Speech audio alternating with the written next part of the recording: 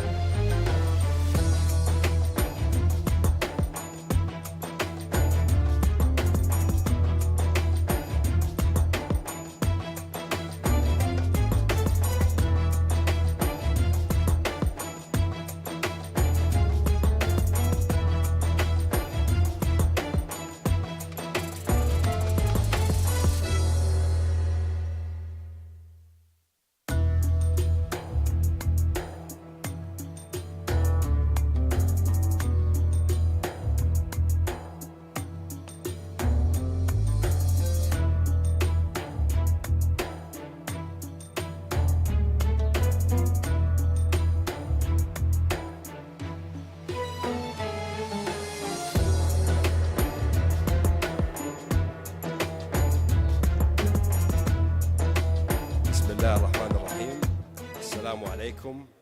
Peace be upon you all, and welcome to the second day of the second annual Central Bank Conference on Developments Economics in the Middle East and North Africa.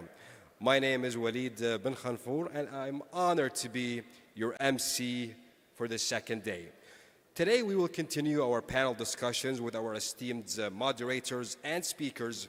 Hopefully, you find them very insightful, just like the one yesterday. We also enjoyed the engagements in the Q&A between your distinguished selves and the esteemed speakers and moderators. Today's first panel will be topicked Macroeconomics Managements in Open Economics. It will be moderated by Dr. Bassam Qamar. He is the Chief Economist of the Central Bank of United Arab Emirates. So please give a warm welcome to Dr. Bassam. Thank you.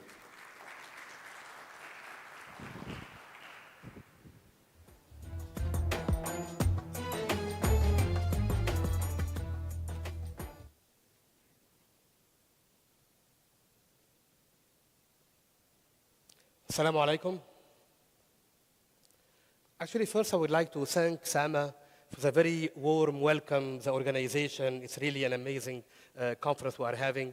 But more importantly, for the welcome of yesterday night and how we were exposed to the culture and the foundation of the new Saudi Arabia history. It was really amazing, and the dinner was gorgeous. I'm sure you agree with me that we have a very nice time. Yes. But also, actually, we have seen an impressive transformation in Saudi Arabia. Some of you might not have joined or came to Saudi Arabia for some years. What we are seeing every time we come to Saudi Arabia, we see improvement, we see a transformation, which is something great to see. And I hope the spillover as well will cover the entire Middle East. So it's a very good example to follow in terms of reform and transformation. But also would like to thank Roberta. She is not yet here, for just putting this gathering together. And I want to thank my colleagues from Central Bank of Morocco, of Tunisia, of other central banks, who were at the inception of this initiative. And we need this in the Middle East. We need to get together. We need to brainstorm together, to share our experiences and our challenges. But not only. I'm delighted to see that we have international speakers, researchers from all over the world. Today, we're going to be having 3 presentations from scholars from outside of the region, because we need as well to understand the top of the line, top of the art research in different fields, how they impact decision-making in central banks, and how we can, and this is very important, how can we tailor what we hear and what we learn to the reality of our countries. And even the Middle East is a diverse group of countries, so tailoring the theory, tailoring the model, and trying to really make it function in our countries will be the challenge for all our researchers. So I will just start by introducing the 3 papers. We're going to have one paper on liquidity lines between central banks, which is a topic that is not very well investigated. By the way, the 3 papers are theoretical. So I invite you to really focus a lot and to try to come up with some interesting questions, because when it comes to theory, so we can, of course, debate. It's more an intellectual discussion than anything else. And it's going to be presented by Salim Bahaj from University College of London and Ricardo Reyes from LSE. Second paper will be on the optimal policy under dollar pricing. And it's as well a very interesting paper. It's a very thick 82 pages of equations, very interesting modeling. So I think it might ignite some interesting discussions and debates. And this will be presented by Dmitry Mokhin, which I invite, please, to join the stage. He's from LSE. Let's give him a round of welcome applause. Thank you. And he's co-authoring this paper with Konstantinov Igorov from New Economic School in Moscow. The third paper is about sovereign debt sustainability and central bank credibility. And we will see how challenging it is in our times, actually, when we have higher interest rates to maintain debt sustainability. So it's a very interesting paper. and it ignites lots of debates, and I look forward to the discussion with Tim Williams from Bank of England, former IMF. He will be joining us online, and Germain Vettelmeier from IMF. We will start with the first paper on liquidity lines, and I think Bahaj will be presenting online. So please, Bahaj, the floor is yours. Okay, thank you very much, and good morning, everyone. You can hear me okay, is that correct? Excuse me? Yeah, okay. So thank you all. Thanks so much to organisers for putting this paper on the programme. I very much appreciate the opportunity to present. My sincere apologies for not being with you this morning. Unfortunately, it's the middle of term and I need to teach, and so travelling is not possible. So this presentation is on the workings of liquidity lines between central banks. And what it is a review paper that Ricardo, my co-author, and I are publishing this year, where we basically review the operational aspects of these liquidity lines and try to draw some conclusions for both policymakers and researchers regarding their operations, and also how research should think about these lines. Okay, so let me start with a very simple question: what is a liquidity line? And what they are is essentially a collateralized loan between two different central banks, okay, at term, so over some maturity between, say, 1 week or 1 month or 3 months. And I'm going to refer to the lending central bank as the source central bank, the source of the money, and the borrowing central bank as the recipient central bank, so the one that receives the money. And these loans have two features beyond being at term. They're typically denominated in the currency of the source central bank. Okay, so if you think about the example of the Federal Reserve lending to the ECB, which is the most common transaction we see, that'll be a dollar loan from the Federal Reserve to the ECB. And the second feature is that they're collateralized, and the collateral that's used sort of demarcates these different lines into two different types. So the collateral can be a deposit of the recipient currency placed at the source central bank, in which case the transaction is superficially, in a way, structured as an FX swap. And we call these lines a swap line, which is the more common language for these facilities in the media and I think in policy documentations. So when they're structured in this way, where the collateral is pledged as sort of a unit of recipient currency, we see a swap transaction, and we call it a swap line. Alternatively, though, the recipient central bank can also pledge securities, and in which case we see a transaction which is structured more like a repo transaction, and we refer to these as a repo line. Okay, and these repo lines are a sort of newer form of facility, and they've been around pretty much since the pandemic, really, when we had the Fed introduce FEMA and the ECB introduce Europe. So what are these lines for? So in modern usage, they are essentially to enable the recipient central bank to operate a liquidity facility for commercial banks within their jurisdiction, denominated in the source currency. Okay, so the idea would be that a central bank can borrow dollars from, say, the Federal Reserve and lend those dollars on to its own commercial banks via an open market operation or some repo operation. Okay, and that's true for other facilities too. So you can borrow euros from the ECB and achieve the same thing with euros instead. Historically, they were also tools for managing exchange rate pegs. You still see occasional uses of a line like this for this sort of purpose today, but that's fallen out of fashion over the past 20, 30 years ago. So nowadays, you think of these as really financial stability tools as opposed to exchange rate intervention tools. So in this talk, in my 15 minutes, I want to basically just do three things. This is going to be a very non-technical presentation. I'm going to focus on operational aspects and high-level lessons that we learned rather than delve too deeply into the theory. So what I want to do is do three things. So first, discuss the current conjuncture. So what lines are out there today? Who has them? Where are they placed? And what's the motivations for them? Then I want to talk about the current operational features. I'll give you examples of two different facilities and discuss how they're structured so you can understand the sort of the operational features of these facilities. And then, given those 2 points, I want to draw some lessons for policy and for research in this topic as well. Okay, so this is the current conjuncture is the modern network of liquidity lines between central banks as of 2020, and so every edge in this network is a bilateral agreement, and every node, every bubble is an individual central bank, and the size of the bubbles indicate how big the commitments are in total by a specific central bank. And so, obviously on the left here, you have the US and the Federal Reserve, which is a major node in this network, and that sort of reflects the role of the US dollar in the global financial system.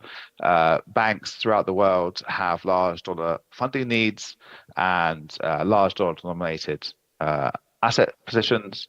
And so when there's a funding shock in the supply of dollars, so you can think of 2008, 2020, their counterpart central banks need to give liquidity to their own banking systems, and the Federal Reserve provides that liquidity via these swap arrangements or liquidity line arrangements by lending dollars to, say, the ECB or the Bank of England or the Bank of Japan, and so they can in turn lend those dollars on to their own domestic banking systems. Okay, but the US isn't the whole story. You're seeing regional nodes in this network around, say, the ECB or the Bank of Japan, where the euro is heavily used in Europe, outside the euro area, and so banks within Europe can borrow euros from the ECB, or central banks in Europe can borrow euros from the ECB and also lend those euros on to their own domestic banking system, and the same is true in Japan for the yen.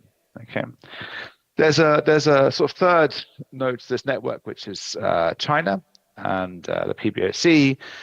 These lines have a slightly different purpose in the sense that most banks do not have, or most banks offshore away from China do not have large RMB denominated lending or RMB liquidity needs. Instead, we see these facilities primarily, if you read the public statements by the PBOC, as about promoting trade finance in RMB, so providing the liquidity for banks outside of China to provide trade credit and trade finance in RMB, and therefore internationalizing the currency. So they have a slightly different role compared to, say, the Federal Reserve's lines or the Euro area or Bank of Japan's liquidity facilities.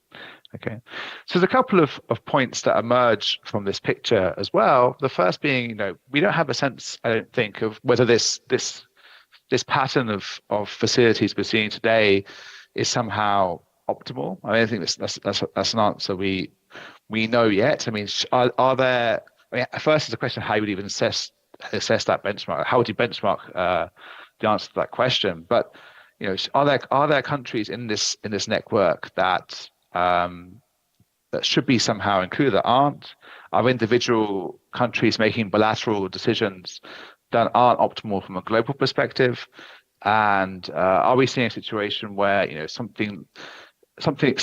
a multilateral institution like the IMF or the BAS will be better suited in sort of managing this network or thinking about how we should have connections forming between countries to stabilize the global financial system as opposed to, say, individual countries' financial systems? So that's, I think, is an open question in the literature, and we both need a way of assessing how we would measure that issue, and also thinking about what the relevant externalities are for individual countries, and why like bilateral arrangements may be inefficient.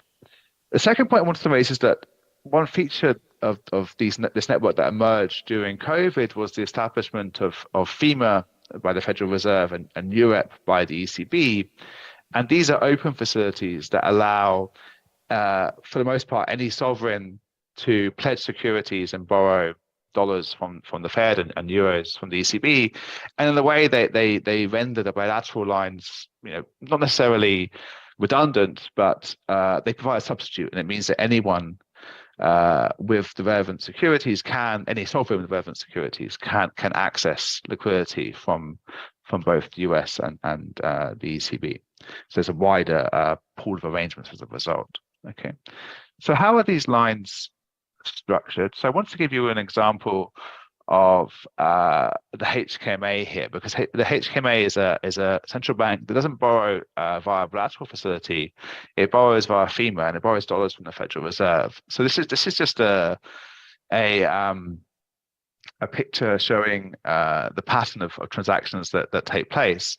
So imagine the HKMA wants to provide dollars to its own domestic financial system. It wants to lend dollars to Hong Kong banks because they have some liquidity needs in US dollars. So what it can do is it can ask the Federal Reserve to activate its repo line, which is funded via FEMA, and in doing so, the HKMA will take its FX reserves and pledge them as collateral in the open market account of the Federal Reserve System. Okay, and in exchange, it will receive dollars within the US financial system. So the HKMA will have an account at the Federal Reserve, which will receive the dollars.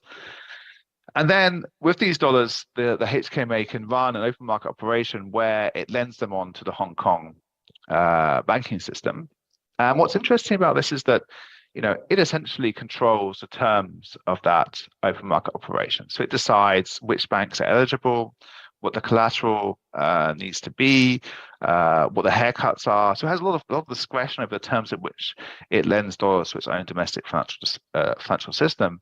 The Federal Reserve, on the other hand, controls the rate at which the HKMA can access those dollars. So it determines the interest rate that the HKMA is borrowing at, and presumably that interest rate we passed on to the Hong Kong banking system. And typically in practice, we see that the Fed lends at a penalty rate over US money market rates.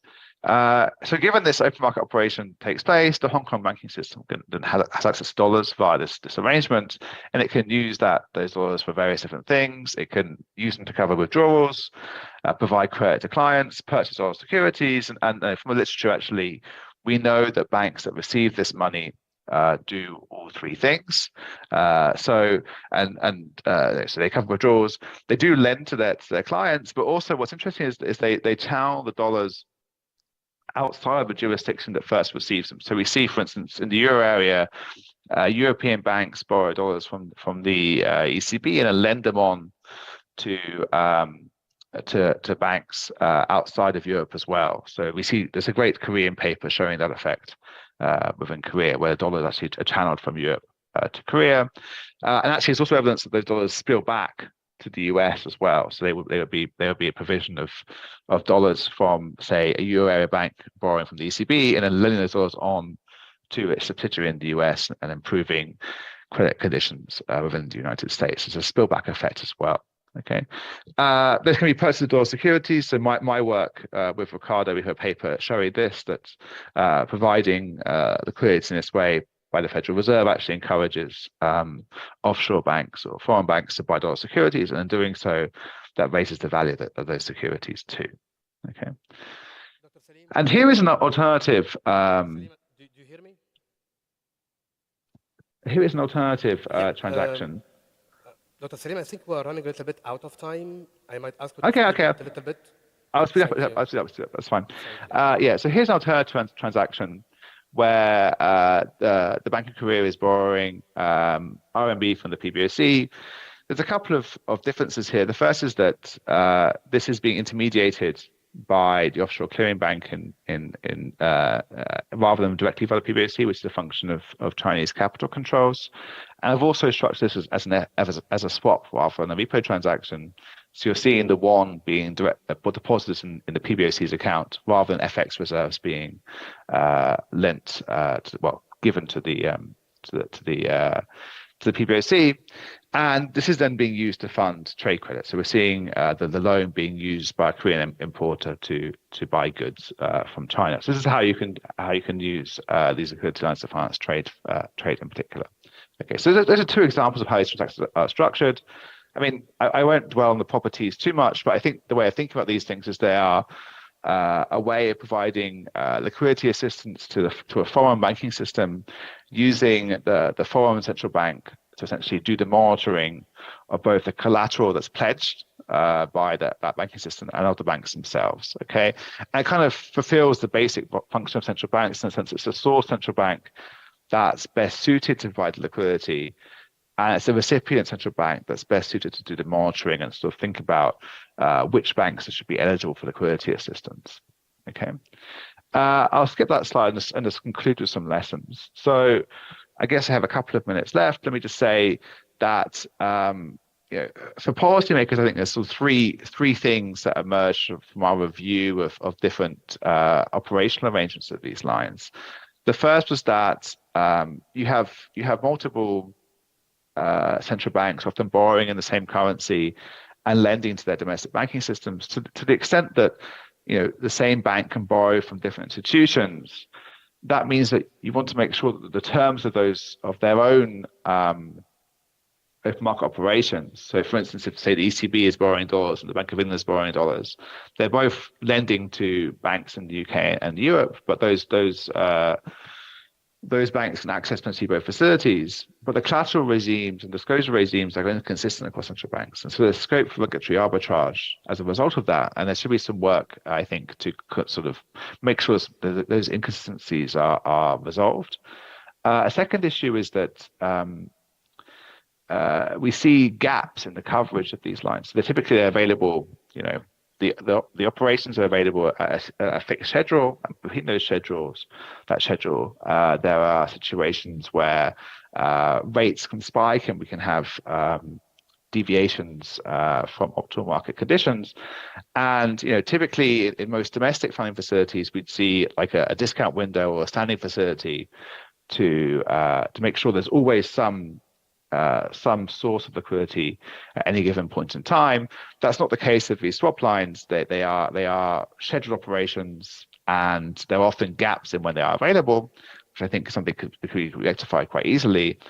And the third thing is that often we've been making things up on the fly. So the arrangements I showed you for 2020 were a result of the pandemic and COVID, and things are very different in 2019. And it feels like a lot of these agreements could be specified ahead of time, and that would, I think, help market participants get a handle on what arrangements are available and get some confidence, which is part of the role of alliance themselves. So rather than actually have these arrangements being drawn up in the midst of a crisis, there could be some commitment there as well. So since I'm out of time, I won't discuss these last 3 points, and I'll just end there. Thank you very much for your attention. Thank you very much. So just mindful of the time and to make sure that all presenters get equal time to present, we can take the questions at the end of the session. So just, keep holding on them. And I will just move to the second presenter, Optimal Policy on the Dollar Pricing, presented by Dimitri Mushkin. Can you hear me? Okay. Thanks a lot for putting the paper on the program. It's a great pleasure to be here, to be part of this conference. So this is a joint work with Konstantin Yegorov, and it's about optimal policy under dollar pricing. And the question that we study in this theoretical paper is what are the benefits and costs of having a floating exchange rate versus fixed exchange rate, given this recent evidence that we have about the structure of the international price system. Right? So kind of going back to the classical view, the view of Milton Friedman in particular, so what is the advantage of a free floating exchange rate? Well, it's an independent monetary policy and the ability of the country to do easy external adjustments, right? For example, if there is a recession, the central bank wants to stimulate output, it can just depreciate the exchange rate, make its goods cheaper for foreigners, and by that increase their demand for these goods, right? So this is kind of the standard logic that many economists have in mind. So what kind of we learned from recent empirical literature is that most international prices are actually not set in the currency of the producer. Instead, we see that most international prices are set and are sticky in dollars, right? So this is just one picture which illustrates this finding. So for each country, it shows the share of exports invoiced in dollars, right? And Perhaps unsurprisingly for emerging economies like Latin American countries, it is extremely high. It's about 90%. It's also very high for several African countries, several African countries and East Asian countries, but surprisingly, even for developed countries, such as South Korea, Japan, and several European countries, this share is about 30, 50, sometimes even 70%, right? And I should say that this is, partially this is of course driven by commodity prices, but turns out that even if you exclude commodities, right, if you just focus on manufacturing goods, you still see that the dollar dominates in international trade. Okay, and you can already, I think, see that it's kind of goes very much against the standard logic. So if prices are sticky in dollars, then depreciating your currency will not change much foreign demand for your goods, right? You can't use the expenditure switching channel to close the output gap. So what we do in this paper, we take seriously this, what people called the dominant currency paradigm, right? So Gita Gopinath and Pierre-Olivier Gorinches from IMF, they both pushed this agenda a lot recently.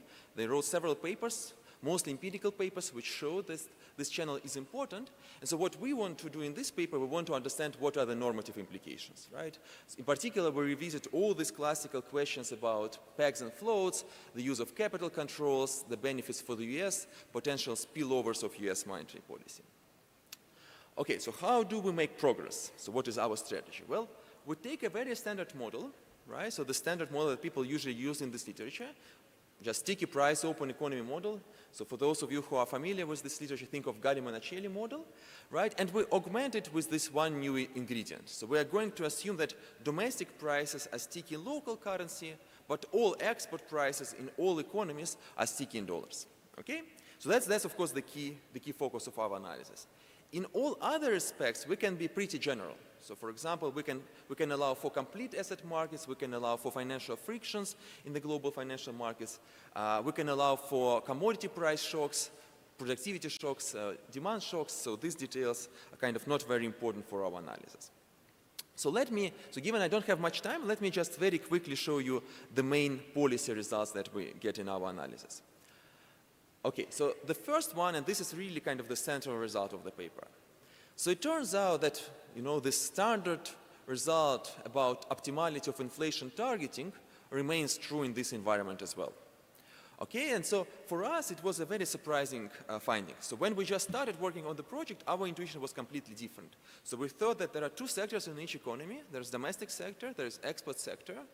By stabilizing inflation, monetary policy can achieve efficient outcome in the domestic sector, but we thought that, right, because of dollar currency pricing friction, the output will be very inefficient in the export sector, and the optimal policy might want to do something about that, right? Maybe depreciate exchange rate more, maybe less, but we thought that, monetary policy in general will deviate from standard inflation targeting. Turns out that that's not the case, okay? Again, I don't have much time, to explain the details, the intuition for this result, but very briefly, very roughly speaking, the basic intuition is that there is just not much the monetary policy can do about the export sector when prices are invoiced in dollars, right? You can depreciate your exchange rate. As I said, there will be very, very small expenditure switching, right? So monetary policy is a very ineffective tool to stimulate export sector under DCP.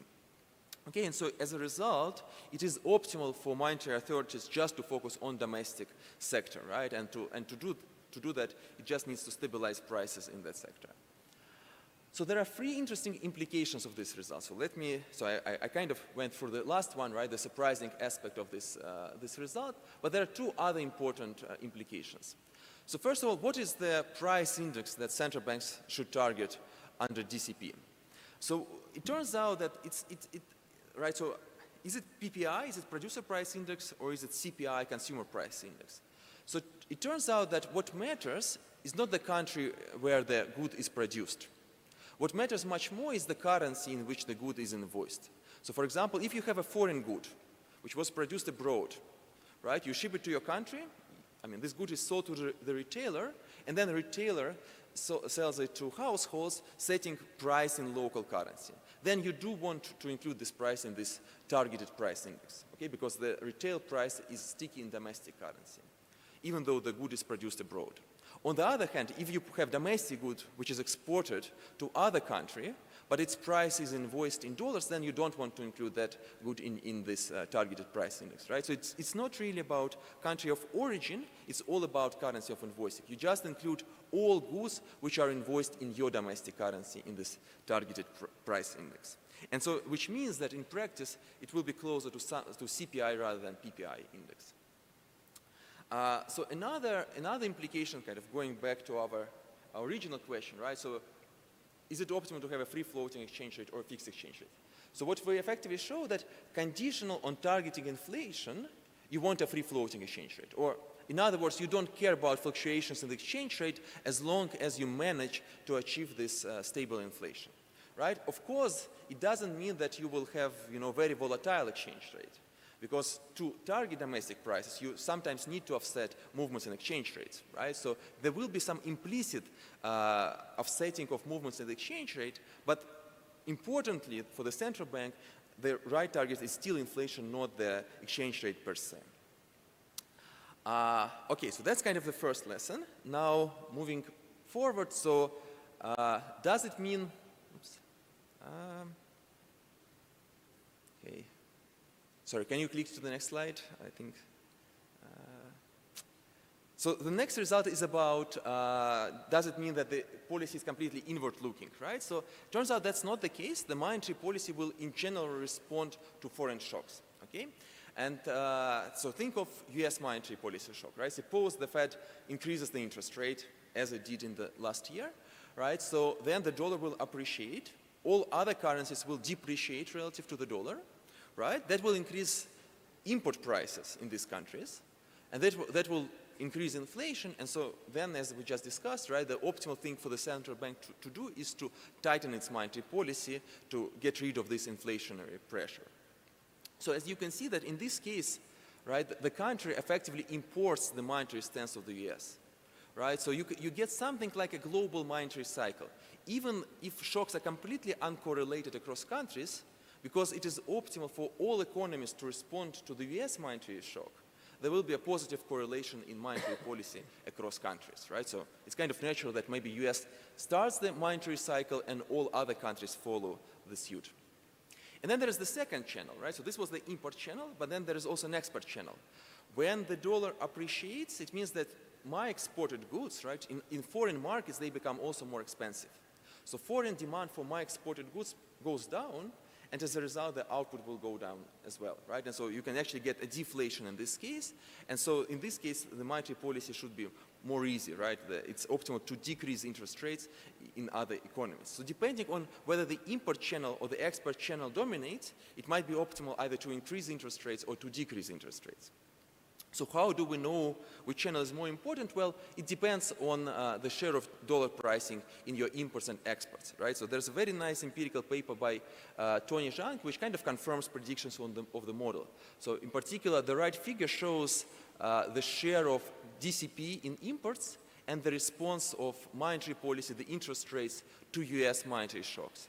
And it turns out that countries which have higher share of dollars in imports, they respond more aggressively, right? So they make their monetary policy more positively correlated with US policy, right? So that's exactly in line with the predictions of the model. So for example, if you think about a commodity exporting country, which has most of its exports in relatively flexible prices, but imports manufactured goods with prices sticky in dollars, then it's optimal for these countries to respond to monetary shocks from the US. And so in equilibrium, the import channel will be more important and the volatility of the exchange rate will be lower.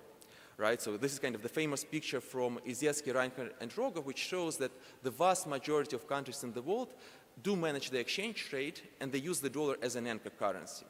Right? So I guess Saudi Arabia would be an extreme case of the country which has just a fixed exchange rate. For many other countries, they do allow the exchange rates to move against the dollar, but there's still a partial peg against the dollar.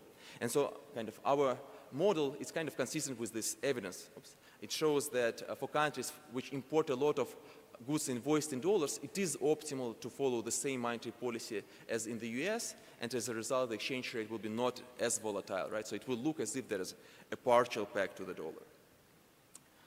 Okay, so finally, that also means that policymakers in emerging economies, they kind of face a worse trade-off, right? They can still achieve a full employment in the domestic sector, but they can't really achieve full employment in the export sector. Okay, so this result, right, this kind of limited efficiency of monetary policy, it begs the question whether other instruments can be used to improve the allocation of the economy, right? And so one of the most popular tools, famous tools that is used in practice are capital controls, right? So this is, I think, a very nice quote from by Olivier Blanchard, right, who argued that let's allow advanced economies to follow their monetary policy, and then let's insulate emerging economies by using capital controls. So what we do in our analysis, we study whether complementing monetary policy with capital controls can improve their allocation in the economy, and it turns out that that's not the case. Right? Again, it kind of goes against this standard second best logic. Turns out that having additional tool doesn't help you at all, right? And again, I mean, the lesson here is not that, you know, capital controls are bad, are useless in general. No, they can be very efficient if the country fights some financial spillovers, right? Some financial crisis, for example. But it just shows that if most of spillovers come from dollar currency pricing, if the spillovers originate in goods markets, then you can't really do much with capital controls, right? That's not the right tool to mitigate these spillovers. Okay, and finally, the last result, so kind of going back to the spillovers question, right? So, I mean, this previous slides, they show very clearly, I think, that there are large spillovers of US monetary policy, right? So when US increases interest rates, that will have negative effect on foreign exports. It will have negative effects on foreign inflation, right? So there are clearly spillovers, even if US is a tiny economy, even if we know if the country is not trading with the US directly, there will be all these spillovers coming from the dominance of the dollar in international trade. So the question is then whether some international agreements, some international cooperation is beneficial for the countries. And it turns out that if you solve for this globally efficient policy, the optimal monetary policy for non-US economy doesn't really change. It is still optimal for them to target domestic inflation.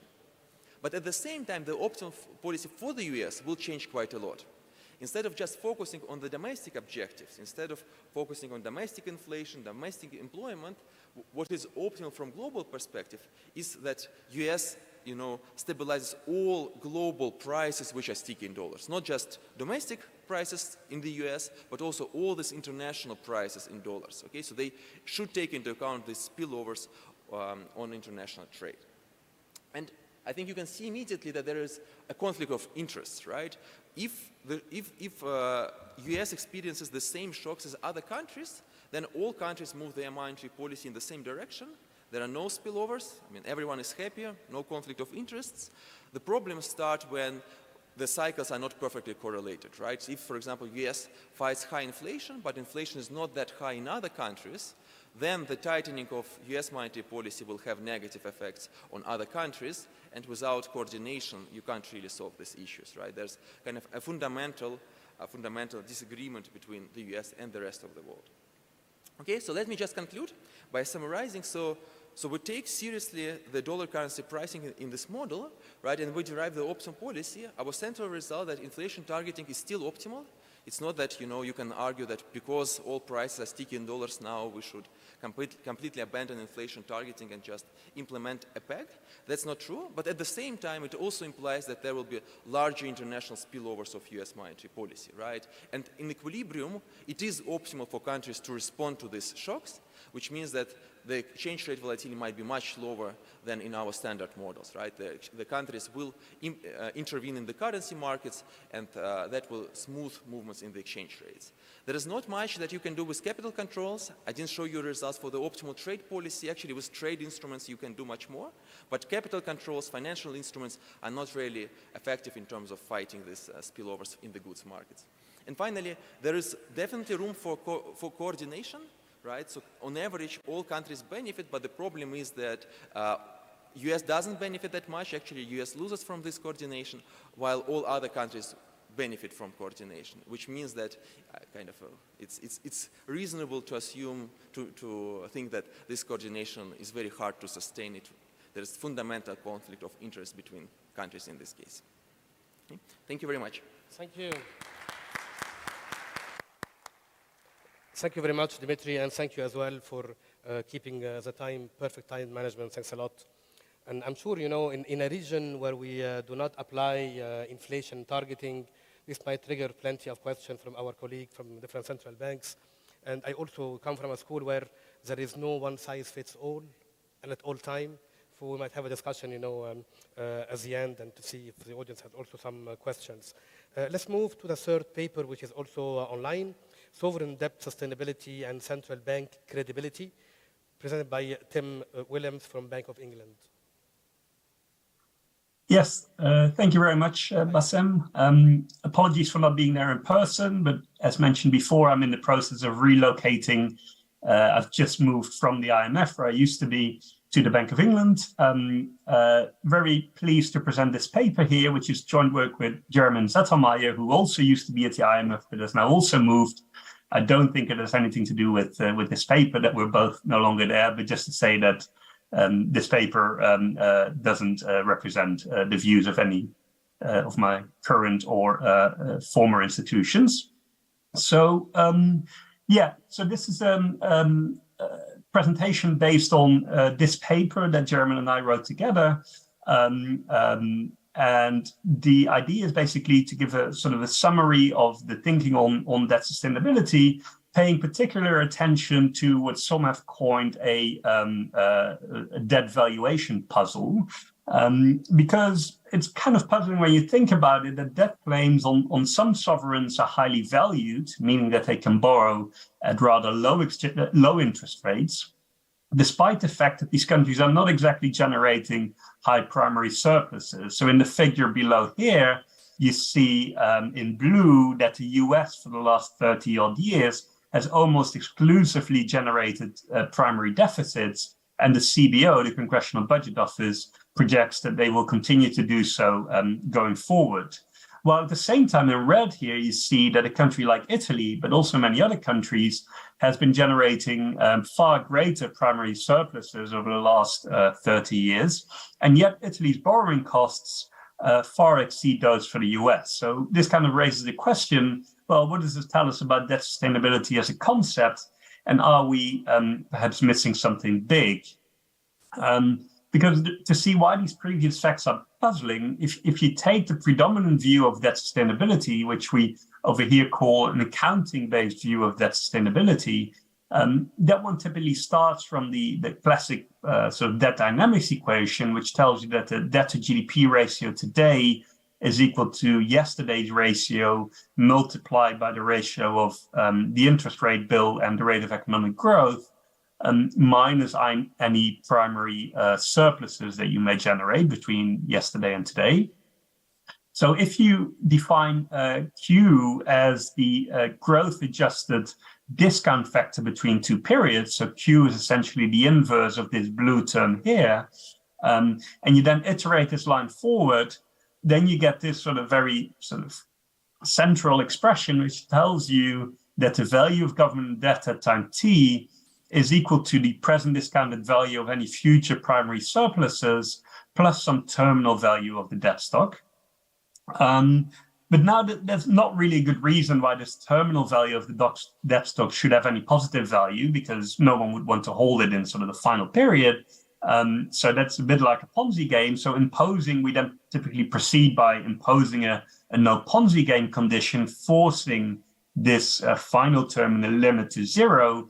And then you get the classical result that debt is valued because it is backed by the present discounted value of future primary surpluses. But that's sort of puzzling if you see at the one time that debt has positive value, but at the other time, these sort of primary surpluses for a country like the US are incredibly rare. So this theoretical result then led to a long list of empirical papers testing either one of these conditions, which sort of are equivalent, especially for the US, with rather mixed results. So some find that it's satisfied, others find that it is being violated. But an important result in this broader literature was established by Ewan Kramers in the late 1980s, who showed that this condition here is automatically satisfied when debt stabilizes, no matter really at what level. So if you think, which recently has become a thing after Olivier Blanchard's presidential address, who pointed out that for many countries, the cost of borrowing actually lies below the rate of economic growth. So when you're in this R less than G world, it's easy to show that debt is bound to stabilize at some positive value, even if you generate persistent primary deficits. So that begs the question, well, does this really then render any sort of fiscal policy sustainable, and are all limits off? Well, already Blanchard himself sort of concluded that that's not exactly the case. And what we're discussing here is sort of reinforcing that view, but for rather different reasons. Because the avenue we end up taking is that early papers, and what I've showed you so far, always discounted the government's primary surpluses by the government's cost of borrowing. So R in the previous slide was always the government's cost of borrowing. But in a 1995 paper that initially went very much overlooked, Henning Bohn pointed out that you shouldn't discount by the cost of borrowing, but like with any asset price, you should discount by a stochastic discount rate, because you can view the holder of a government bond as the residual claimant on a future stream of primary surpluses, similar to an equity holder having a residual claim on company profits. So if you denote the stochastic discount factor by Q tilde here, you can move away from an accounting-based view of debt sustainability to a more appropriate model-based intertemporal government budget constraint. And you can actually rewrite that one after some minimal steps. You can rewrite it as basically government debt being equal to the present discounted value of primary surpluses discounted at the government's cost of borrowing, which for a country like the US tends to be the risk-free rate. But the crucial thing that the standard view misses is that you also need to take into account the cyclical properties of these primary surpluses. So you need to look at the covariance between your stochastic discount factor and the primary surplus trajectory. Now, since many governments tend to run primary deficits when the economy is in a recession, which is when marginal utility is high, so the stochastic discount factor is high when the primary surpluses are actually negative, you would get a negative covariance between this term here. So if anything, if you take a model-based view of debt sustainability, you end up putting an even stricter limit on debt sustainability than the accounting-based view does. So the key point to take away from this slide is that A, it is not that interesting to assess when you're assessing debt sustainability. It's not that interesting to know whether the borrowing costs are above or below growth rates. What matters more is whether stochastic discount rates, how they relate to the rate of economic growth. And we know that the stochastic discount rates are greater than G, otherwise any equity price would blow up to infinity. So for all practical purposes, we are in an R bigger than G world, making the combination of persistent primary deficits alongside borrowing costs even more puzzling, because this covariance term tends to be negative. So that doesn't actually help us very much in explaining things like the US situation. So the question then becomes, are we missing something from the standard view? And here we argue yes. Namely the fact that government debt yields investors a return beyond primary surpluses. So the missing ingredient, we argue, is that by holding government debt, agents are effectively able to relax their liquidity constraints. So if you imagine an economy that's being hit by an aggregate shock, as a result of which everybody needs to cough up some liquidity, now at that point, selling any assets you have, say stocks, is not very, very attractive, as others are likely trying to do the same, which would depress the price. So you get like a fire sale dynamic. But at the same time, it's also difficult for you as an individual to borrow against your future labor income, say, because lenders don't accept that. They typically want like tangible collateral. However, if you hold government debt rather than equity, say, then you typically are able to borrow quickly against such a claim, for example, through a repo operation. And in that case, borrowing is effectively backed by the government's promise to tax your future labor income. So effectively now, the economy is able to borrow more, is able to facilitate more borrowing between agents in the economy, because you now expand the set of agents to also include future agents, which you as an individual are not able to do, but because the government has the monopoly to tax, that one is able to overcome this hurdle. So when there is a demand for such liquidity services, the government will typically be able to borrow at a discount, which is also known as the convenience yield. And in this context, a recent set of papers by, for example, Ricardo Reis and Marcus Brunnemeyer and co-authors has shown that in such a world, the government can actually mine a finite bubble. So that no longer needs to be equal to the expected present discounted value of future primary surpluses, but there's also a value associated with this final service flow term, which is exactly the value to these agents that the government generates by issuing some government debt, because it overcomes these liquidity constraints.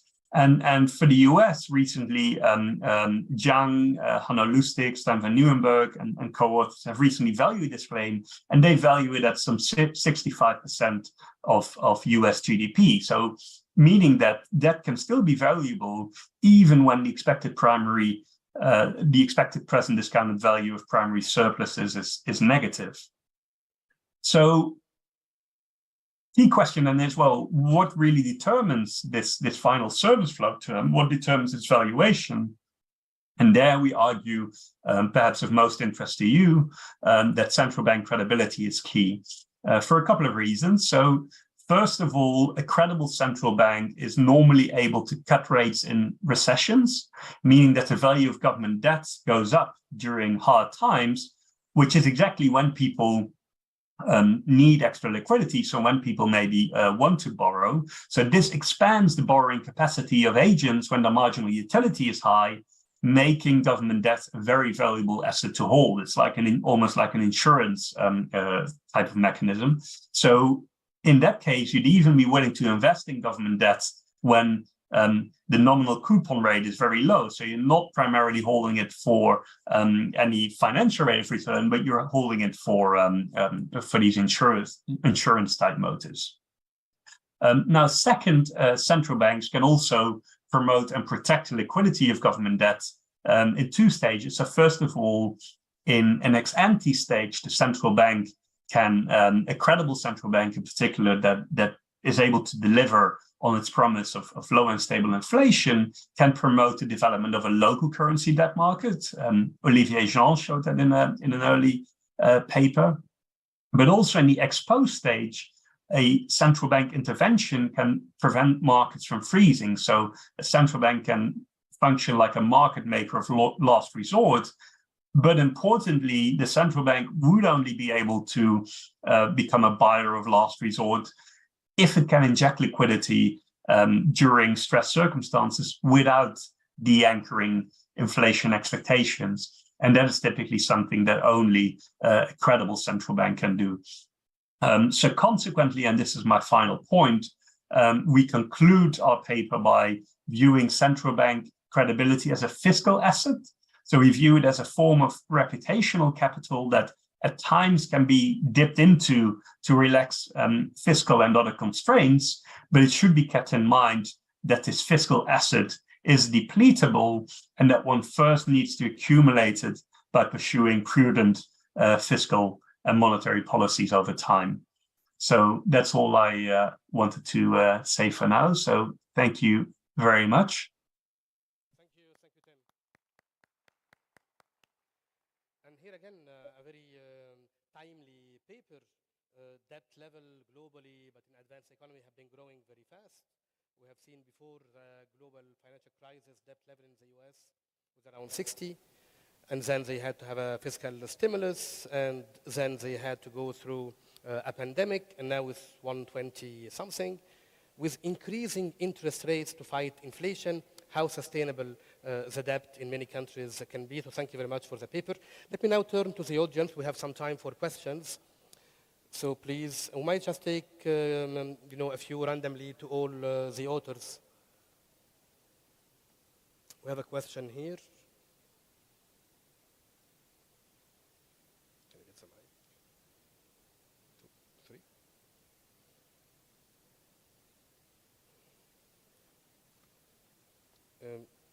Yes, here first. Thank you. Thank you so much, Dr. Basim. Thank you. I have two questions, one for Salim Wahaj, if he is online, and the other one is for Dr. Dimitri. So I'll start with the question with Dr. Dimitri, and once Salim is online, I'll ask him the question. I love your paper, and I will certainly review it, read it many times, because it interests me a lot. This is my own field, inflation targeting. I love two of your propositions. The first one, I'll start with the last one. When you say non-cooperation is the first best, okay? And second, you said that devaluation has no effect. Am I correct? Yeah. And lastly, my question is, Mundell-Fleming model that I personally don't like. Most post-Keynesians don't like this model. Can we just say goodbye to this model? Can we ask academics to not teach this model anymore? And thank you. My question to Salim Wahaj, I think those two types, the first one was swap lines. I think I'm okay with it personally, because in some case, in certain cases, these lines do help bring international confidence into the domestic currencies. But for repo lines, I couldn't understand, because to me, repo lines seem to be pretty much like any OMOs, because in OMOs, we do see that the feds, they just go out and buy back those securities. And I'm assuming that in your example, HKMA, when they deposit those securities, majority of central banks, they have US securities as Forex reserves. So if you could please elaborate on that. Thank you so much. Thank you. Can we give the mic to Mustafa, please? Thank you. And let's try to keep the questions concise, because we might be running a little bit out of time. Thank you so much. Mustafa Bentour, Central Bank. We don't hear you.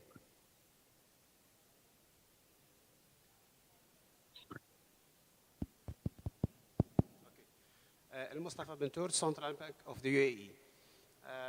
Thank you for the amazing presentations for all. My question is on the third speaker, William Teeb. The question is actually, in your model, did you account for the nature of the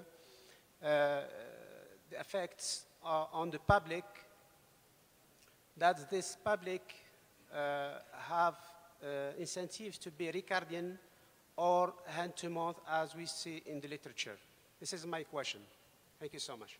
Thank you very much. And we have a third question to the gentleman. Second row.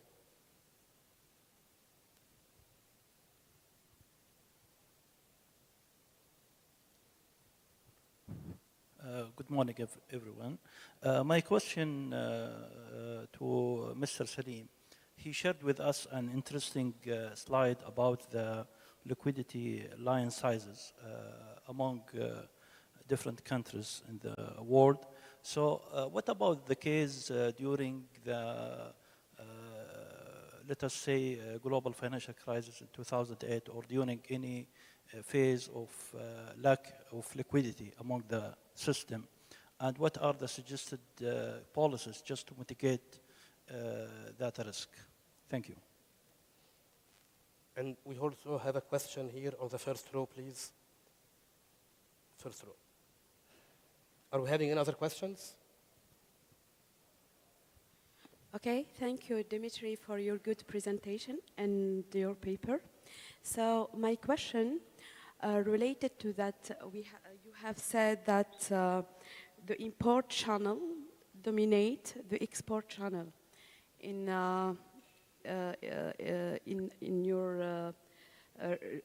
your study. So do you have calculated the elasticities in the short run and the long run for import and export prices? This is my question. Thank you. Thank you. Thank you very much.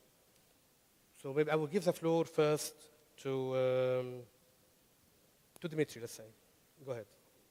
Thank you very much. Thanks a lot for the questions. So let me just very quickly respond to them. So regarding teaching Mandel flaming, right? It's an intriguing proposal, and I think, right, Gita Gopinath recently also had this luncheon at the American Economic Association meetings, also saying that we need to change completely how we teach international economics. There's definitely room for improvement, right? And of course, we can't expect textbooks written 20, 30 years ago, or even, I mean, if we go back to 60s to express our knowledge today. At the same time, I mean, Mandel flaming, it's a benchmark, right? Just like Ricardin equivalence. I don't think we kind of believe that Ricardin equivalence or, Modigliani-Miller theorem or perfectly, Rho-de-Broglie world holds in reality, but it's a benchmark. But of course, it's very important to go beyond that, right? Not to leave a wrong impression to students and policymakers that that's how the world really functions. So it's very important that you start there, but then you explain that there are all these frictions in the world, in the goods markets, in financial markets, and policy can change a lot, right?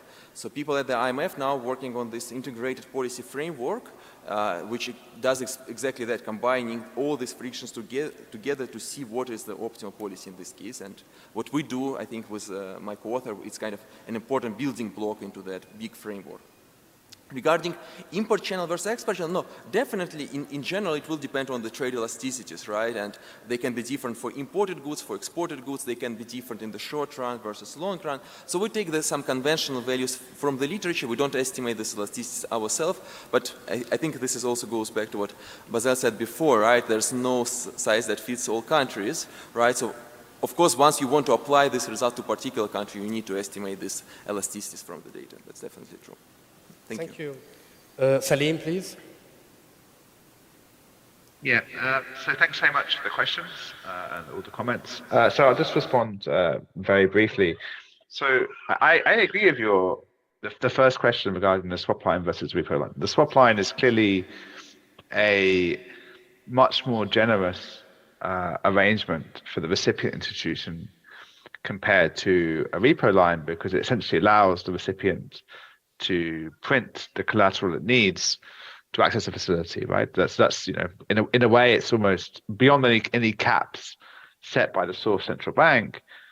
It allows the recipient can generate the collateral it needs and borrow as much as it likes. The repo line relies on the recipient having the securities and encumbering securities when it uses them. And it's also a question of, if you have those securities, why not just go to the private markets and repo them directly rather than going to the Federal Reserve or the ECB or some other source central bank? I think the issue there primarily is these are crisis fighting tools, and they become relevant in situations when those markets aren't necessarily functioning very well. So as we saw during the pandemic, the US repo market and the Treasury market was not functioning very well. Sovereigns in that situation had a demand for liquidity. They wanted to actually use their FX reserves to get dollars. They couldn't do that. And from the Fed's point of view, they couldn't do that cheaply. From the Fed's point of view, they didn't want sovereigns and other central banks entering and selling in a falling market So it made sense to actually open up these facilities to enable them to access dollars without actually adding to financial turbulence. So that's why I think the repo lines make sense from both sides, but definitely a weaker deal or a less good deal, let's say, than a swap facility where there's no demand on your FX reserves to access the facility. On the second question, I apologize, I didn't quite catch it, but let me just say that I think the policy recommendation, or at least the sort of the positive policy recommendation, is that if you see a situation where offshore markets are somehow segmented from onshore markets in a particular currency, so some wedge opens up between the cost of funds between those two currencies, and there's no lender of last resort offshore that can step in, then these facilities help to basically cap that deviation. They encourage the source central bank they enable the source central bank to provide liquidity offshore and act as that lender of last resort. So that's sort of the policy motivation, I think. I mean, there are costs in doing that. We know that any lender of last resort facility generates more hazard problems.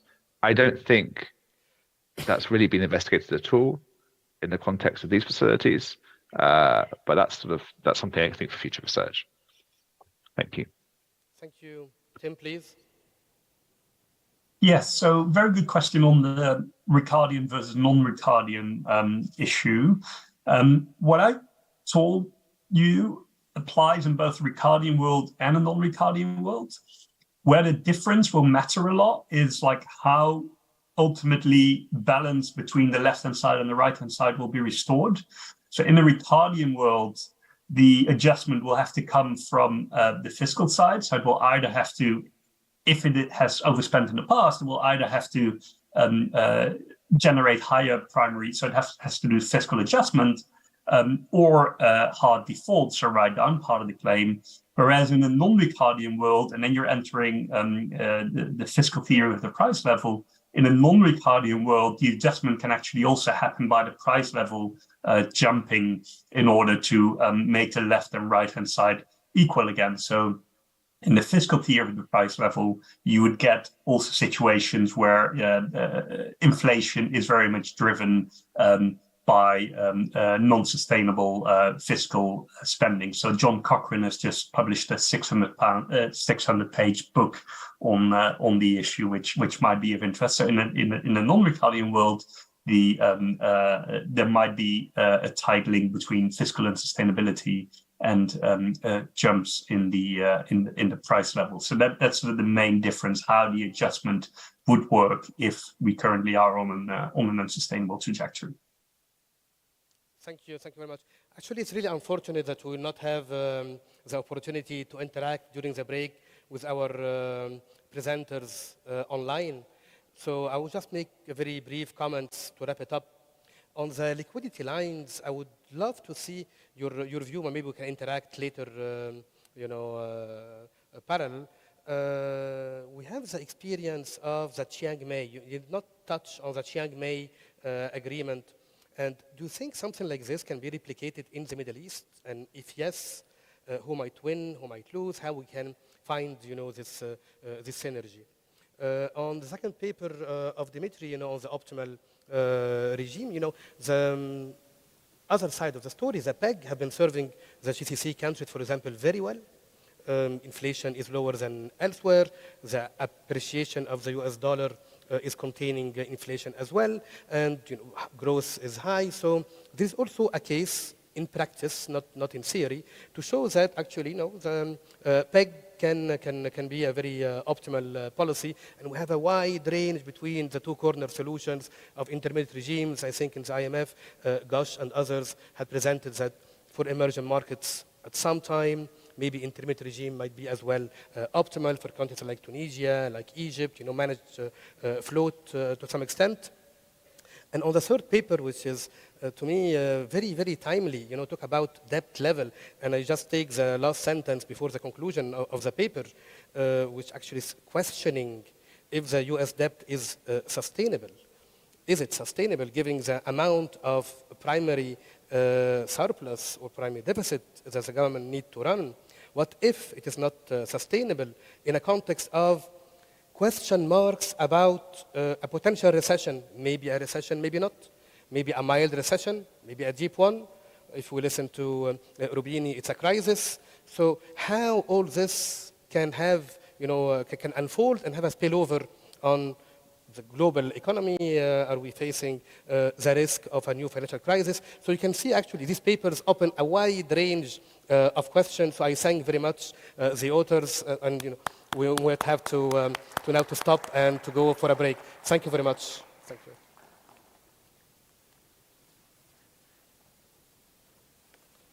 Excellent job.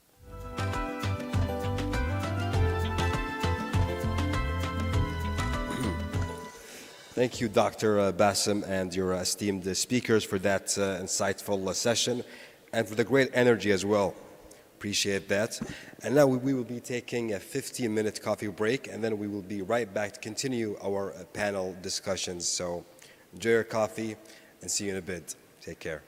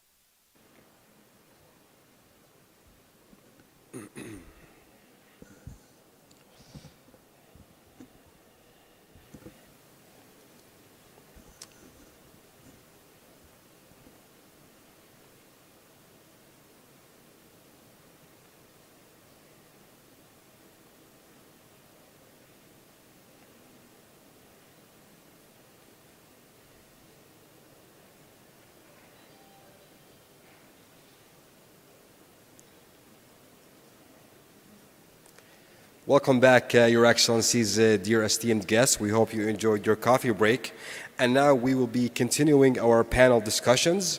Our next panel is topic domestic and external drivers of inflation in the Middle East and North Africa.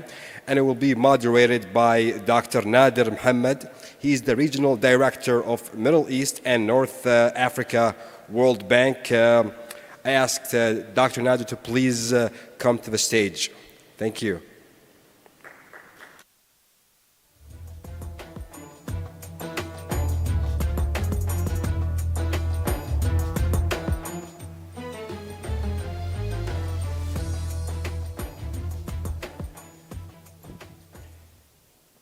مساء الخير. It gives me great pleasure to be here with you this afternoon, and I would like to extend sincere appreciation to Sama for the hospitality, for hosting this important conference, and I'm also would like to extend sincere appreciation to the organizing committee, the steering committee, for inviting me to be part of this important event. I'll try to have this speak less so that I can have much more time for very interesting set of papers that we have with us today. I think there is a sequence in how the conference evolved. Yesterday we had a discussion about inflation, the global trend, and I think key message that is going to be with us for quite some time. We have also a lot of interesting papers on the channels. Is it coming to us through the imports because of the geopolitical development in Ukraine? So is it the imports? In our region, we have countries that had pressure on the exchange rate, or there has been devaluation of the exchange rate. So that has been a channel of how inflation is impacting. But there are others channels, including, we also got a message yesterday, or a conclusion, that inflation in the region is lower than other regions, or lower than what would have been if there was a full pass-through of prices. So subsidies help a little bit in moderating inflation rate. So let's start let me introduce two of the distinguished speakers who are with us here, and I would invite them to come to the podium. Dr. Shireen Al-Azawi and Iman Laurari from Egypt and from Algeria. And please also to have with us Aya Ashur from Algeria and Charlotte Sandoz from the IMF in Washington, D.C.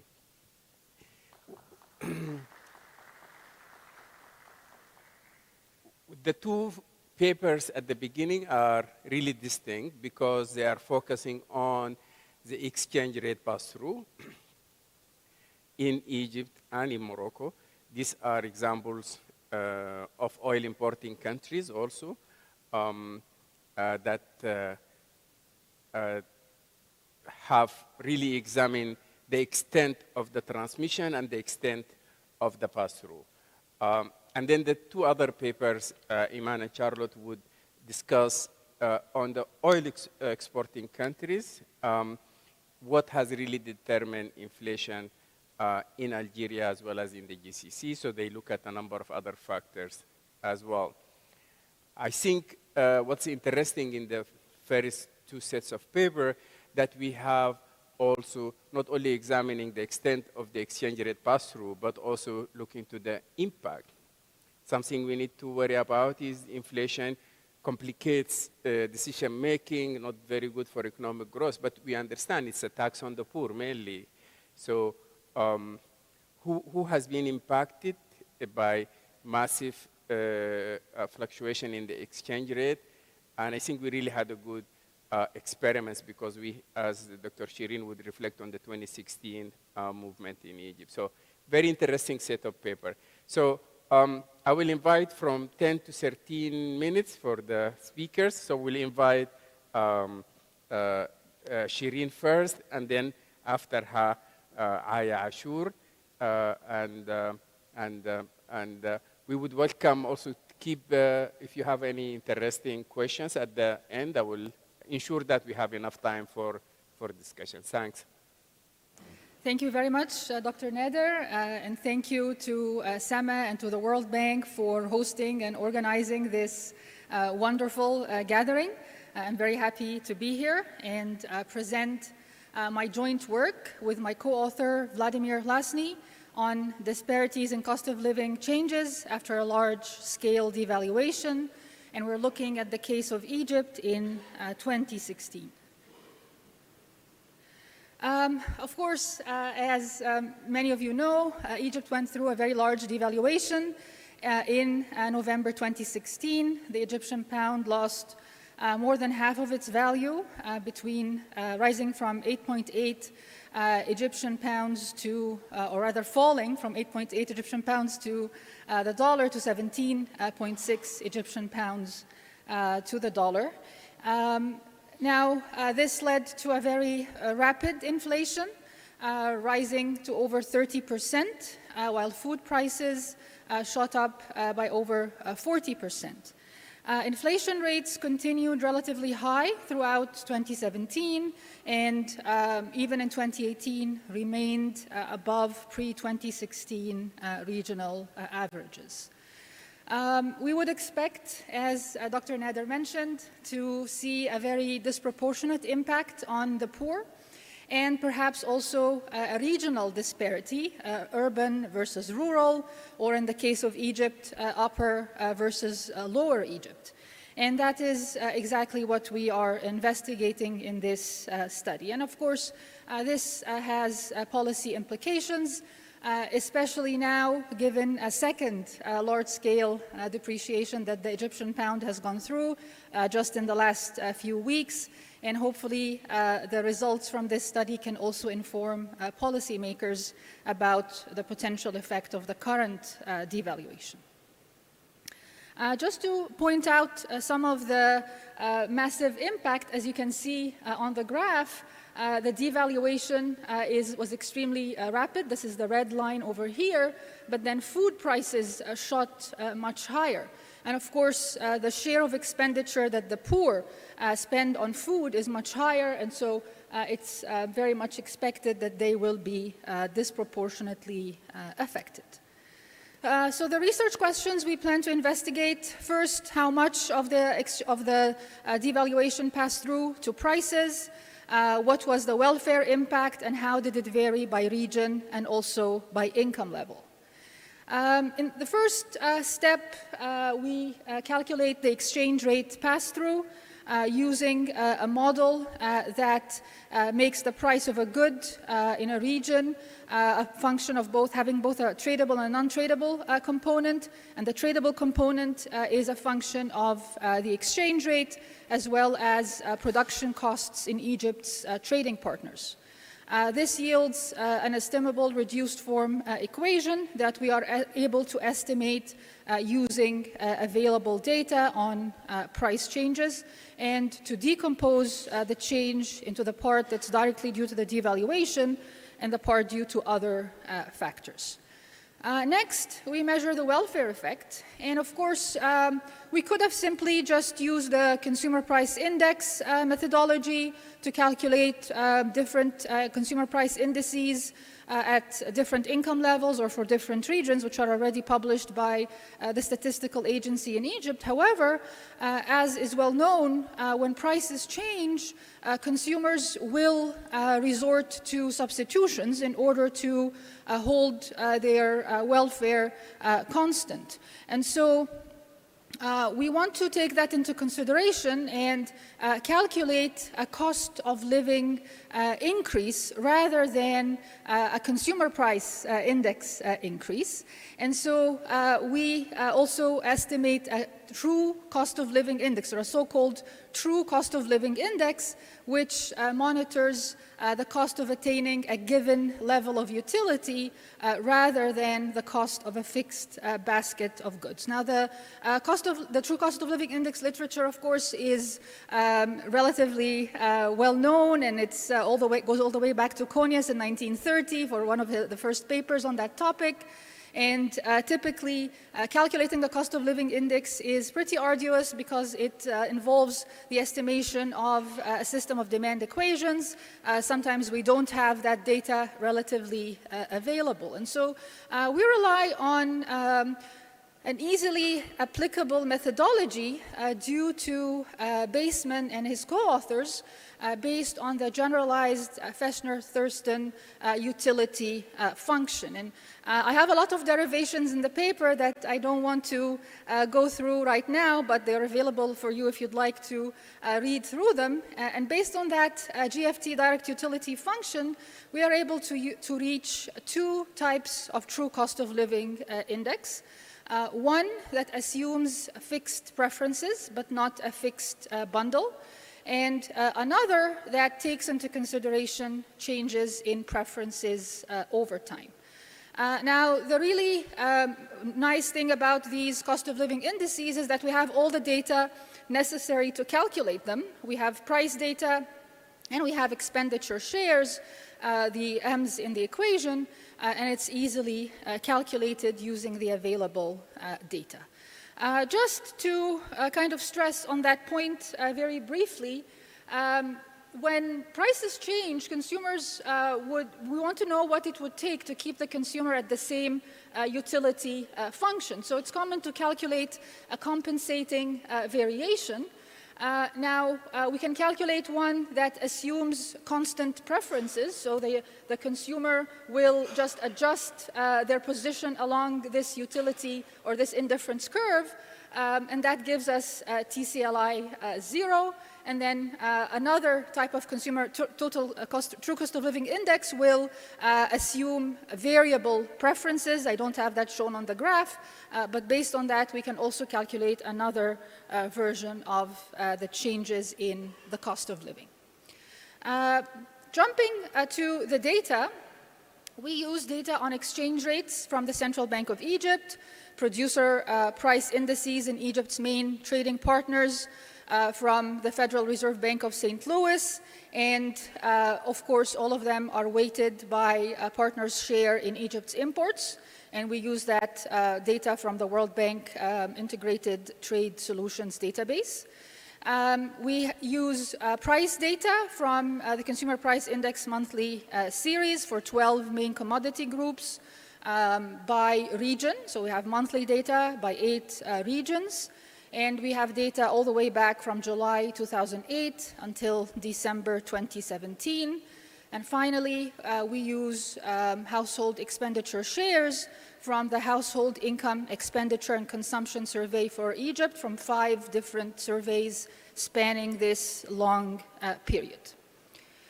So, to cut the story short, results show that across all commodity groups, on average, the pass-through of exchange rates on average is about 4 percentage points in the first month, and another 9 percentage points over the 6 months after devaluation.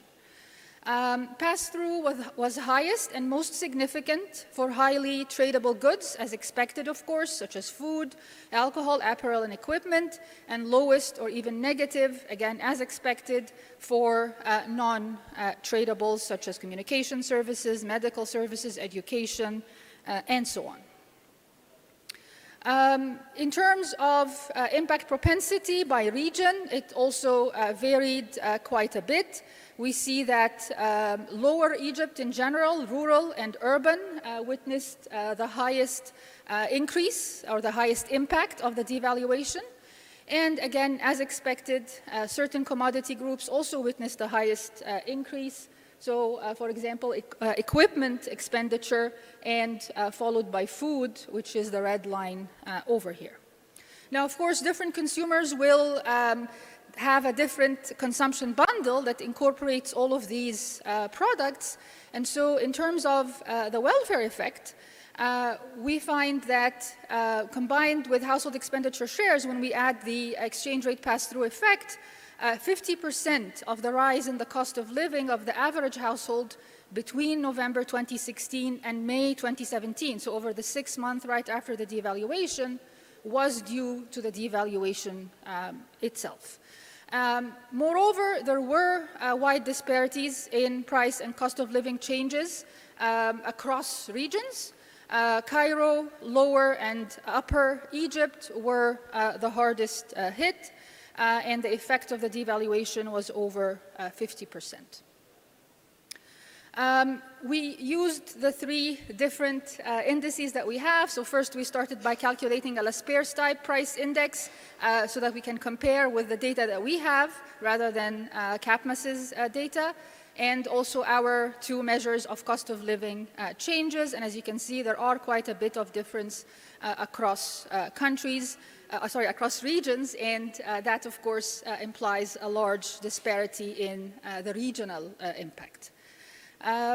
Next, we looked at income disparities, and we find that the impact was highest for the poorest households, especially in Cairo, urban lower and urban upper Egypt, when we are using the Laspers, the fixed basket consumer price index, or the fixed preference cost of living index, but it was also true for all regions when using the variable preference cost of living index.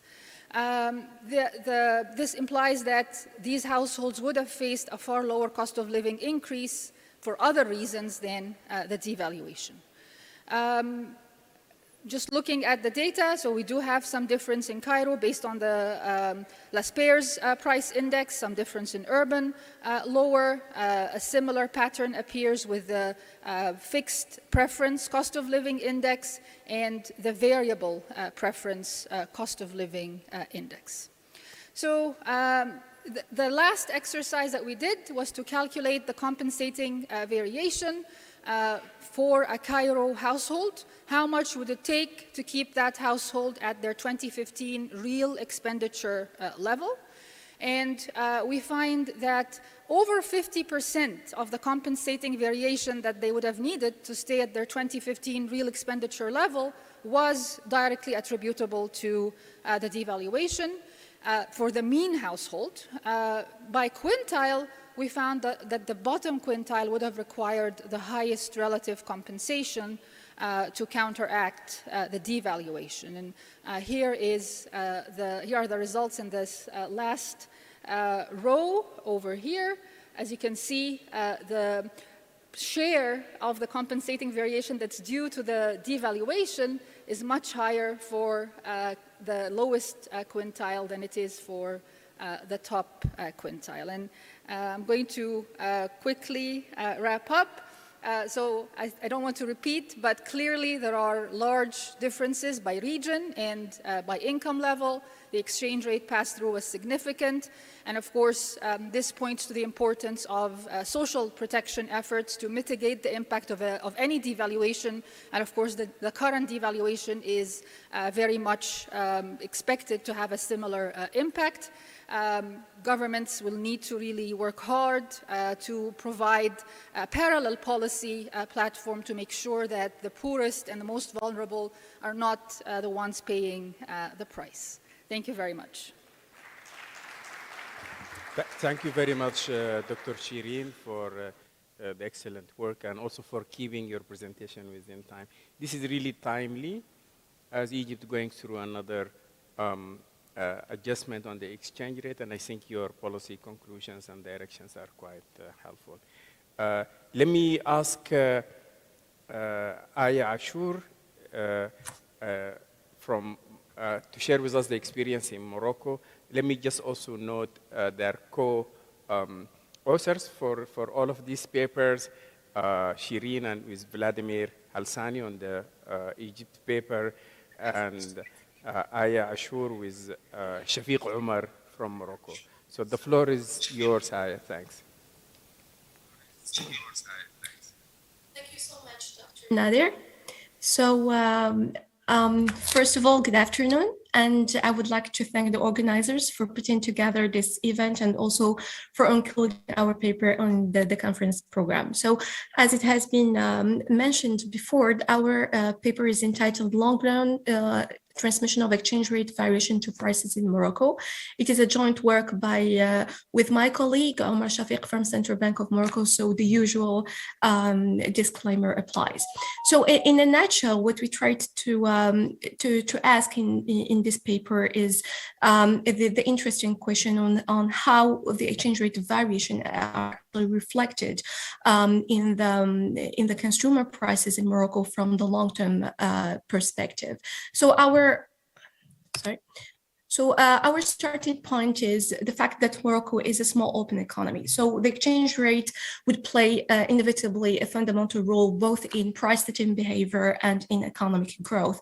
It is also a transitioning economy in sense that the economy is experiencing different structural reform that can affect the relationship between exchange rate and inflation.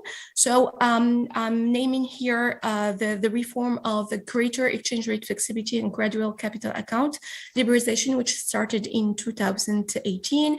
It is also for us, assessing the exchange rate path-through in Morocco is a quite timely question with regards to the current context, which is marked by prices that have skyrocketed to unprecedented level. So we moved from almost 2% of headline inflation in 2021 to actually over 8% in 2022. So this situation can prompt a concern for large domestic currencies, the depreciation that can in turn actually fuel extra inflationary pressures and lead maybe to further concern and fear about the price stability. So investigating the degree of the transmission of the exchange rate movement is actually an imperative and a must for the formulation and the conduct of the monetary policy in Morocco. So to situate our paper from the existing literature, we tried actually to provide a robust and updated estimate of the exchange rate path-through in Morocco using different methodologies. We also tried to build on more knowledge about the size of this indicator by just using different measures of prices and also exchange rate indicators in Morocco.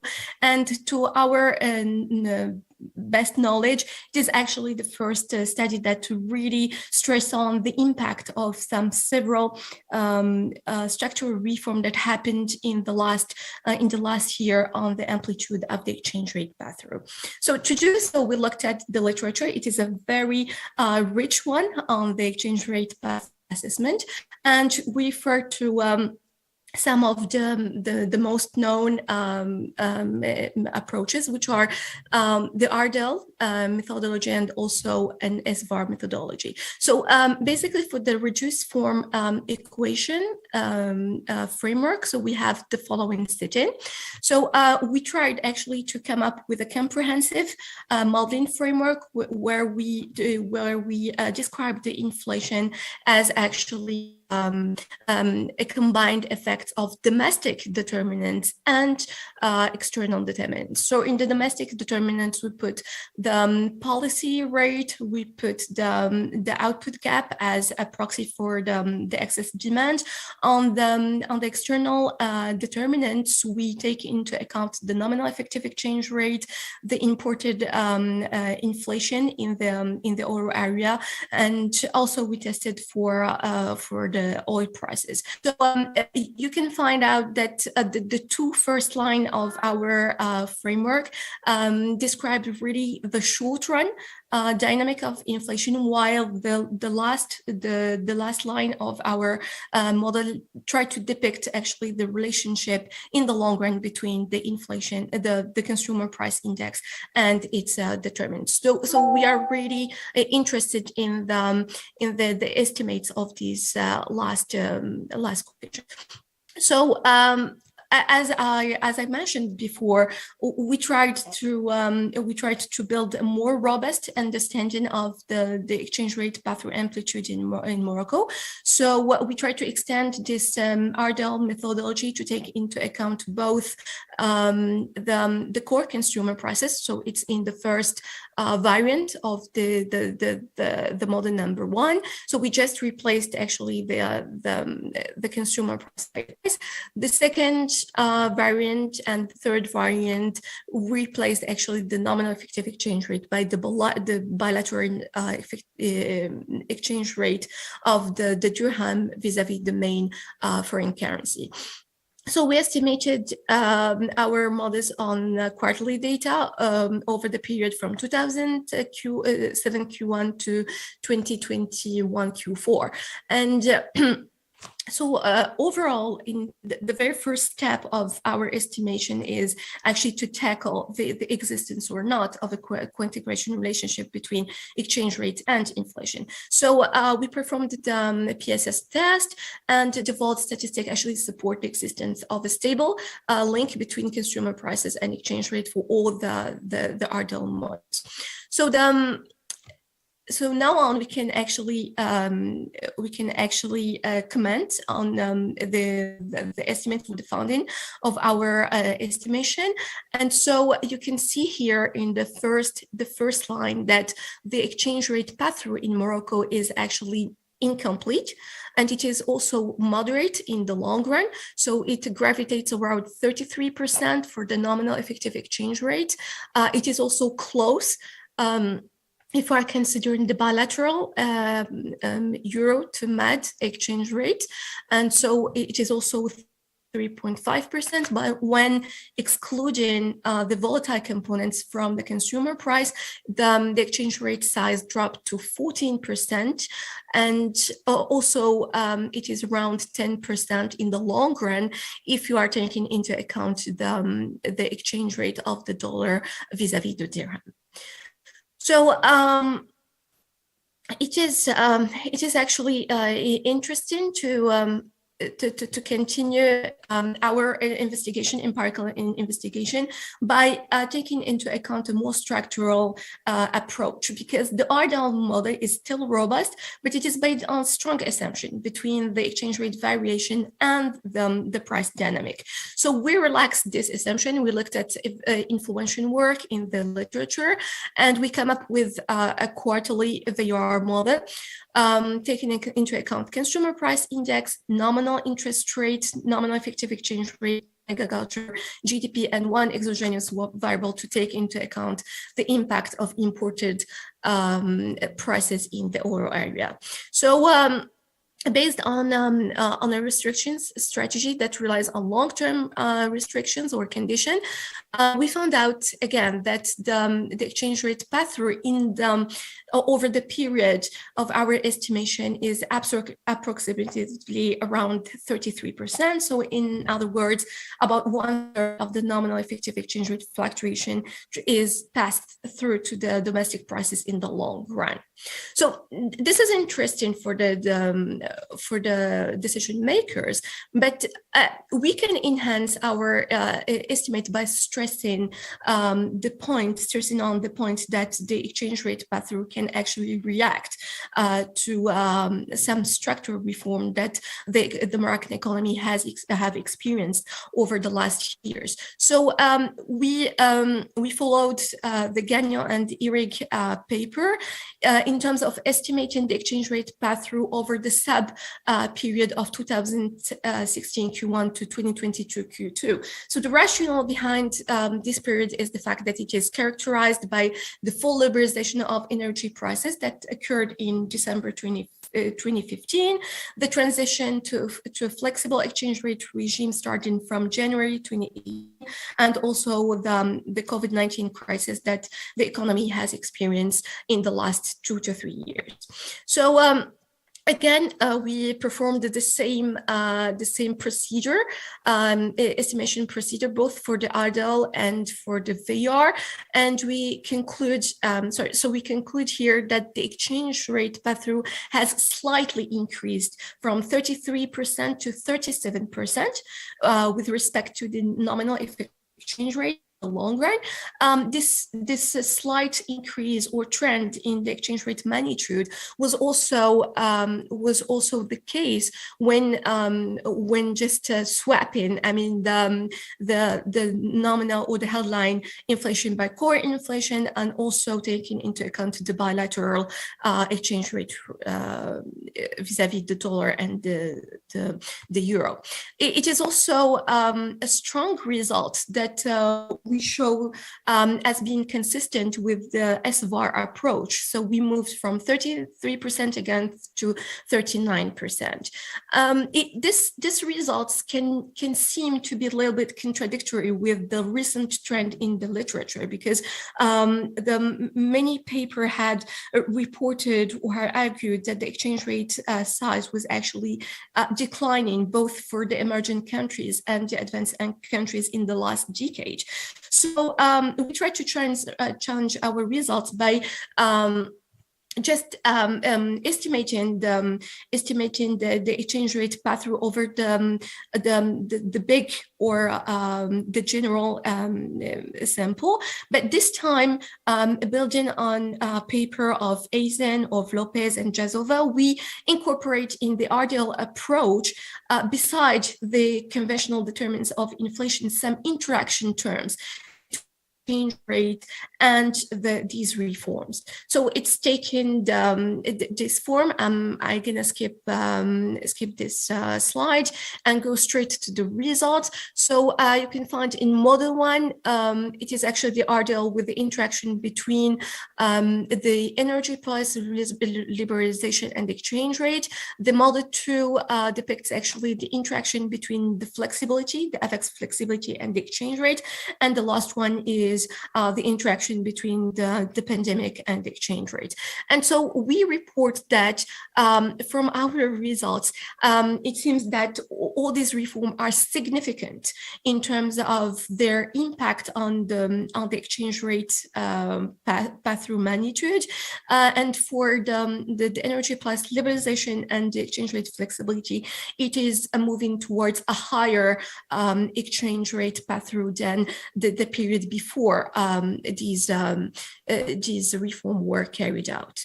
So let me stop here and conclude rapidly by saying that we stressed in this paper that the exchange rate pass-through is actually incomplete and is moderate in Morocco, around 33%. This size was robust to different measures and of consumer price and exchange rate indicators.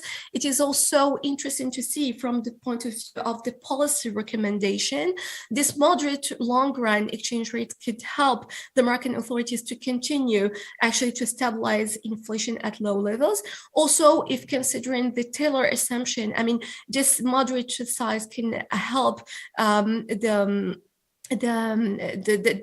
this environment, this stable inflationary environment, can actually help to reduce furthermore the exchange rate pass-through in the future. For furthest of the FX reform in Morocco, because it's a very gradual reform, so we argue that the small exchange rate pass-through could actually limit the impact of the foreign shock on growth and inflation, and also reduce their volatility. We extended our investigation to take into account several structural reform in the last years, and our estimate showed a slight increase of the magnitude from 33 to 38%.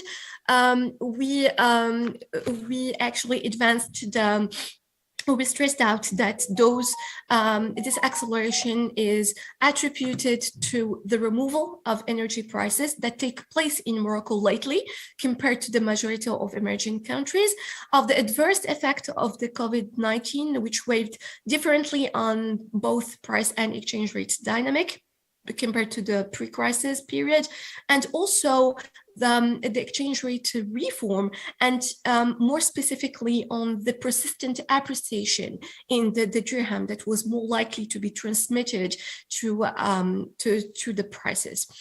So we emphasize the fact that a continuous preparation and also support of the Central Bank of Morocco to the different financial operators and small businesses in terms of mitigating the effect of this reform is actually important for the exchange rate amplitude. And at last, just a disclaimer. So this conclusion depends pretty much on the size of the data. So we try to convince actually the authorities that the monitoring of the exchange rate pattern should be carried out periodically in order to investigate possible changes in its magnitude. So let me stop here and thank you for your attention. Interesting insight, and now we have two papers for oil importing country examining the extent of the exchange rate pass-through, and also juxtaposing two experiences of a fixed versus a flexible, and the size of the shock and its impact on the poor as well. Now we go to Dr. Iman Laurari. She will present to us her joint paper with Mustafa Abdulrahim, and we would learn more about the dynamic of determinants of inflation in Algeria for a decade starting 2011 to 2021. Thanks. Thank you. Thank you. Good morning, everyone. I first would like to thank the World Bank for giving me the opportunity to present our paper, which is jointly co-authored with my colleague Mustafa Abdulrahim. I also want to thank Sama for the organization and the very welcoming and warm welcoming. Our paper is about inflation dynamics and determinants in Algeria. After a quick introduction, I will briefly outline the most recent empirical literature that we built on our model. Then I will give you some details about our empirical strategy, and I will present our main findings and conclusions. Sorry. So, as we all know, the 2020 pandemic marked the beginning of an inflation hurricane amid extreme volatility and unprecedented economic instability. Data are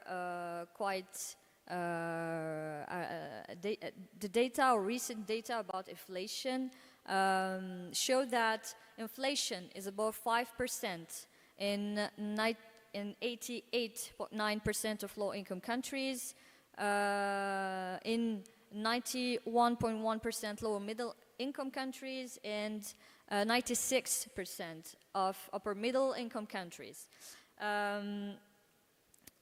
But the inflation, or high and persistent inflation, is not a recent phenomenon, and there is a vast theoretical and empirical literature that highlighted the main driving forces of inflation, such as demand pool inflation, cost pool inflation, increased money supply, devaluation, rising wages, and policies and regulation.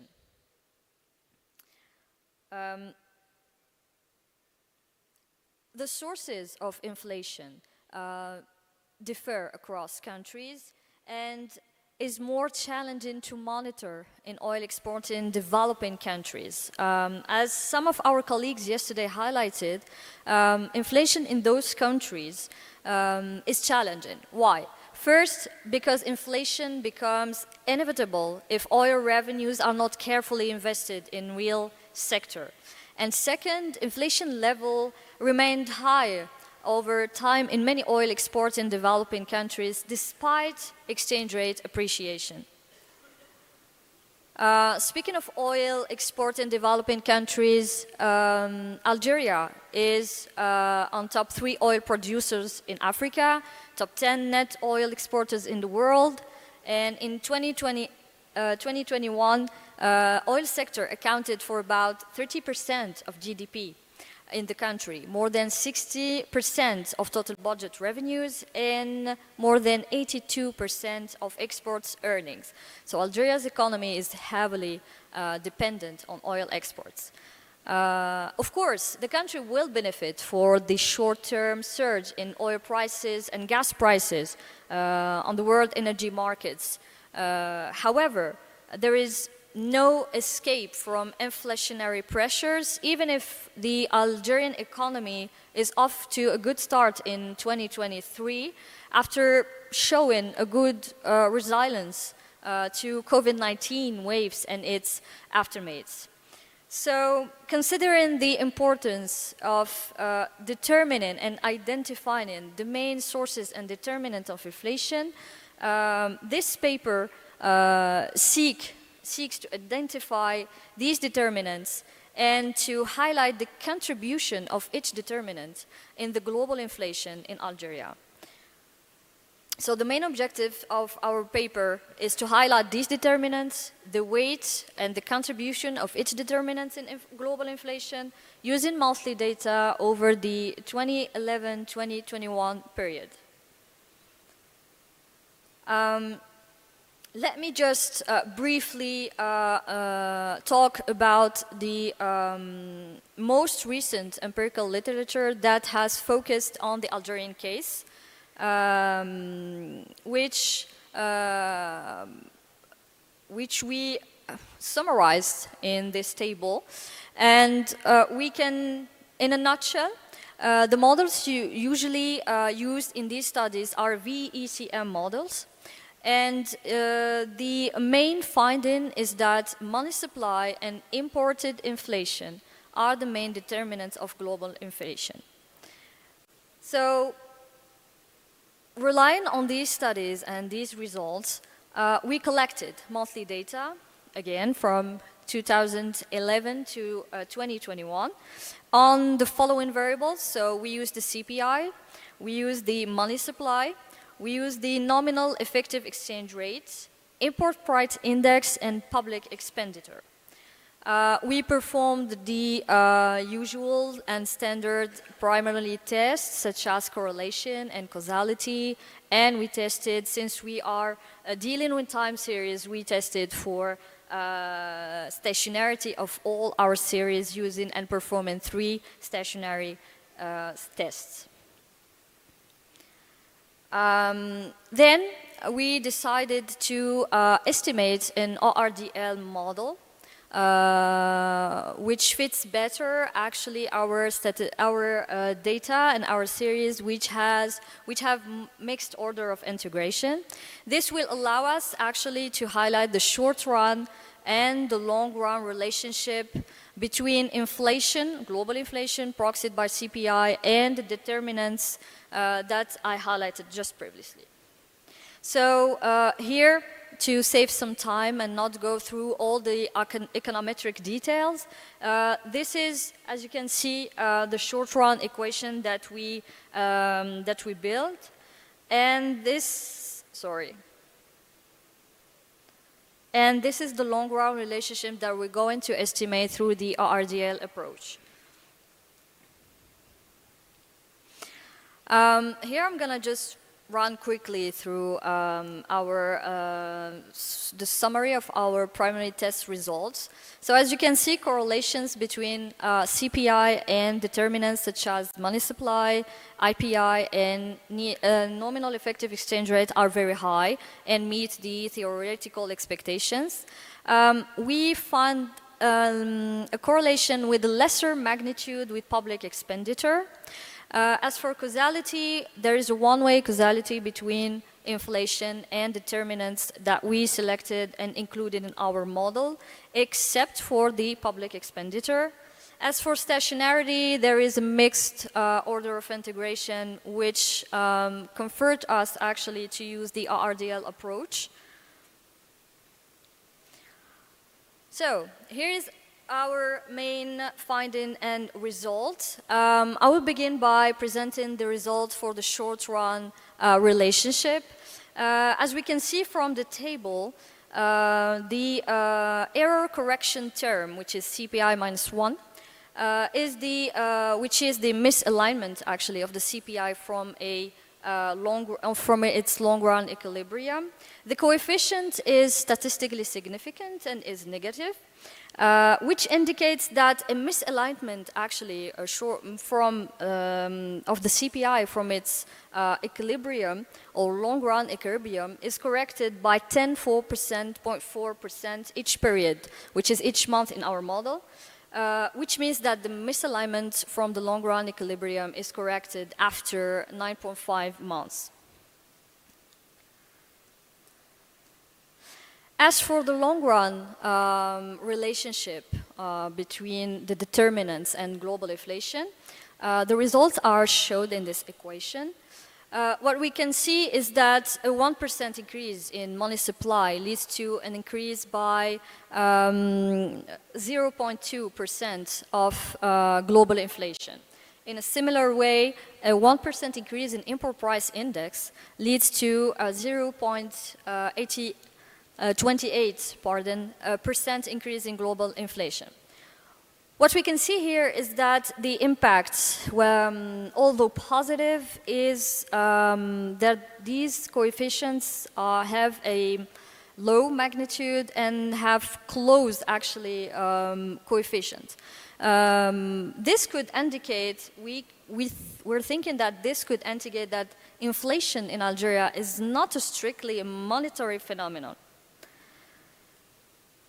As for the effect of the nominal effective exchange rate, i.e. a depreciation of the Algerian dinar, we can see that it has a greater impact on inflation compared to IPI and money supply. It represents the height coefficient in our model in terms of magnitude, as 1% increase in nominal effective 1% increase, 1% depreciation of the Algerian dinar leads to a 0.5% increase in inflation. These results are in line with the core findings of the literature, and our model passed all the robustness check tests as for autocorrelation, normality, and stability. And we didn't want to stop here. We went a little bit further, and we tried to decompose the individual contribution of each determinant in global inflation over the period, like the whole period from 2011 to 2021. Basically, and to spare you the details of the econometric exercise, we just we used a decomposition method that is based on the calculation of a proxy for each variable, which depends on its coefficient in the long-run equation, or the size of its coefficient in the long-run equation, and then we computed the variation between these proxies between two periods. If you can, Dr. Iman, to conclude within 1 minute, sure so that thing. we could focus on the Thank you. conclusions and the policy implications. So basically, these are the main result, is that money supply over the whole period contributed the most in global inflation, with a percentage about 52%.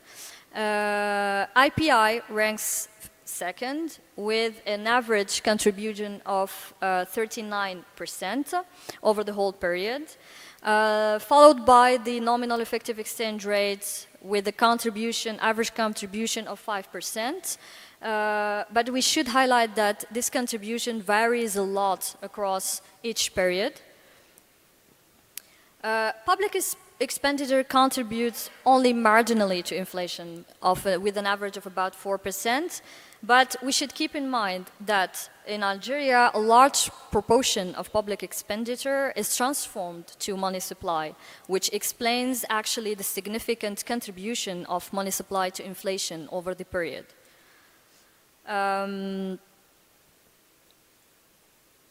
Okay. What we can say that the paper has put an evidence or has proved that the main determinant of inflation in Algeria are import price index and money supply. This is straightforward because Algeria or Algeria's domestic production doesn't meet local demand and is heavily relying on imports, which makes the economy vulnerable actually to world price swings. All things being equal, the process of domestic diversification which has been engaged should be accelerated to reduce long-run pressures, inflationary pressures that stem from import dependence. And we are currently working with my co-author on enhancing the model using a nonlinear RDL approach to highlight if the determinant exerts a symmetric or an asymmetric effect on inflation. And we are also thinking to enhance the model by setting a set of variables about the demand pressure and the cost push pressure variables, and to add some control variables such as policy and exogenous shocks. Thank you. Thank you very much, Dr. Iman, for this very important insight. Algeria is one example of an oil exporting country and doesn't resort also to external borrowing. So it will be important to discuss your results later on. We have another interesting paper that covered the GCC country with similar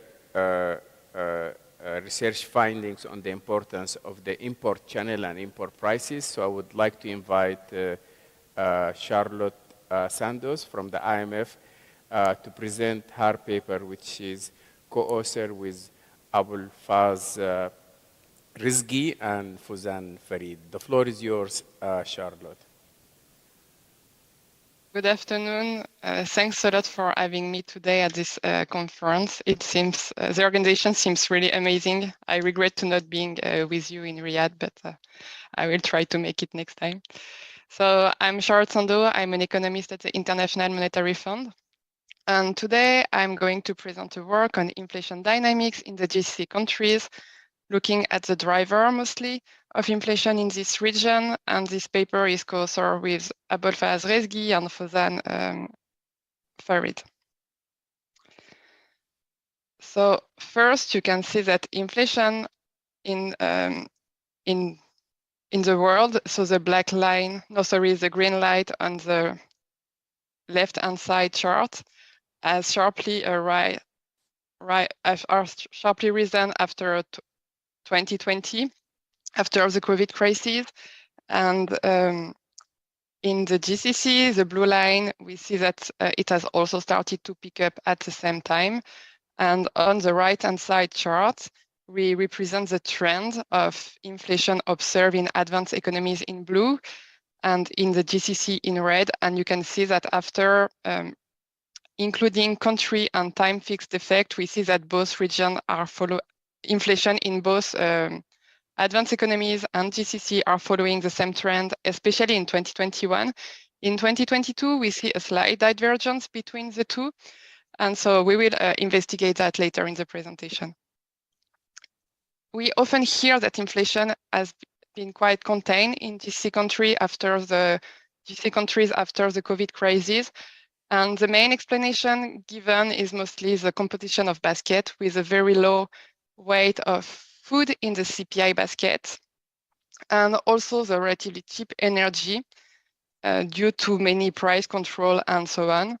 But despite those price control and structural factor, we still observe a surge of inflationary pressure in the region, and this is what we want to investigate, and we want to understand why.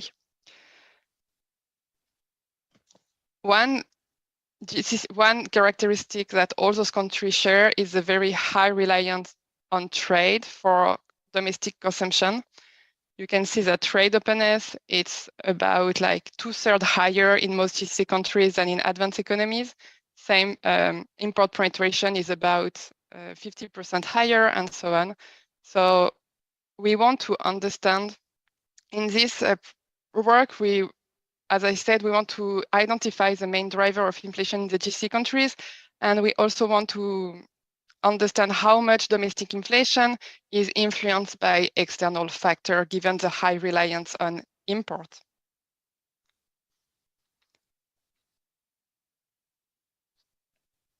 In the literature, looking at the determinant of inflation in GCC countries, many factors have been already highlighted. The main one is imported inflation, so inflation in trading partners. Nominal effective exchange rate, of course, has also an impact. Money supply is also a very important one, as we just saw for the case of Algeria.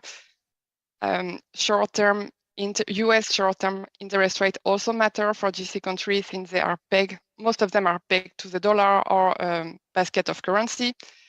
And oil prices is another determinant of domestic inflation in the GCC, given the high reliance on oil export for their fiscal revenue and their BOP needs. And remittances has also been highlighted as a key determinant of inflation in one paper, but we won't include it in this work given data constraints. In our paper, we decided to take a holistic view and to include all the determinants that have already been identified in the literature for GCC countries. And so we decided to use a global VAR, a GVAR model, to put all together those different drivers and to see how much domestic factor and external factor contribute to inflation dynamics in the GCC. So we are able to identify two dimensions of the inflation dynamic in the GCC countries. First, the driver, and second, the dimension in terms of domestic and external factors. For this, in this model, we are covering 26 countries. Sometimes we group countries by region, which is the case for the GCC and the European Union. And for the case of regional, for the case of region, we use PPP GDP weighted average of each variable. And we have data available between 1990 Q1 and 2021 Q4. We don't cover 2022 in this work for now because of data constraint, but we may update it later. So as I said, the main variable we include in this model are real GDP, the variation of inflation, money growth, nominal effective exchange rate, and US interest rate, nominal US interest rate. We also include foreign variables, which are the real GDP, variation of CPI, money growth, supply, and net interest rate observed in trading partners of the GCC countries. And we include also two global variables, the price of agricultural material, which is a proxy for food price, and the price of oil. Here are the main results. I'm going very fast, I realize. So if you have questions at the end, do not hesitate. Here are the main results. So you can see that money supply has a significant impact on the inflation dynamics observed in the GCC countries. Nominal effective exchange rate, imported inflation, and agriculture material price matters. And to give you an idea of the magnitude of the shock and the coefficients, for instance, in 2022, CPI in top 5 import partners of the GCC countries has increased by about 7%.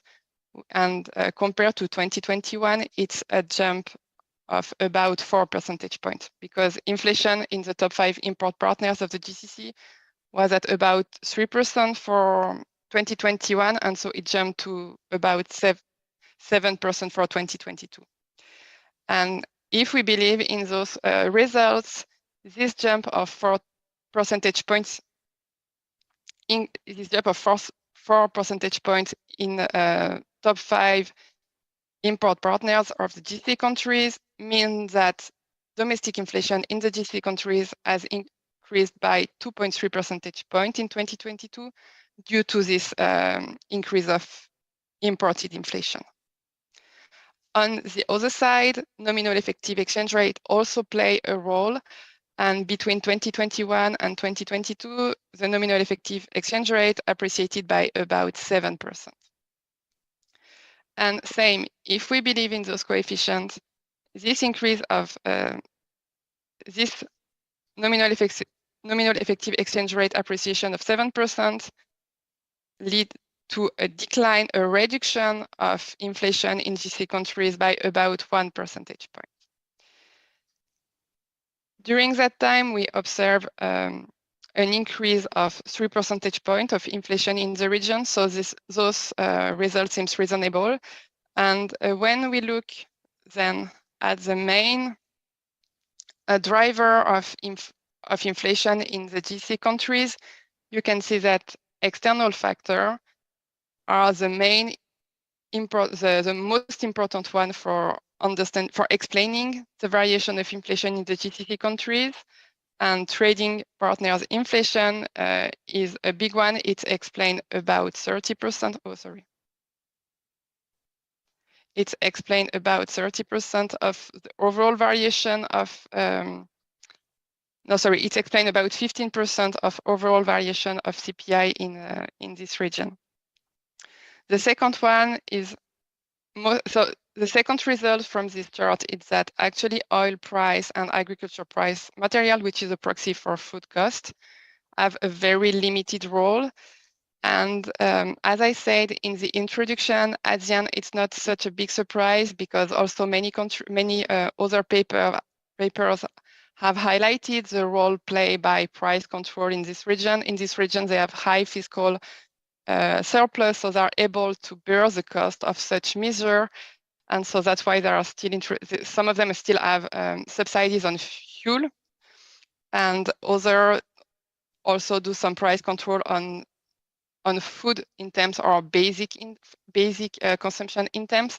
So this may explain the small, the relative low importance of those two shocks for the GCC inflation.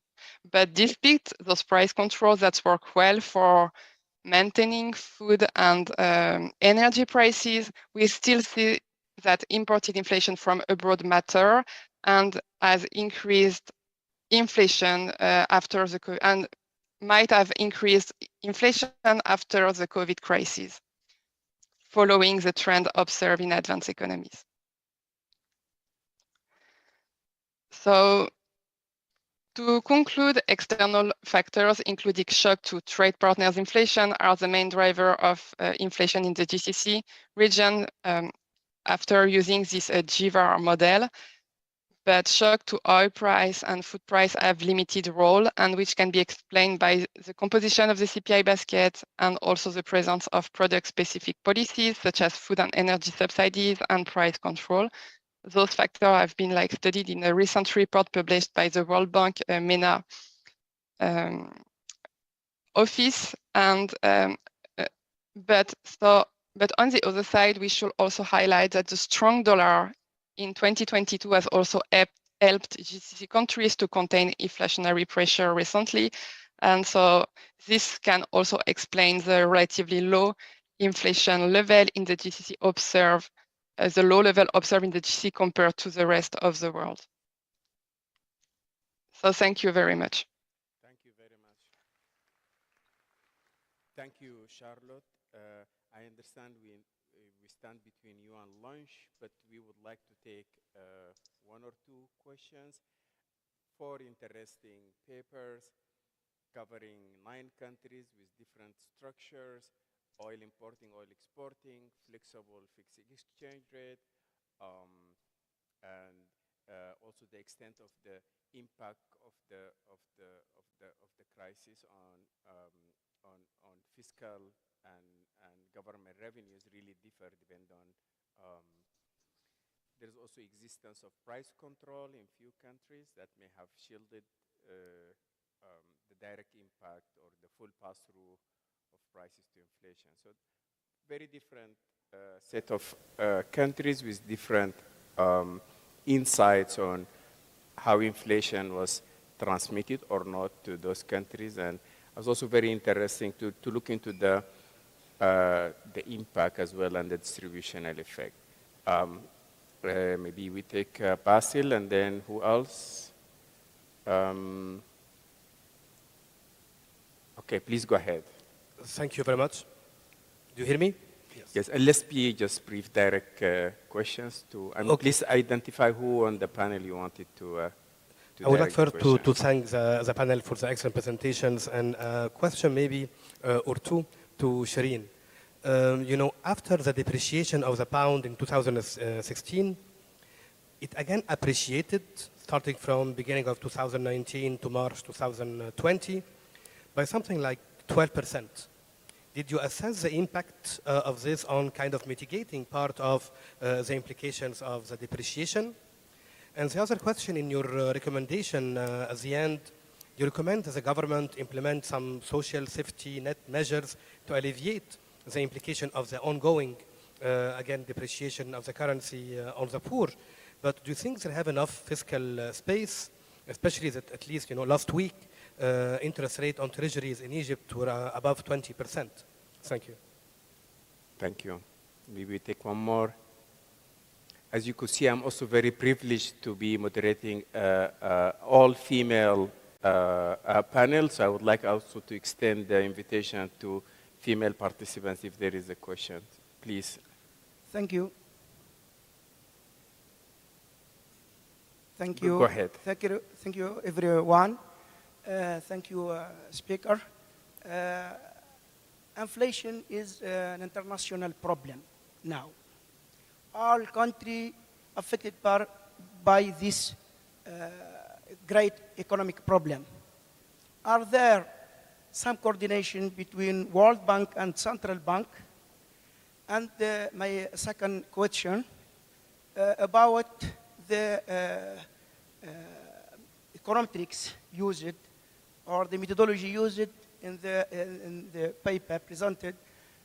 Can we use a new variable as uncertainty economy because of new effect, new facts, new as pandemic COVID-19 and invasion of Ukrainian and all as also transfer digitization. Are there will be used or a new determinant of inflation because from the presented paper and the last day and today are the determinant presented are a classic determinant. And thank you. Thank you. Maybe one last question. I don't know who has a microphone. So. I have a question, if I may. Please go ahead. And I apologize, maybe that's going to be the last one. I can't see. Please go ahead. Sorry. So I have a question for Iman, actually. In her studies, she highlights the role of public expenditure as a driver of inflation. Could you please elaborate more on the channels and if you see it like as a demand or supply side factor? Is it because like increasing public expenditure increase demand and so induce inflationary pressure? Or is it because public expenditure can also ease supply bottleneck by improving, for instance, the quality of infrastructure? And in that case, the expected impact on inflation will be on the opposite side, like a negative impact on inflation. Thank you, Charlotte. Maybe I can, are we good with the time for the organizer? Can I take one more or we just, okay, please go ahead. That will be the last question. Thank you.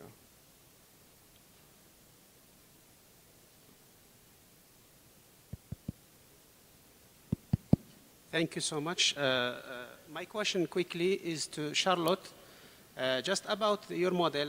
For the case of GCC countries, did you consider the total GDP or non-oil GDP? I think it's more appropriate to take non-oil GDP, since also your model include oil prices, and we know the relationship between oil and total GDP. Thank you so much. Thank you. So let's go first to maybe to Charlotte to answer this question before we go to Shirin to ask Charlotte questions, and then I'll pass to Aya, Dr. Aya, and for final remarks, and Dr. Iman as well. Charlotte, thank you first. very much. Yeah, thank you very much for the question. It's a very interesting one. So for now, we use real GDP for the overall economy, but you're right, we should include non-oil GDP. But the thing, it's like for now, we are using real GDP because we use a toolbox that has been already developed by some economists at the fund, and the database include only real GDP for all the 26 countries or region. But you're right, in the future, we should use non-oil GDP and extend this work to see really, because as you say, we already include oil prices, and so this may create autocorrelation. So we are aware of this problem, and we are working on that. Thank you very much. Thank you, Iman. Maybe we, Charlotte, maybe we go to Dr. Aya, and then we come to Dr. Iman. Thank you so much. Yeah, I didn't have a direct question on the paper, but I would like to jump in for the discussion of the digital component that has been suggested by one of the attendees.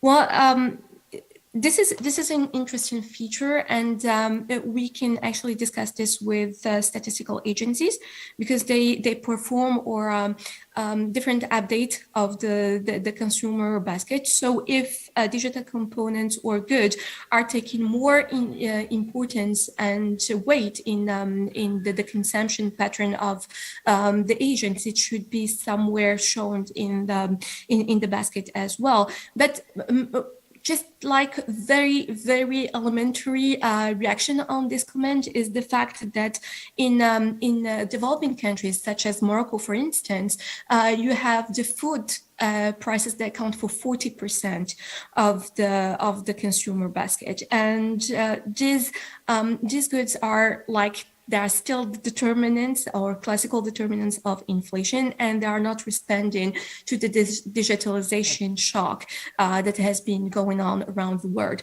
So I think, like for a couple of years ahead, we are still going to be interested in the usual determinants of both external and domestic determinants of inflation. And also for methodologies, I think I didn't catch it very well, but I mean, what we performed in our paper is a combined or holistic approach that combine both reduced form and structural methodologies to make sure that our results are more robust, and they are likely less dependent on the model choice. But thank you so much for the comment. Thank you very much. Dr. Iman. I think it's, just to speak to it, it's working. It's working? Yeah. Okay. Charlotte, thank you for your question, but I don't think that I did hear you well. Can you just repeat the question? I know it's about public expenditure. Yeah, I have a question about the channels. So for you, how does public expenditure impact inflation in your country? Is it through supply or demand? It's through demand. It's through demand. Yes. So increasing public expenditure increase demand in your economy, because and so we have like a constant, if given a constant supply, so when you increase public expenditure, which is the case in Algeria, so you're going to have more demand, which will lead to increase prices or higher prices and inflation. So the channel is demand in case of public expenditure here. Thank you. I had a similar question because I also in a country in which there is no external borrowing, so most of the increased government spending to absorb the shock is actually manifesting itself through increased money supply. So that's something very good. Thank you very much. Last word to Dr. Shirin. And thank you for your question. So regarding the first question, we are actually currently extending this study up to the most recent data that we have available. So hopefully that will show up in the results, whether after this devaluation there was maybe, hopefully, a better outcome for the lower income distribution groups. But of course, the second devaluation with the energy and food price hikes during 2022, that is already also showing up that there is a differential impact, and we're seeing stronger impacts in the most recent year, again, on the poorest groups and on the rural regions rather than the urban too. So it's still work in progress, but hopefully it will be out soon.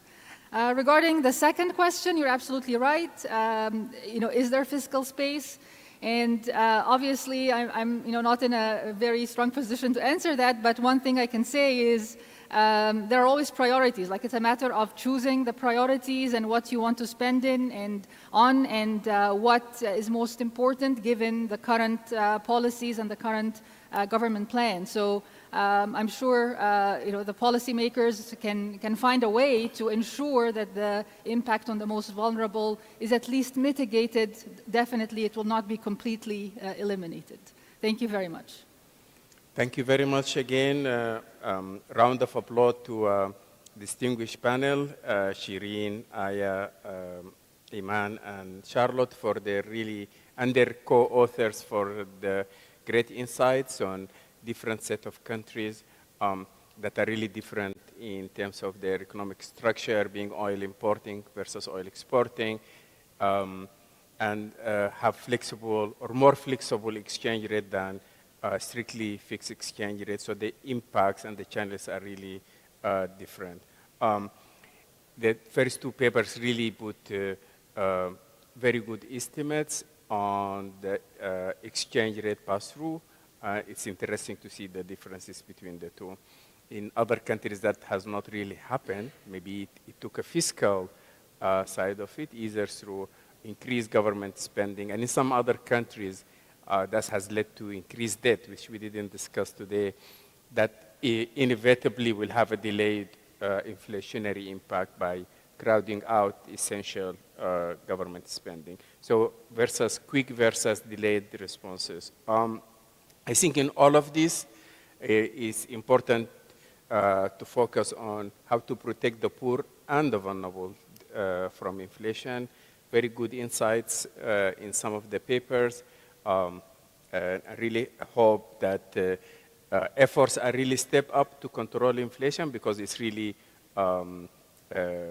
going to be with us for quite some time, and also it's important to be careful in what instrument that you use to control it. But I think the most important is how we could ensure those most vulnerable people from it in a way that's fiscally responsible and also compatible with long-term growth prospect. Thanks to everyone, and another round of applause to the distinguished panel. Thank you very much.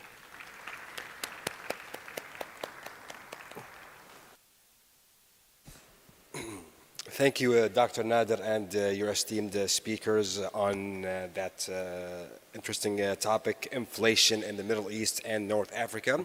I would just like to remind everyone that we do have a keynote session at 4 p.m. and the concluding remarks at 5 p.m. inshallah. Now I would like to invite you all for lunch in the next room. So enjoy lunch and see you back at 2 p.m. Thank you.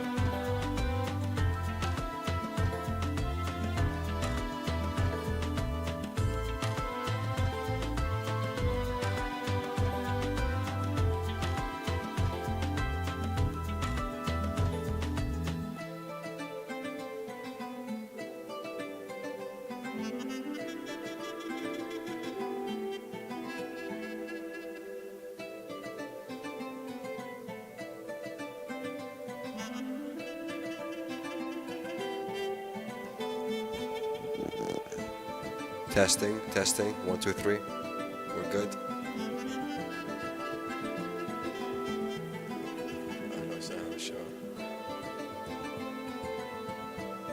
Mr. Tristan, how you doing? Good?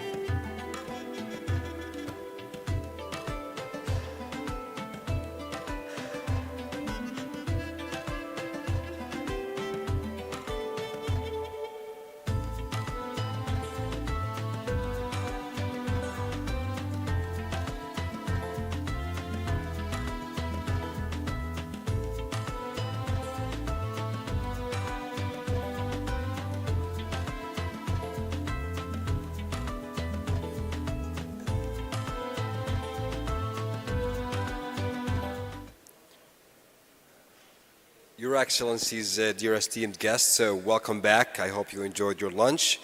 We will be continuing our panel discussions. Our next panel discussion is topicked the role of supply chains and will be moderated by Abdel Samad Sidi.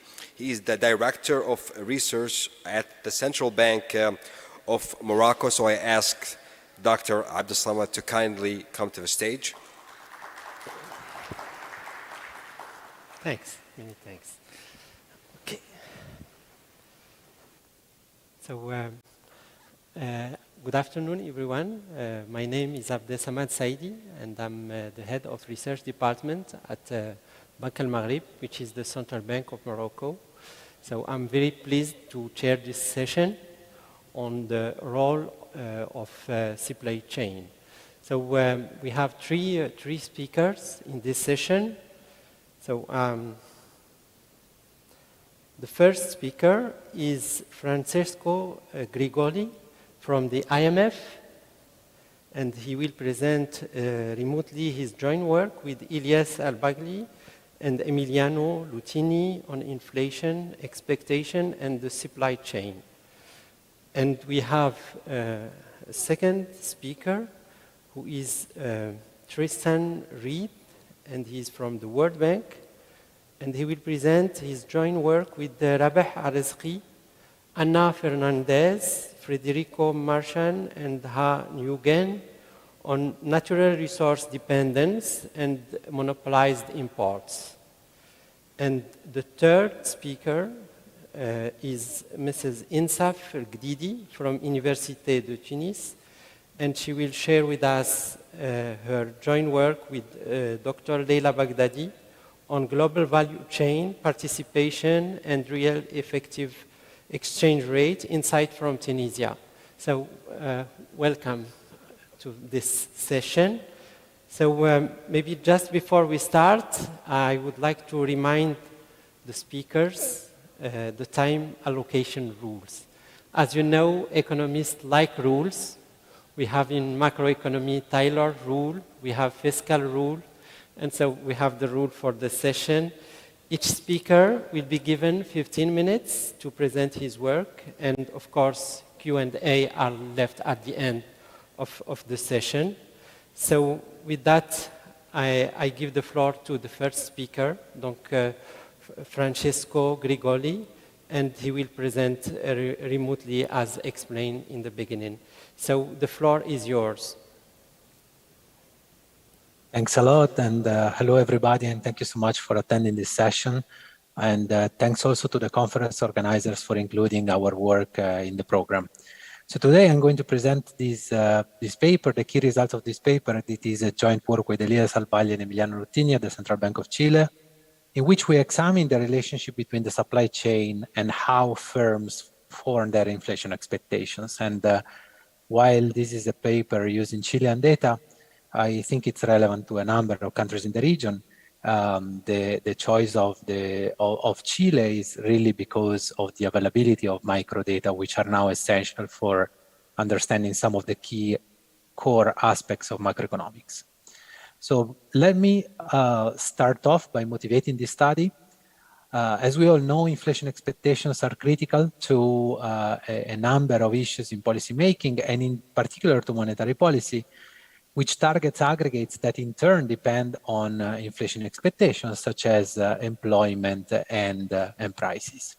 So while there is an extensive literature that documents the information frictions that can hamper the ability of the firms to collect and process the data, and that basically show a deviation from the full informational rational expectation benchmark, our understanding of what factors actually drive inflation expectations remains limited.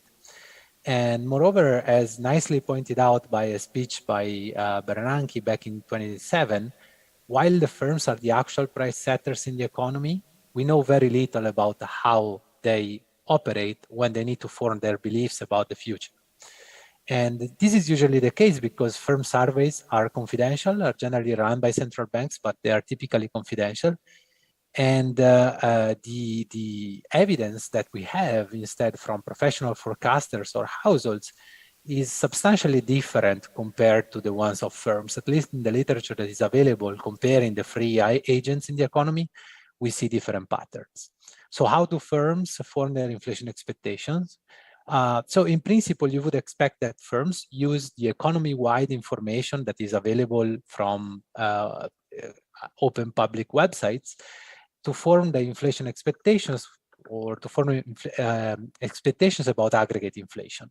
However, the literature points out that there is a wide inattention to this macroeconomic news.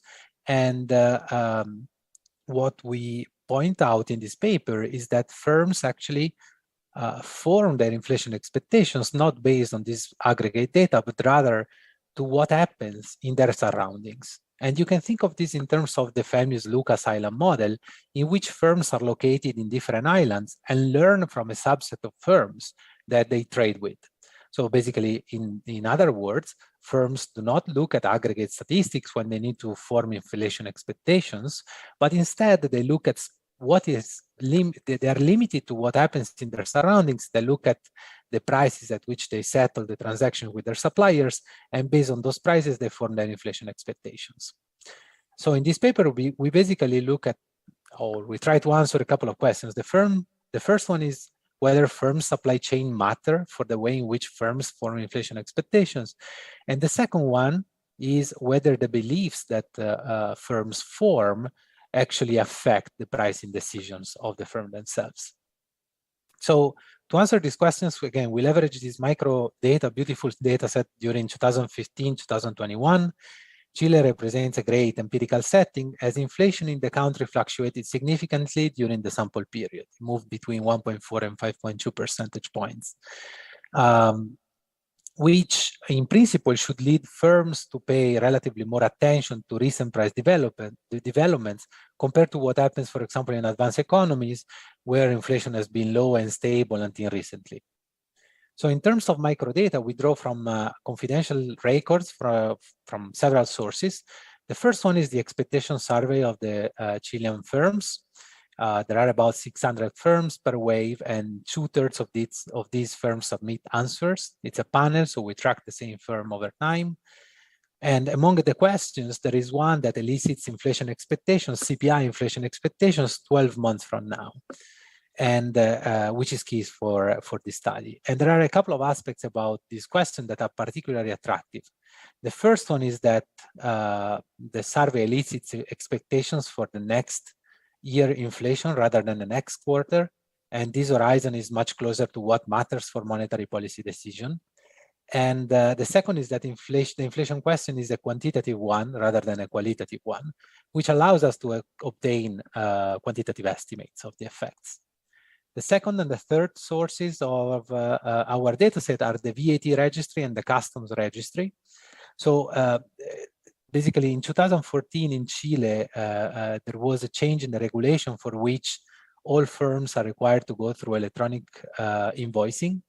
And this allows us to collect a huge amount of data. And from these electronic invoices, we retrieve information about which firms are transacting with which other firms, what goods and services, in what quantities, and more importantly, at what prices. So we also obtain similar information from firms' imports and export invoices. And then we construct, we get some more information. We construct the measure of marginal cost for the firms. And to do that, we draw from the income tax forms and some other data set from the Social Security Treasury about the wage bill of the firms. So let me turn to some charts now. Here you see on the left-hand side, the first chart basically summarizes inflation expectations in Chile. You see that firms have substantially different views about next year's CPI inflation. However, such dispersion varies over time. It narrows when CPI inflation gets closer to the target, widens when inflation gets far. The target in Chile is 3%.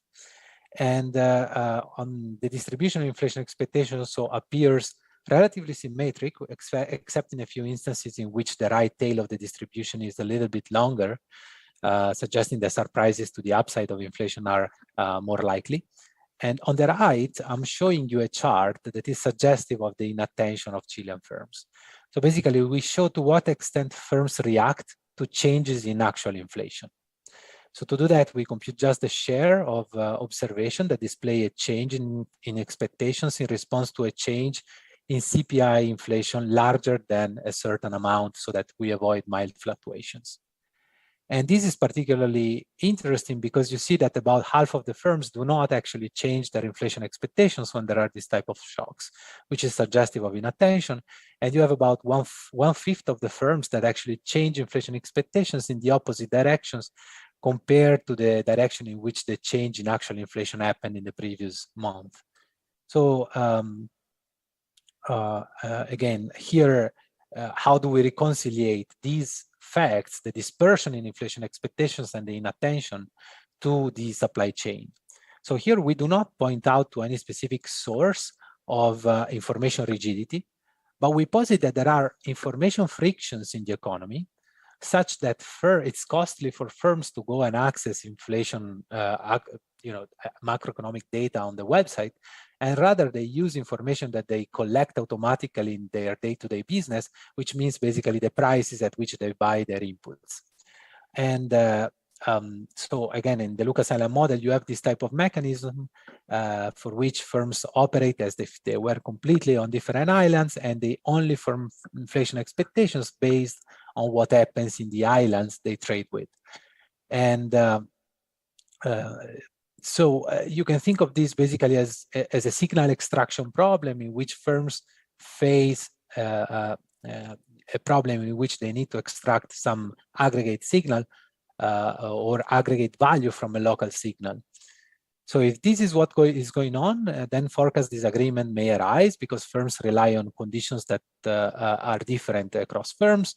And at the same time, you may have inattentive firms to macro developments because they deem aggregate information less relevant than supply chain information for their businesses.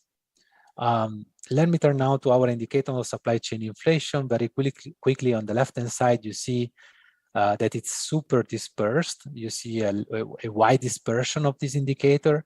And this is not surprising because firms are obviously buying different products at different times and from different suppliers. So you obviously see different prices going on. However, this is consequential if you think that these input prices are an input in the way in which firms form their inflation expectations. So basically, they use different prices to form an expectation about the same object. And despite these, you see some sort of correlation between the CPI inflation and the median supply chain inflation. And in fact, you see on the right-hand side a positive correlation between input price inflation and firms' inflation expectation. But we want to study this correlation much more formally. So we set out the local projection framework in which on the left-hand side, you have the cumulative change in inflation expectation over the horizon H, which we set at 2 years ahead. And then on the right-hand side, we have two items. You have the supply chain inflation, which is our measure of the changes in the prices at which firms buy their inputs, as well as CPI inflation, aggregate CPI inflation. Now, it's very important that you think that these two items are in the same specification, because when you go and interpret the coefficient gamma over there, this is the effect of a change in input prices holding constant CPI aggregate inflation. So we are really isolating changes, idiosyncratic shocks to input prices that are not related to aggregate inflation.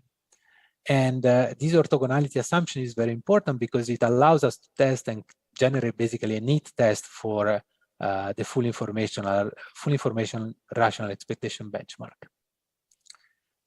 There are other aspects about the identification of these coefficients which are key. We argue in the paper that input prices are generally exogenously determined with respect to firms' inflation expectations, and then therefore we can interpret the gamma coefficient as causal.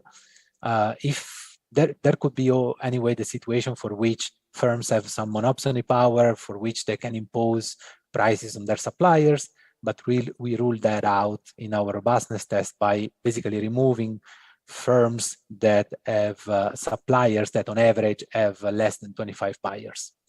And obviously all these tests are nicely done, and because we have access to this microdata and the network of transactions in the economy. Then, as I mentioned before, there is this nice feature about inflation expectations being elicited at the 1-year horizon, which is not often the case.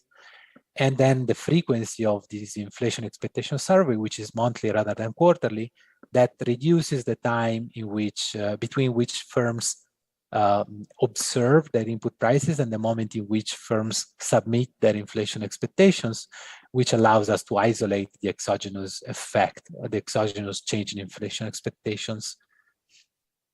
So here are the main results. The left panel reports the response of firms' expectation to CPI, expectation of CPI inflation to a shock in input price inflation, which is conditional on CPI inflation. So in terms of the standard deviations, you see that the effects corresponds to an increase in aggregate inflation expectation of about 0.1 percentage points, a little bit less than that. The effect dies out over a 14-month period, which reflect basically the period needed for the firms to understand that the shock in input prices is not actually having an impact on aggregate inflation. And on the right-hand side, you have instead the response of firms' inflation expectations to a change in CPI inflation, which is positive and significant and quite short-lived. And this is obviously a reflection of the credibility that the Central Bank of Chile gained over time, for which basically firms believe that any deviation of inflation from the target will be soon restored with the central bank intervention. So these results are particularly remarkable if you think that on the left-hand side, we are isolating shocks that do not have an effect on aggregate inflation. So it's particularly important to see that because firms are forecasting also CPI inflation rather than PPI inflation, and but are more exposed to PPI sort of variation. So we have established so far that changes in inflation expectation, changes in supply chain inflation have no impact on aggregate inflation lead to changes in firms' inflation expectation, but this result obviously hinges on the assumption that there is orthogonality. And in the specification I showed you right now, we only assume contemporaneous orthogonality. We need also to ensure future orthogonality. And to do that, we basically follow a sequence of steps. We run firm by firm regressions to assess non-predictability, which in the specification you see in the slide is basically a non-statistically significant gamma coefficient. And once we assess that, we understand which firms have movements in supply chain inflation that are actually related to aggregate inflation, and we exclude those from the sample. So by doing that, we are left with the... Sorry? You have 1 yes? minute left. Okay. So let me run over these and tell you that the results are pretty robust when you impose this future orthogonality. As a last step and the last minute, I want just to emphasize a next step, the second step in the paper, in which we established that movements in inflation supply chain inflation have a relevance for inflation expectations. Then we estimate the Phillips curve regression, and over here we are just estimating the Phillips curve at the firm level, and it's one of the first papers that does that. And you see that the coefficient on lag inflation expectation is quite close to 1, is not statistically different from 1, which means that movements in inflation expectation are passed through to sales prices of the firms fully. And so basically you can reconcile these results as the first result is that supply chain inflation informs firms' expectations about aggregate inflation, even if they do not have an aggregate effect. And then firms fully pass through changes in CPI inflation expectations to sales prices. So they have consequences for the way in which prices are set in the economy. So just to conclude, last 15 seconds, I want to stress what are the implications of this work. The first one is that this channel that we try to shed light on in this paper can lead to dispersion in inflation expectations, which is obviously a metric of inflation expectations anchoring. And that the forecast disagreement that we see can translate into a welfare costly price dispersion. Then the last implication of this is that obviously all the expectation channel that are triggered by changes in policy is much less effective when this mechanism that we are showing in this paper is active. Thank you very much. Thank you very much for this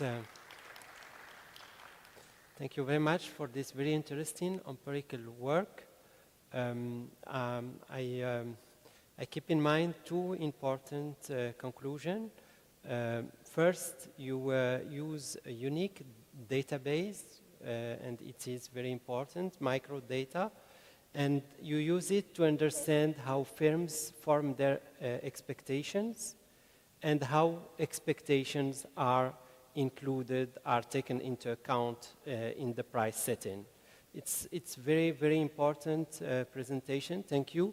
I'm pretty sure that the audience have a lot of questions on this work, but let us keep going with the second presentation, and I give the floor to Mr. Tristan Reed, please.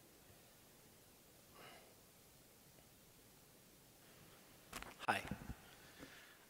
So thanks very much. This is joint work with Rabah Arezki, who used to be the chief economist for MENA before Roberta, Ana Fernandez, Federico Machan, and Ha Nguyen. So to start, I want to ask a question to the audience. Who's heard of the resource curse? Raise your hand. Yeah, okay. Over here? All right, well, I'll review it. So there's two classic stories, right? And this is, if your economy is exporting commodities, oil, agricultural goods, you know, the resource curse is something you're trying to avoid. Okay, so the first is sometimes called the Dutch disease. That means that because there's a lot of demand for your currency, the real exchange rate increases. It's easier to import goods, and so your sort of non-resource sector becomes less competitive, and you end up importing a lot of goods. The second result, or second story, is about state capture. Okay, so this says that, you know, if the economy is producing a lot of resources, and if that production is controlled by the state, that can, you know, raise the incentive for people to, you know, try to be corrupt and divert resources to themselves. And so both of these stories, you know, can lead to inefficient policy choices and make the economy less productive if you're reliant on exports of commodities. So in this paper, I want to try to convince you of a new story for the resource curse, okay? And so this is how it goes in steps, and then I'm going to show you some regressions to try to convince you. So first is that foreign exchange receipts increase domestic demand for imports. So the real exchange rate goes up. It's easier to buy imports. That means that the import market is now larger, okay? And so the value of that market to firms that are importing is greater. And so if you can somehow control the state to erect barriers to entry or into importing, or you know, control that market in some way, it's more valuable. And so one thing importers might do is lobby for tariffs, which are valuable to you as an importer if you can avoid them, right? So if there's a high tariff and one firm is able to avoid that, that means they have a cost advantage, you know, against other firms, and they can control the import market. And so through evasion, you can maintain a monopoly over exports. So imports, excuse me. So I'll tell you first about the data. So the new data that we're bringing to this is from this exporter-importer dynamics database that's run by Ana Fernandez. This compiles customs transactions from 29 countries. And it allows us to measure this variable I'll call HHI, which is the Herfindahl-Hirschman index, which measures the concentration of sales of imports of any one product across firms. So if only one firm imports, say, refrigerators, this index will be, it's the sum of squared market shares. So it'll be, if you have one firm, the market share is 100%, you square that, it's 10,000. If you have two firms, you square, 50 squared plus 50 squared, it's 5,000. So if this is higher, it's more concentrated. We'll then look at commodity exports, just how much commodities you're exporting as a share of total exports in Comtrade.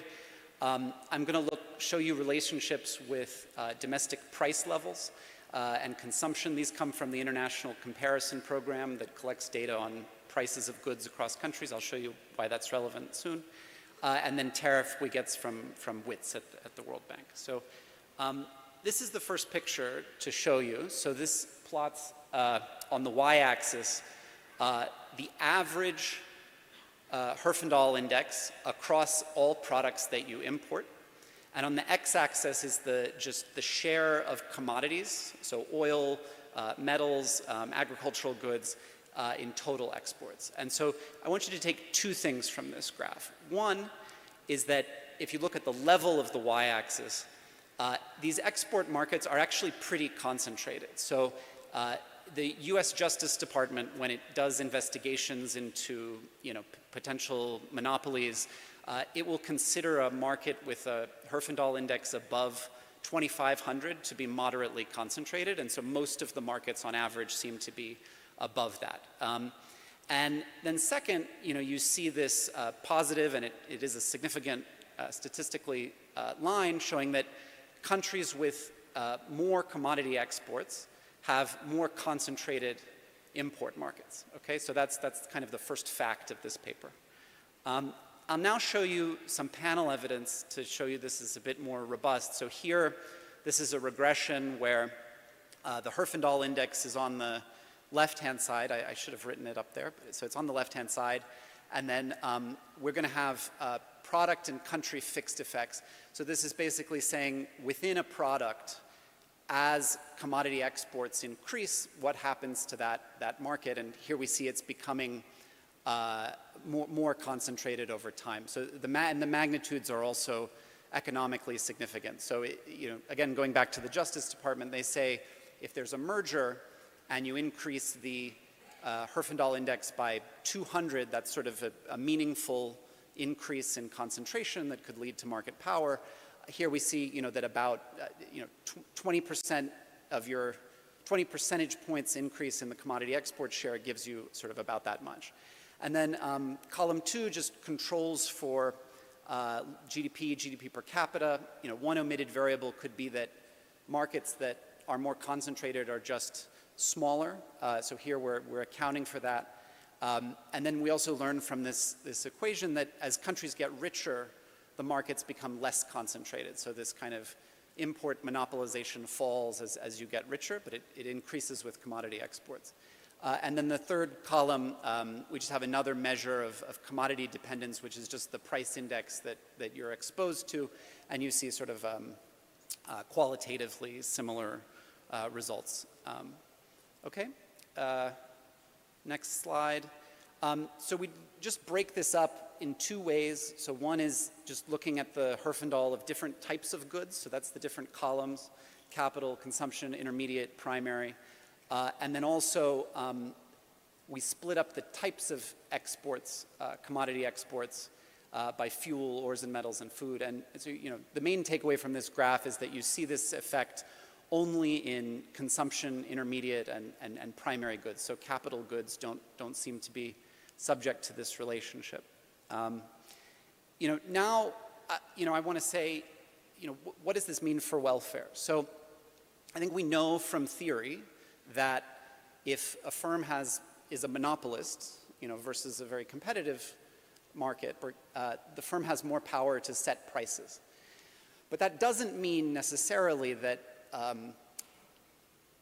more concentrated markets will have higher prices, because more concentrated markets could also have lower costs. So it's ambiguous how that should tend.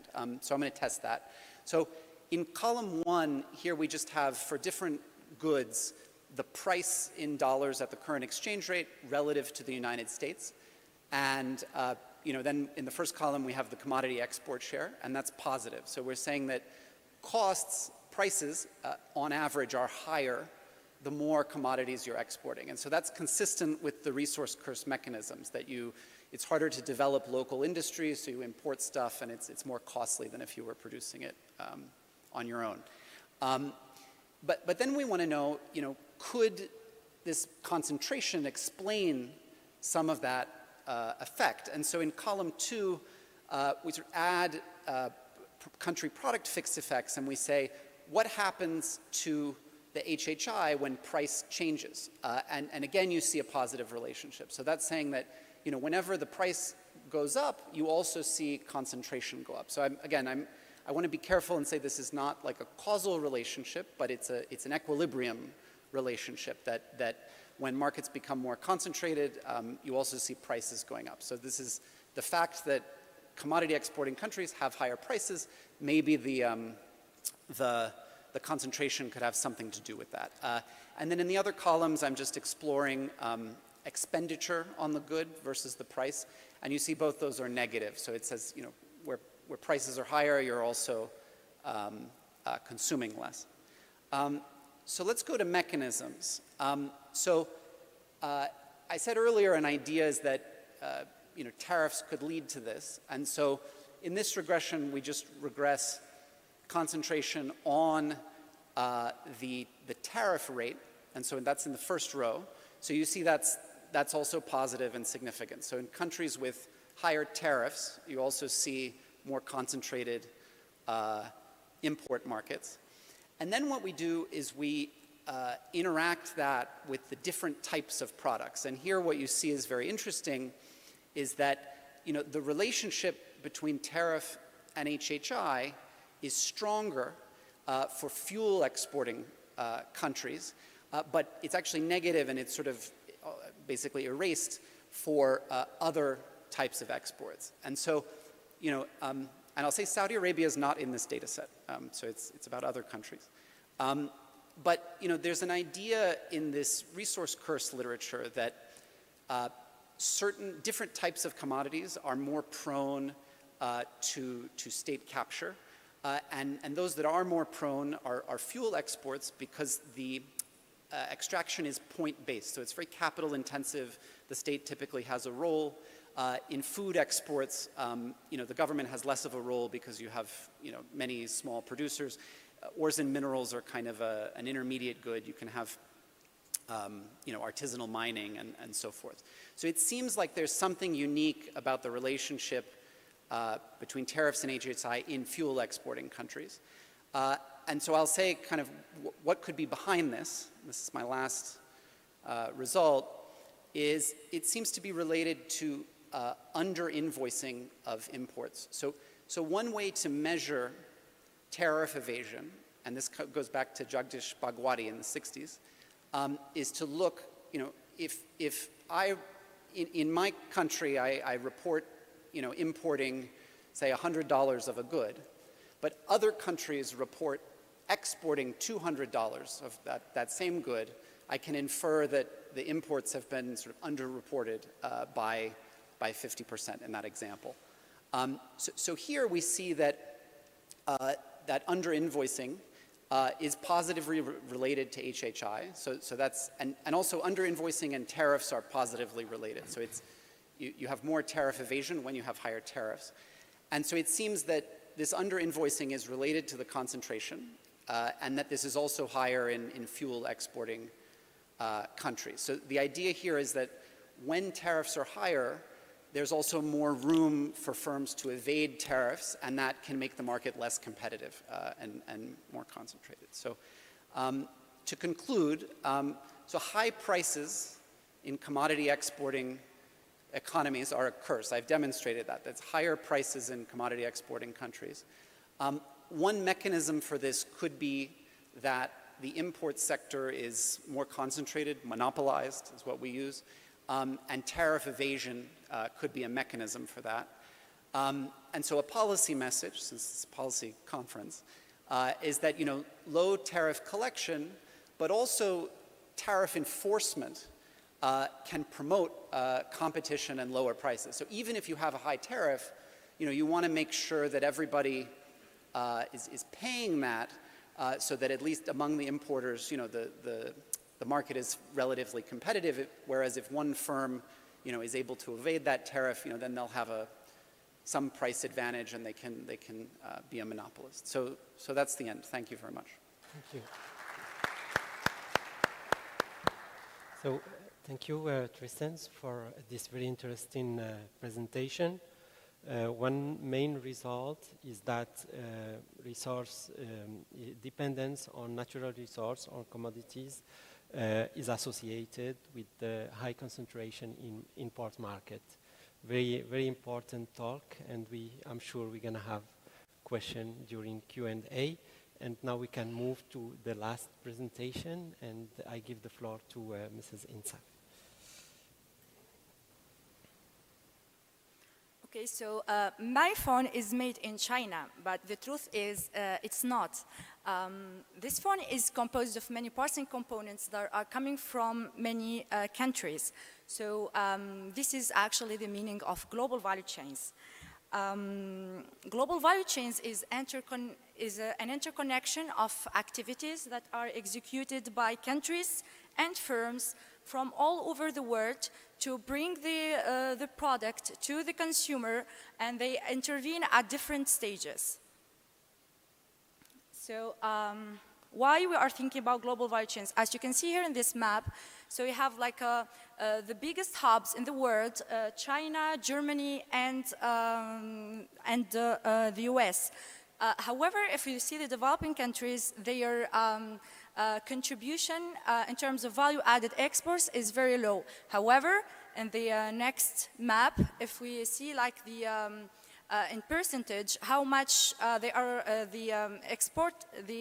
total exports are relying on value-added exports, we see that many other countries are the colors are intensified for many other countries, indicating that there are countries that are participating a lot in global value chains, but still they are not participating that much compared to other countries. So here are two things to take into consideration. Participating very much in global value chains doesn't mean participating very well. So so this now we are thinking about how this could shape our thinking about exchange rate policy. So in the past, in theory, what we do is that we do a depreciation or we devaluate the exchange rate in order to increase exports and decrease imports. However, nowadays, because we are connected more in global value chains, this is not actually the case because we are importing more products that we need for exporting, and then we have to import, even if it's so expensive. So the research question would be, what's the impact of the real effective exchange rates on Tunisia, based on the sectoral level in terms of forward and backward? There are, like in the literature, studies on the impact of the real effective exchange rates on trade and also on global value chains. But what we do here is that we are going to take into consideration the sectoral aspect. So the question would be, is the conventional, the real effective exchange rates that is calculated by the IMF a good measure nowadays, especially in the area of global value chains? So the answer is not. So that's why we suggest revising how we calculate the real effective exchange rates, and then we compute it based on the sectoral levels. So the sectoral level is important. Why? Because first it is because like countries are intervening on different stages. That's one. And two, because in the theory it's like we have one sector and only one, like all the goods are final. So here, very quickly, so what is global value chains in a technical terms? So it's like value added that crosses at least two borders. So we have 3 countries or more. And in here, this is the new classification for gross exports. So instead of like analyzing based on gross exports, we just do the classification based on the domestic value added and the foreign value added. So the foreign value added is the measure of the backward linkages, and the measure of the forward linkages, it is the importation of the value added that will be transferred afterwards by a third party. So here, in the case of Tunisia, so for manufacturing sectors, Tunisia is engaged in backward participation. However, in the service sectors and primary sectors, it is engaged in forward participation. So here, the difference between our measure that we have calculated based on the sector level with the IMF. So we said like slightly it's the different trend, but with different magnitudes. So in a nutshell, so we calculate new measures of the real effective exchange rates, and we regress it based on the dependent variables that as value-added trade flows in terms of forward and backward linkages. In the data, to account for backward participation, we use this formula to see how much Tunisia is engaged in backward participation compared to its forward participation in the value-added exports. So here are the formula that we use to calculate the new measures with the trade weights in value-added terms. So the period is from 1919 to 2017. We use export demand equation. And here, for robustness checks, just we compare the impact of the real effective exchange rates calculated from so the data from the IMF. We compare it to the measure that we have calculated to see what is the elasticities. And then we are more interested actually in this, how this could impact the forward and backward participation of Tunisia in global value chains. So here in the first and the second column, we have, it's like in real case, if we devaluate the exchange rates that is calculated from, it's the same like calculated from the IMF, we don't see that much increase in exports. However, this is, we think that this is overestimated compared to the measures that we calculate based on value added. What does this mean? It means that the more the exports, the gross exports contain value added, the more the real effective exchange rates that is calculated in the traditional way is less responsive to an increase in gross exports. And here, the more we are engaged in backward participation, the more we don't see the good effect of depreciating the real effective exchange rates. So here, it means that the more the country is engaged in backward participation, the more it's not making any profit. If we like see the domestic value added, it means we do not contribute to the gross exports of the domestically in Tunisia, and here because there is like heterogeneity between sectors. So because sectors, they are not engaged in the same way. Some of them are engaged in forward participation, others are in backward participation. So that's why it's very important to see, especially in the case of Tunisia, we do a lot of incentives for the manufacturing sectors. However, the manufacturing sectors we participate in backward linkages, which is not really directly to increasing or for economic development in gross exports. Here to account for like the difference in time frame, so we see that the elasticity, if we like a period of times, it grew over time. And here the main results are that high integration levels in global value chains. The more we are engaged in global value chains, the more the impact of the real effective exchange rates is different from the impact that we used to see in the past.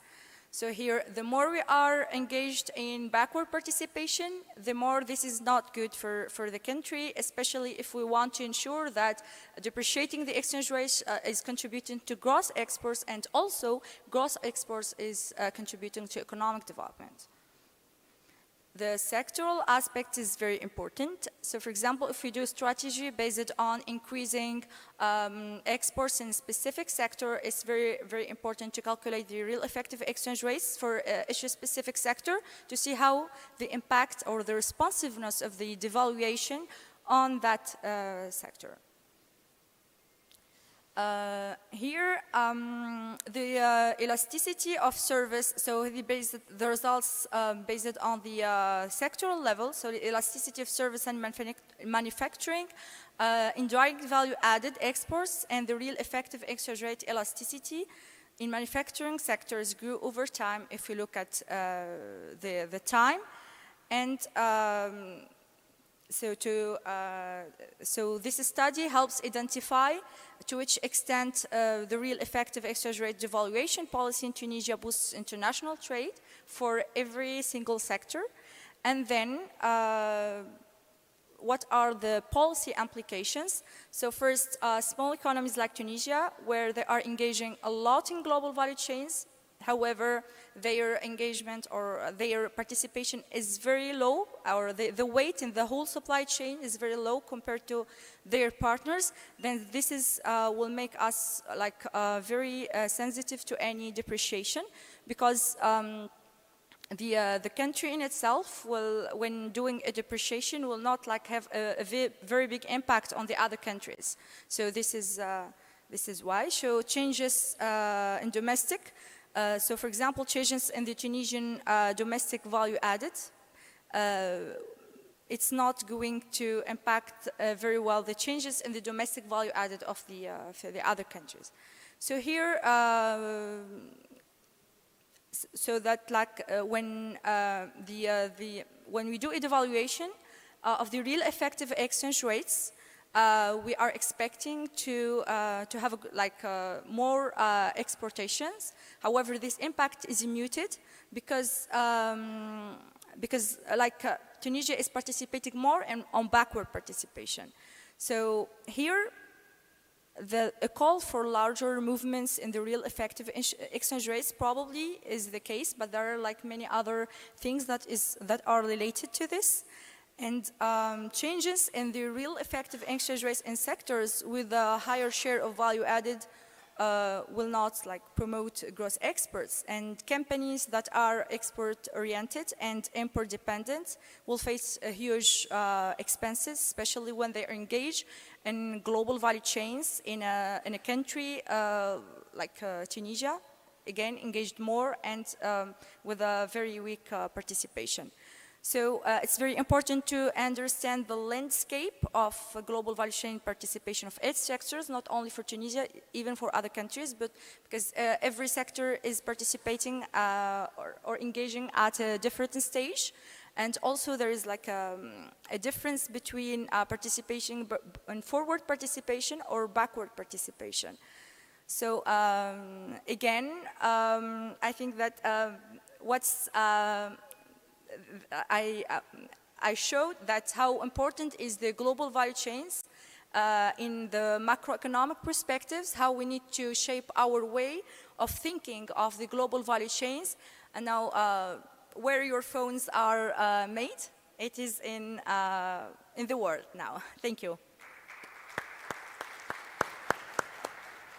Thank you very much, Mrs. Lektiti, for this clear presentation. The main conclusion is that standard real effective exchange rate is not a good measure for competitiveness, price competitiveness. You suggest a different indicator that allow to measure competitiveness, and you apply it for the Tunisian case. Thank you very much for this very insightful talk. Now I turn to the audience for questions and comments. For the three speakers. So we are going to take a first round, if possible, to give the mic in the first.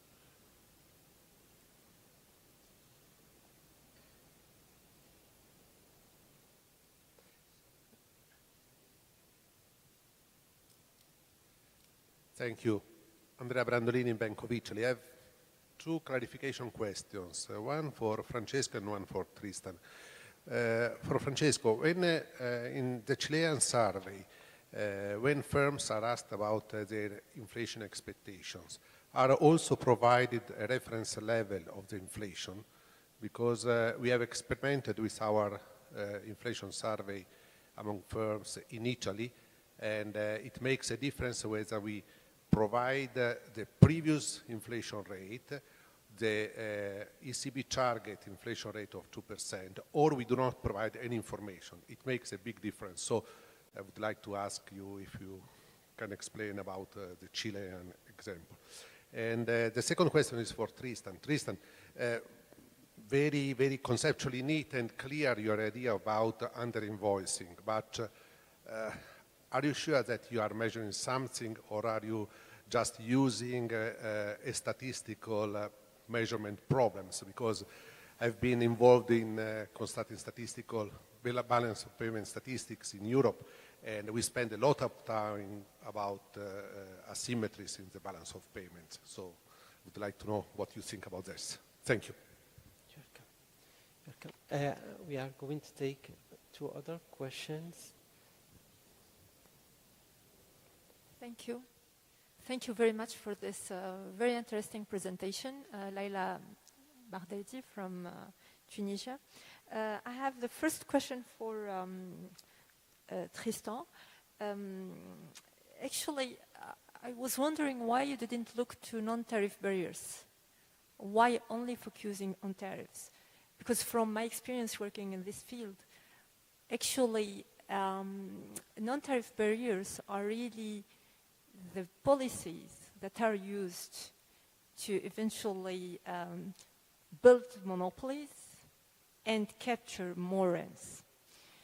Also, I would like you to check maybe one thing I have in mind all the time.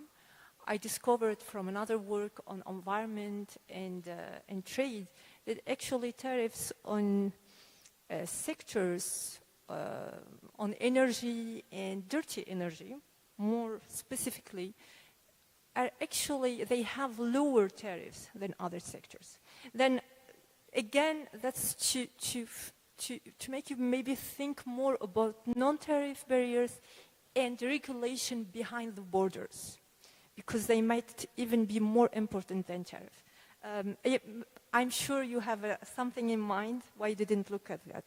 And then for Dr. Grigoli, I really like your paper, and I think it's something to do for so many central banks. I have only, I'm just thinking while I'm talking to you, just to understand the time of transmission from this expectation to the real CPI in the country. I mean, it will take this firm expectation in terms of inflation, it will take, is it direct, the impact on the CPI in the country, or take 3 months or 6 months or never, maybe?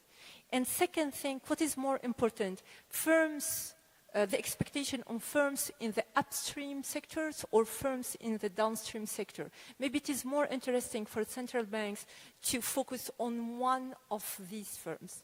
Thank you very much. Thanks. Thank you. Maybe before giving the floor to our speakers, I would like also to ask some questions. So on the first paper, you show that you use changes in input prices to form their inflation expectations, and you include the sector to which belongs the firm, and the results are the same than when you don't include the sector. This is what you show in your paper. So my question is, do you think that if we include in your model the sector that we consider as important determinant of inflation, like energy or food, do you think that it could change the result in your model? This is my first question. My second question, you know that monetary policy play a key role in anchoring expectations. So why we don't see monetary policy as a variable in your model, as a control variable in your model? This may be 2 questions. I will stop here on the first paper. And on Tristan's paper, I like the paper. It's very interesting. And I would like to know if you include a measure of governance, of quality of institutions. Do you think that you can obtain similar results, or you are going to obtain different results? And how could you maybe in that case explain the result? Is it more related to quality of institution rather than dependence on commodities and on natural resources? And my second question, you work on the association between concentration and dependence on commodities. So what happens if you look to market power, to competition instead of concentration? I don't know if you think about that. I will stop here. I give the floor to the speakers to react to those questions. So we can start by Francesco. Yeah. Thank you very much to all of you for the interesting questions. I'll go in the order in which I received them. The first one by Andrea. Yeah, I'm aware of the studies of the Bank of Italy, which is obviously at the forefront in this literature. And it does make a difference whether you provide information or not to the firms before they answer with their inflation expectations. In the case of Chile, they don't. There is a project underway which sort of emulates the ones of the Central Bank of Chile, in which Central Bank of Italy, in which they try to study whether information provision changes the way in which firms answer the survey. But no, in the one that we used, that goes back to 2004, we do not.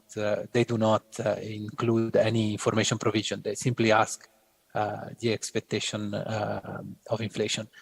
On the second question about the timing of the pass-through, basically, there are two pass-throughs that the paper looks at. The first one is whether input prices have an effect on inflation expectation. And let me remind you there that these are movements in input prices that do not affect aggregate inflation. So you would expect that at some point these movements in input prices, the firms realize that these movements in input prices do not have an effect on aggregate inflation. And indeed is what we see. You might recall the response function that dies out over a 14-month period, which is likely the time needed for firms to realize that this doesn't have an effect on aggregate inflation. So they change their inflation expectations and they adjust them back to the initial level.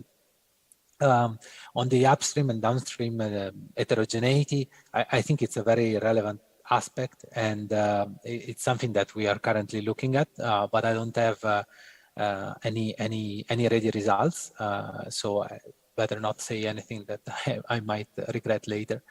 And then for the chair of the session on yes, there is a part in the paper in which we introduce sectoral inflation. So basically, it's a regression that has both aggregate inflation, sectoral inflation, and input price inflation that is the idiosyncratic measure of the firm.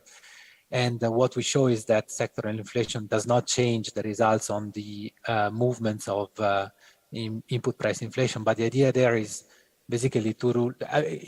This is not surprising in a way because firms do not really observe sectoral inflation. Firms observe the prices at which they settle the transactions with their suppliers. And then they do not have the ability in real time to aggregate up that to the sectoral level or to the aggregate level either. So in a way, input price inflation is, we show that input price inflation is actually a correct measure to use in such regression, and obviously sectoral inflation remains a proxy. And then, yes, the firms that are in the sample are firms in the manufacturing sector and in the retail sector only. We do not have firms in other sectors because of the limitations of the survey. However, I mean, if I am asked whether I would expect changes in the results, I would say no, just for the fact that we are measuring, or we are trying to isolate a cognitive process of the people that answers of the firm managers that answer the survey, rather than something that is more substantial. So I mean, I would not in principle think that results would change dramatically. They would just probably show that input price changes have an effect on inflation expectation regardless of the sector in which the firm operates. Regarding the additional controls, we didn't include the monetary policy, and but let me tell you this: if we do include time-fixed effects in the regression, which we do not because we want to extract the coefficient on aggregate inflation as well, which is obviously a time-fixed effect for the firm, we do not see changes in the results. So it doesn't look like that we have an omitted variable problem. And I think with this, I complete the answers to the question, but I just want to mention one final thing, which is that I am very happy that I joined recently the Central Bank of the UAE. And this is I hope that this paper represents a push for the region to use microdata, which can be extremely revealing for a number of topics. Thank you so much. Thank you very much, and wish you good luck in your new work. Now I turn to Tristan Reeds to answer to the questions.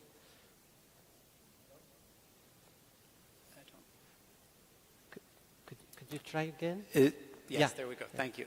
So I'll start with Leila. So absolutely. So our paper is looking at, what we call monopolization obtained through illegal means, like tariff evasion, for example. But you're absolutely right that monopolies can also be established legally through, for instance, import licenses. So I'll say, famously, in Saudi Arabia, Abdul Latif Jamil had this exclusive Toyota import license.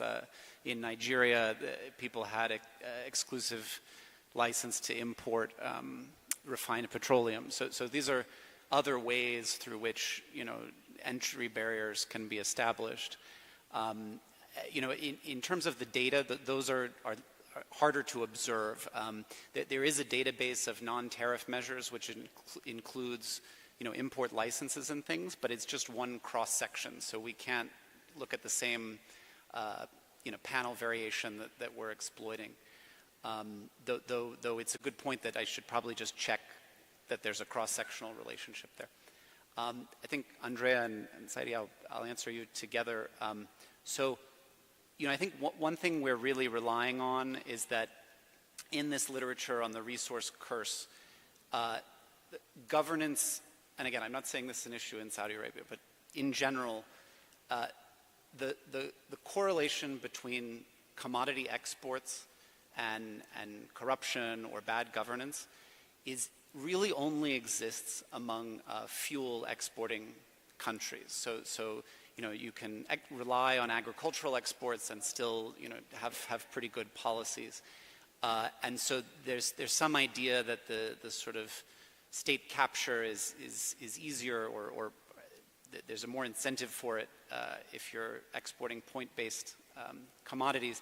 And so all our results kind of focus on those. We show that they're different in these fuel exporting countries, and those are also countries that have measured corruption by various indices. So that heterogeneity across types of commodity exporters is what we're kind of relying on, I think, for the argument. And then just finally, I would like it if we could measure market power. So there's two parts of market power. One is the concentration, and another is the demand elasticity.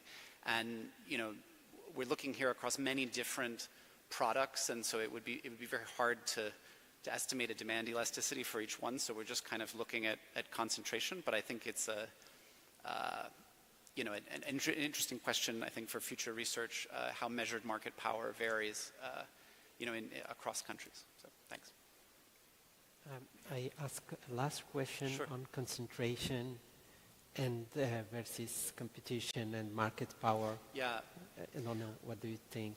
Yeah. So I'm an industrial organization economist, and so I would say you should never run a regression of price on concentration and say, oh, there's a positive relationship. That means concentration, leads to higher prices. That relationship is ambiguous, right? So famously, Amazon.com, they control all of retail in the United States, but they have lower costs, and so consumers, receive lower prices. So it's not necessarily true that more concentration should lead, to higher prices. but in our data, it seems that is what's happening. And so, you know, but and I guess that is a competition channel, right? That if you have more concentration, you know, you can shift prices more. So that's the idea. Okay, thank you very much. We still have few minutes for a last question. I don't know if you have a question. Yes. I have a question for Tristan, if possible. Yes. Yeah, excuse me. Is it possible to just give the opportunity to one from the audience? And after that, I give you the floor. Thank you. Thank you so much. My question is a theoretical question to Francesco. Thank you, Francesco. I like your paper. I like all papers, Tristan and so you're using a Lucas model, 1972, and I think a Lucas model was assuming perfect information. So I would like to know, I missed if you already mentioned it, did you assume perfect information? Because there are some recent variants such as Woodward's 2005, where they modify the same Lucas model with imperfect information, and results could be much different. Thank you. Thank you very much. We are going to take a last question from Francesco. Francesco, the floor is yours. Yep. Thanks. Thank you very much. And the question was for Tristan, if possible. And first of all, the results are really fascinating, and thank you for presenting them, even if they're simply correlations. I just have a question regarding this point about purely correlation and versus something more causal. You mentioned that there is no causality involved, but I wonder if I can establish something in your mechanism part of the presentations. For example, can it be that there is a reverse type of causality direction here for which more concentrated markets have more leverage, say, to lead governments to impose tariffs or less? And have you thought about maybe trying to isolate, I don't know, to the extent possible, tariff changes that happen at the same time in which, say, there is a change in government, or try to isolate the variation in the exogenous variation in some of your variables? And yeah, the final point is whether I can draw any sort of implication beyond the one for which there isn't the existence of the resource cores. Thank you very much for. I will wait to answer the question from the audience. Perfect. Go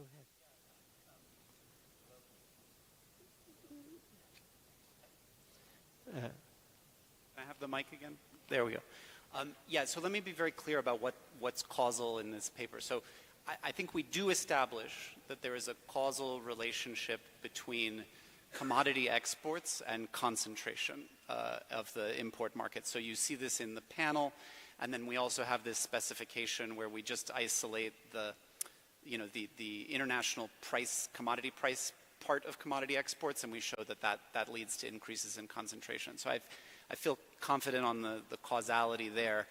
That same causal model, you can put the tariffs on the left-hand side and the under-invoicing on the left-hand side. So I think what I'm saying is that they all go together. So in commodity exporting countries, you have, and specifically fuel exporting countries, you have higher concentration, more under-invoicing, and higher tariffs. So that it's kind of this bundle that comes together. But there's there may be interactions between those three outcomes as well, which we can pin down as well. Perfect. So this brings us to the end of this session. So please join me to thank. I'm sorry. I'm sorry because we have a planning.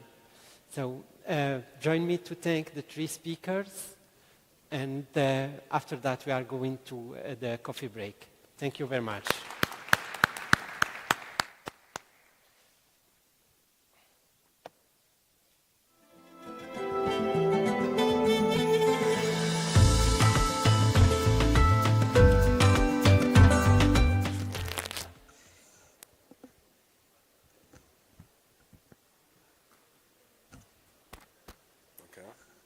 Yes, the coffee break, we will be taking a short coffee break, and then we are going to be right back at 4 p.m.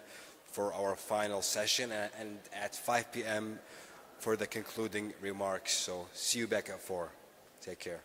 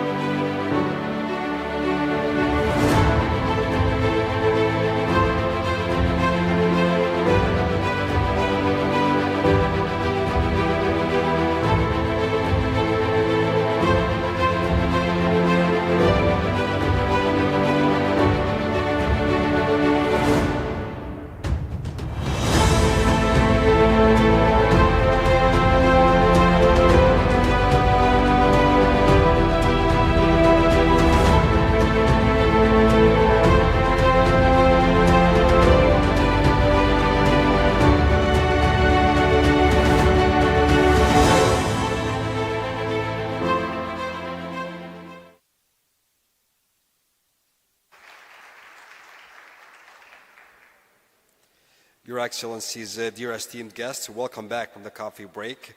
We hope you enjoyed your coffee and that great video also that was done by the director. And now we will begin our next keynote session, which is titled Global Economic Prospects, Outlook and Reflection, and will be moderated by Dr. Roberta Gatti. She is the Regional Research Network Chair and Chief Economist at the Middle East and North Africa World Bank. Doctor, good luck. Thank you for the kind introduction. And I think that today I have one of the easiest jobs of all. I'm introducing to people who need no introduction. Here to my right is sitting Indermit Gill, who's the Senior Vice President and Chief Economist of the World Bank Group. Welcome, Indermit. And connected from Chicago is Raghuram Rajan, Professor of Finance at the University of Chicago Booth School of Business, former Central Bank Governor of India, and also former Chief Economist of the IMF. Today we are here to talk about global prospects, the outlook that we see globally, and what are the repercussions for our economies here in the Middle East and North Africa. This is a fitting theme for the Regional Research Network, which is a group that comes together from all the central banks in the Middle East and North Africa region to promote rigorous research and economic debate in the region and across the world about the problems that we face. So today we're going to start with a brief presentation. Indermit, the World Bank has just issued the Global Economic Prospects, and we thought that this would be a way to sort of set the stage for a conversation. So would you like to set us off with a couple of slides, and then we can get into the conversation? Thank you. Thank you, Roberta. I'm going to show you two sets of slides, actually. Three from the Global Economic Prospects report the World Bank puts out every January. And then I'm going to show you three slides from the World Economic Outlook report that the IMF does. They do it in October, but they do an update in January. And there's about a 3 or 4 week difference between the time that the two reports were issued. And you'll see that there are sort of changes in things, especially, I mean, what you sort of see is that there have been some things that have changed, and those things have been changed for the better. Those are things that are called upside risks, right? So upside, I guess upside surprises. So the one upside surprise I want to tell you about before I start the slides, Roberta, is that I have been very impressed by the things I have seen and heard in Saudi Arabia during the last day and a half. So I'm going to go back and try to change some minds back in Washington about those things. I don't want to talk about that right now because I have these slides and I know that Roberta will keep us on track. Okay, so here are some slides. So the first one shows that growth will be, so the first three slides are from the Global Economic Prospects report of the World Bank, and the second three slides are from the World Economic Outlook of the IMF. So this one says that growth will be below pre-pandemic projections. So what we were expecting back in 2000, in January 2000, as compared with, or January 2020, as compared with what we said 2 or 3 weeks ago. And you sort of see over here, for advanced economies, for emerging markets and developing countries. And usually we also look at emerging market and developing economies minus China, just to sort of look at the effect that China has on. Okay. Now, the other thing you see over here is that trade growth will also be below pre-pandemic levels. So you see a big rebound in 2021 as trade grew at around 9-10%, or 10.3% actually. And then you sort of see is 2022, you sort of see that, that trade dropped down to about 3-point-something%. And the bad news is that trade growth is going to be even lower in 2023. And that green line there is what was the average for the 20 years before the pandemic started. And you sort of see that's about 5%, 5.1% over there. And you see over here is that over the 3 years, 2021, 2022, 2023, you see this rapid decline in trade growth, right? So trade will still grow, but not by much. So if I had to summarize what that report says, it's a 200-page report.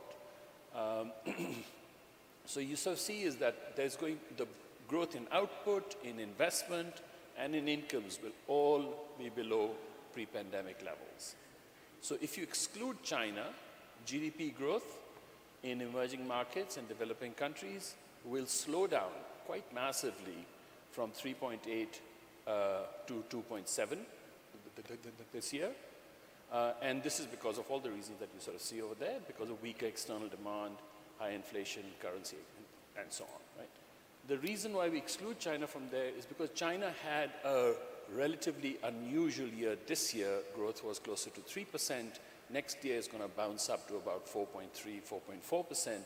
So that's the reason why you'll actually see for emerging markets and developing countries overall, it doesn't look nearly as bad. But once you take China, you sort of see a 1 percentage point drop in growth, okay?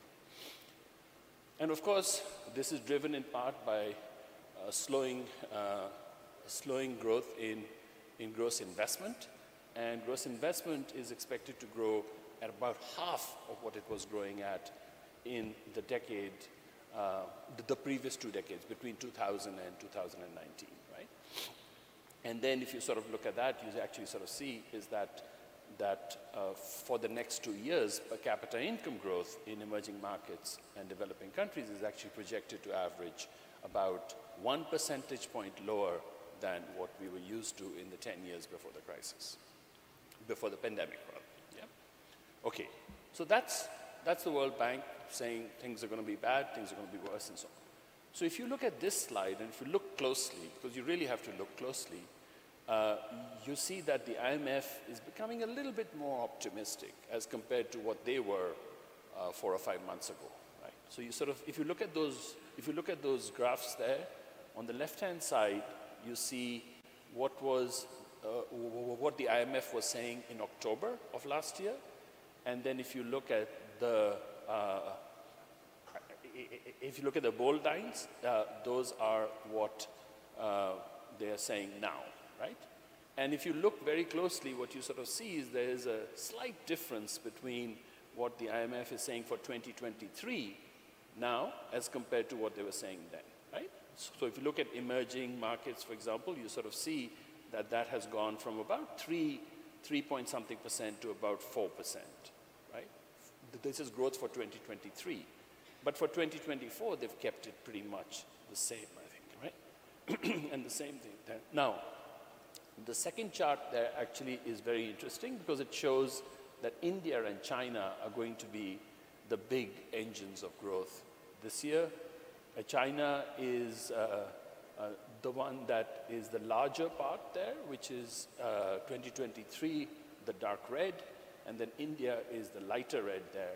And then you sort of see that when things go back a bit more to normal, India's share goes up a little bit and China's share goes down.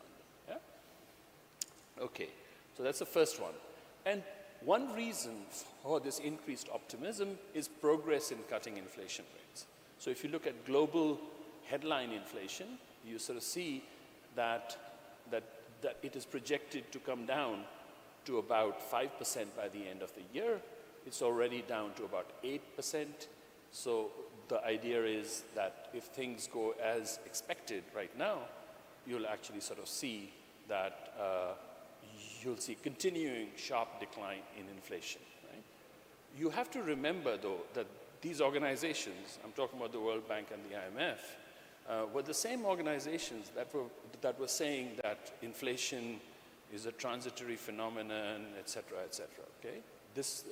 So I can say this because I wasn't around at the World Bank at the time, and I can tell you that I've actually written and said these guys tend to be super optimistic during even slight recoveries and unusually pessimistic when things go badly. In this case, I I think, but Raghu will correct me if I'm wrong, I think that there is a tendency here essentially towards painting a rosier picture than I would sort of think. Now, here's part of the reason why the picture is getting a bit rosy, which is that, you know, the way to sort of, the way to tighten money is to make sure that real interest rates become positive, okay? And you see over here for the US, real interest rates are now positive. In the case of the G20 economies, minus the US and the Euro area, you see that real rates are now slightly positive. And then it's only in the Euro area that you see that real interest rates are still negative, and so you should expect greater tightening in the Euro area, right? So I did the hard part. I gave you all the facts and stuff like that. Now I'm going to ask Raghu to do the easy part, and it's going to be easy for him because Raghu wears 3 hats. Okay, so the first one, he's an academic, so he can actually tell us whether or not the World Bank and the IMF are correct in forecasting that the global economy is improving quicker than expected, but that it will remain weaker than it was between 2009 and 2019. So that's Raghu the academic. He'll tell us the truth. Raghu, the central banker, if you remember, he was the governor of the Reserve Bank of India, and he was a very successful governor of the Reserve Bank of India. So he's going to tell us whether or not advanced economies think that they are continuing to tighten money, but after being slow to start tightening money, they're now signaling that they're going to slow down the pace of interest rates hike. And are they, again, are they compounding the mistake of starting too late to tighten money, to start to slow down the tightening too soon, right? And then Raghu, who was the chief economist both of the IMF as well of the Indian government, so he's going to tell us, he's going to wear that hat, and he's going to tell us what we should do, right? That's the important thing. It's one thing to sort of think, what should countries in the Middle East and North Africa do to stabilize their economies over the next year, year and a half, and then to speed up growth over the next decade. So Raghu, I left the easy part for you. Over to you. But actually,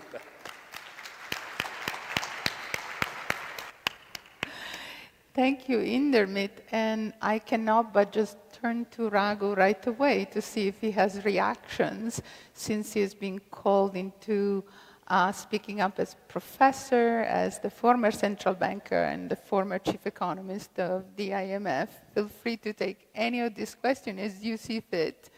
And then I'll happy to get back to the two of you with some of my own. Raghu, what do you think? Well, first, thanks, Indermit, for that excellent presentation. And it's great to be with you. You know, I wish I'd learned to put my camera on. There's a technical glitch in getting on. I think the issues you've laid out are very clear. Let me let me quickly address the questions you raised, and then I think it'd be great to chat with you and with Roberta about the details. I think if you look at the headwinds to growth over the next year or two, clearly the rise in interest rates as central banks are trying to quell inflation is a big factor. What we've seen, as you correctly point out, in the last few weeks is some sense that certainly inflation has been coming down. The key question is this the easy part where we get global supply chains sort of unsnagging? We get some of the run-up in goods prices coming down. For example, in the US, used car prices are coming down quite rapidly. But with labor markets still tight, services inflation is still quite strong. And so, and as one would expect, because services are much more labor intensive. And so the question really is, have we done the easy part and now comes the hard part? The good news so far is that inflationary expectations don't seem to have, become, as the central bankers call it, unanchored. That most people still think that inflation will come down over the next couple of years, and there is a sense that central banks, while they may have been behind the curve earlier, are sort of caught up. Of course, they can't relax their guard because the key question right now is, have they done enough to bring labor markets back into some sense of equilibrium? And this is true both of the US as well as the Euro area. Let me leave emerging markets aside for a moment. But you are seeing as well as the UK, you're seeing very tight labor markets. And one of the key conundrums is, why is it so tight this time around? And perhaps what we're missing is a number of people who have left the labor force and are not coming back, but we are also not picking up the effects of the slowdown in immigration, which happened partly as a result of policies, but partly as a result of COVID. And both those may have made the labor markets in developed countries tighter than we think. So anybody who's pounding on the table right now and saying they know how inflation would develop and how the interest rate process will follow through into the rest of the year, I think they're being a little over optimistic about our abilities as economists. I think we still have 3 or 4 possibilities over the course of the year. The most sort of benign is the fabled soft landing, right, where we basically see inflation come down steadily. And at some point, the central banks pause. They're already slowing down the pace of rate increases so they can see what they have done and how it plays out. And they don't find the need to raise interest rates again. And hopefully, sometime next year, they start cutting. That is the very benign scenario. The less benign scenario is they've already done a lot, and growth slows. We are seeing some signs of slowing, certainly the housing sector in the US, and it slows even more. And what we see then is a mild recession, what one might call a technical recession. But that's enough to take some of the froth of the labor market. And at that point, the central bank can start cutting rates again to elevate the economic growth. That's benign, moderately benign, with a little bit of a growth slowdown. Central banks seem to think that that sort of could be the worst that could happen, that if there is a slowdown, they can cut rates and elevate growth again. Then there are the 2 less benign scenarios. The one that is, I think, I'd say still a moderate scenario is one where you pause and you see inflation sort of not coming down beyond a certain point, and you have to raise rates even more once again. And certainly that will upset financial markets somewhat when you have to do that. But that's the nature of the beast. And so long as growth doesn't plummet, that is what central banks will have to do. I think central banks will be prepared for that, but clearly it's a scenario that they don't prefer. The last one is something that I think very few are prepared for, which is that somehow the actions that have taken place so far sort of pile up on each other. And then you suddenly see cliff effects. For example, in the US, a number of firms are holding on to their employees because they found it so hard to recruit them in the first place. But if you start seeing layoffs big time, then these firms may say, well, let me cease recruiting. So employment growth sort of falls off. But not only do they do that, they start laying off people. So you see jobs suddenly start taking a turn significantly negative. Of course, if people lose their jobs, then what you also see is the housing market has stabilized at a low equilibrium of sales. Nobody is selling, nobody is buying. People aren't selling because once they sell, where do they move to? They have to recontract a mortgage. Now their current mortgage is 3%. If they recontract a mortgage, it's 7%. Well, then they have a tremendous problem. So they don't sell because it's very difficult to buy, and the equilibrium is of very, very moderate activity. But if they lose their jobs, they have no option but to sell, and you could see a lot of distressed sales coming onto the housing market, and that will then push down house prices significantly. And both those, the loss of jobs, the loss of housing wealth, could be very detrimental to household confidence. And of course, that then can feed back into the sector. The point I'm trying to make is it is still possible to create adverse scenarios which sort of pile on each other. And we're not out of the woods yet. I think to Indermit's point, and I'll stop there. I think that we can talk about fiscal space, we can talk about deglobalization, we can talk about the war, all of which are contributing to some uncertainty. But let's take Indermit's good news and say, at least for now, we see the trajectory is what the central banks would have hoped for, a slowing of inflation. Inflationary expectations haven't sort of gotten entrenched at higher levels, and there's still some hope that we would have if not a soft landing, maybe a moderate recession in developed countries, after which we can get some revival. There are more dire scenarios, and of course, dire scenarios can feed on each other. So those aren't out of the picture, but I would say the news over the last few weeks has made them a little less probable. Let me stop there. I think it's better to have a conversation. Lots to talk about. We can talk about the longer term, aging, green investment, the services revolution, lots of stuff. But let me hand it back to Roberta. Thank you, Indermit and Raghu. Indermit, you sort of gave us a flavor of what is the outlook for globally, and Raghu took it in stride and sort of really developed different scenarios depending on what can happen to inflation.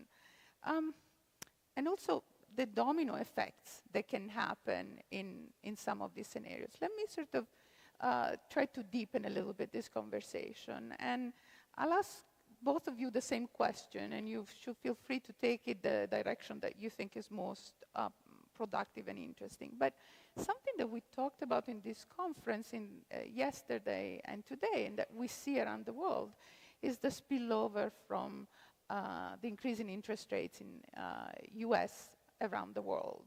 And we see it in increased interest rates in countries that are pegging their monetary policy, they're pegging their currency to the dollar, but we also see it in potential devaluation and spiraling out potentially also in debt crisis in some countries. So could you elaborate a little bit about high interest rates and the impact of the sort of dominant currency in advanced countries and in emerging countries, thinking potentially also about the MENA region? And related to that, and this is connected to something that Raghu was alluding to, how are central banks reacting and how to navigate that margin between doing too much and doing too little, which can then bifurcate the economic impact towards a soft landing or towards a recession. So let me start with you, Indermit, and then I'll turn to Raghu.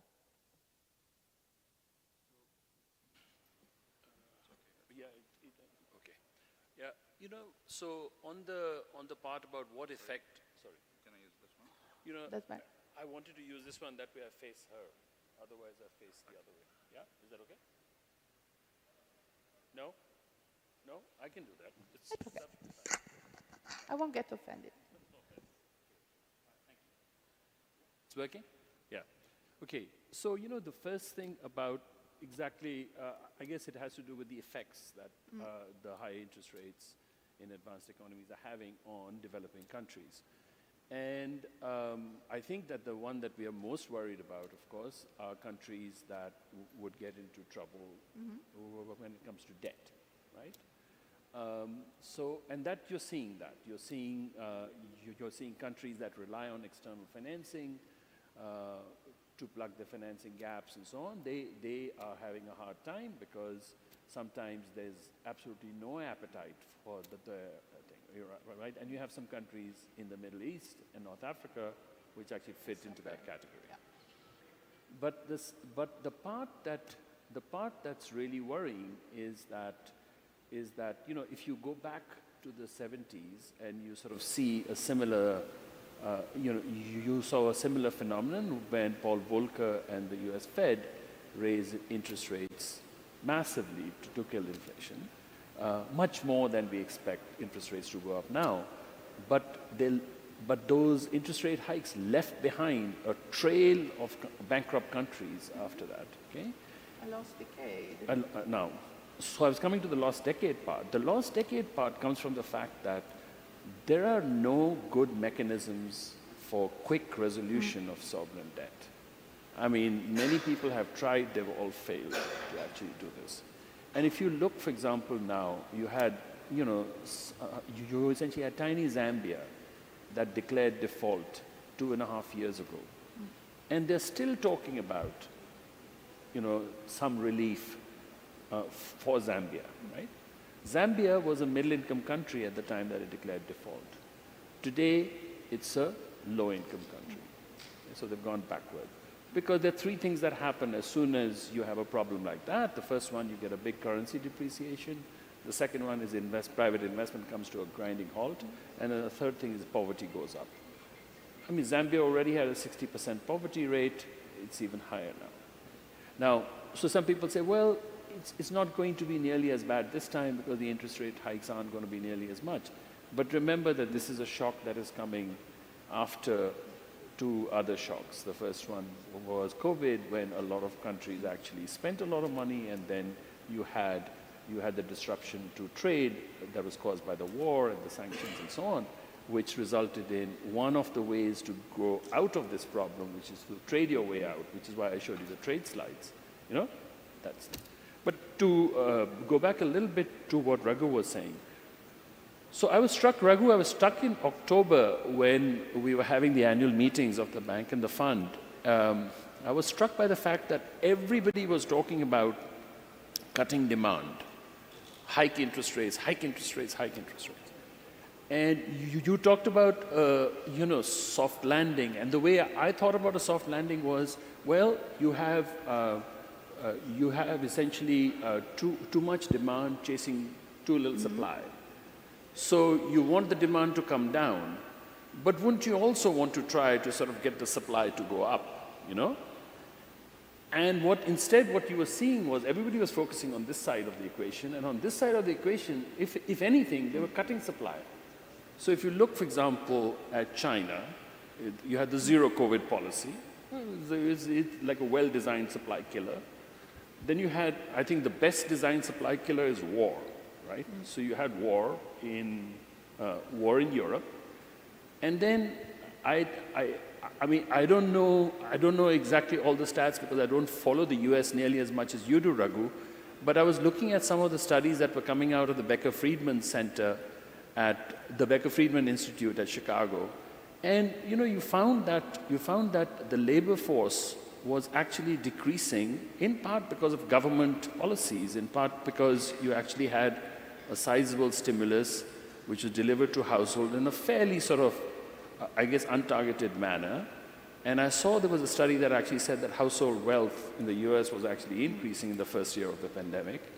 So you got a decrease in labor force participation, and I think labor force participation is down now a lot. And especially in the services thing, like in trucking and so on, you have big supply shortages. Exactly the sort of thing that Raghu was talking about, services and so on. And you have this phenomenon where people used to be used to be, that we were used to talking about tight labor markets and strong labor markets as the same thing. And right now, I think we have tight labor markets and weak labor markets. Raghu, what do you think? Well, just to pick up on what Indermeet said, I mean, I don't disagree with the point that it would be nice to elevate supply. On the labor markets, I mean, we're really struggling to understand. So I think he's absolutely right when he says that participation is low. But you know, participation, if you look at the different age cohorts, has sort of mostly come back. You can find a few places where it is still significantly below, but where it is most below is for the older worker. You know, the 55 and above, some of whom have just decided to call it quits and retire. Maybe, I don't think it was so much the stimulus that prompted that decision, but COVID which prompted the decision. The people who were taking time off because they got stimulus and they sort of could you know, relax a little more with those funds, many have come back into the labor force. So I think it's the tight labor markets are partly these people who have left at the older level, but also I think they're a function of the slow immigration, which has not, you know, expanded the workforce, especially as Indermeet points out, in some of these tough jobs, you know, jobs that are relatively unskilled, but long hours, you know, retail, restaurants, and so on. And that's why the services are, you see the services inflation picking up because they're trying desperately to find workers. Every restaurant is looking for waiters, looking for help. Every hotel, you know, has too few people. I don't know if you've experienced this, but too few people at the service desk. So I think this is something which will iron out over time, but it could be something which is driven by what happened during COVID. Of course, the longer-term issues that Indermeet points out about the attractiveness of work, whether there's been a rethinking on the nature of work, what do I want to go to work for? Some of that probably explains some of the reluctance to go into certain sectors. How long that will last, again, is a big question. So some sectors find it much easier to recruit than others.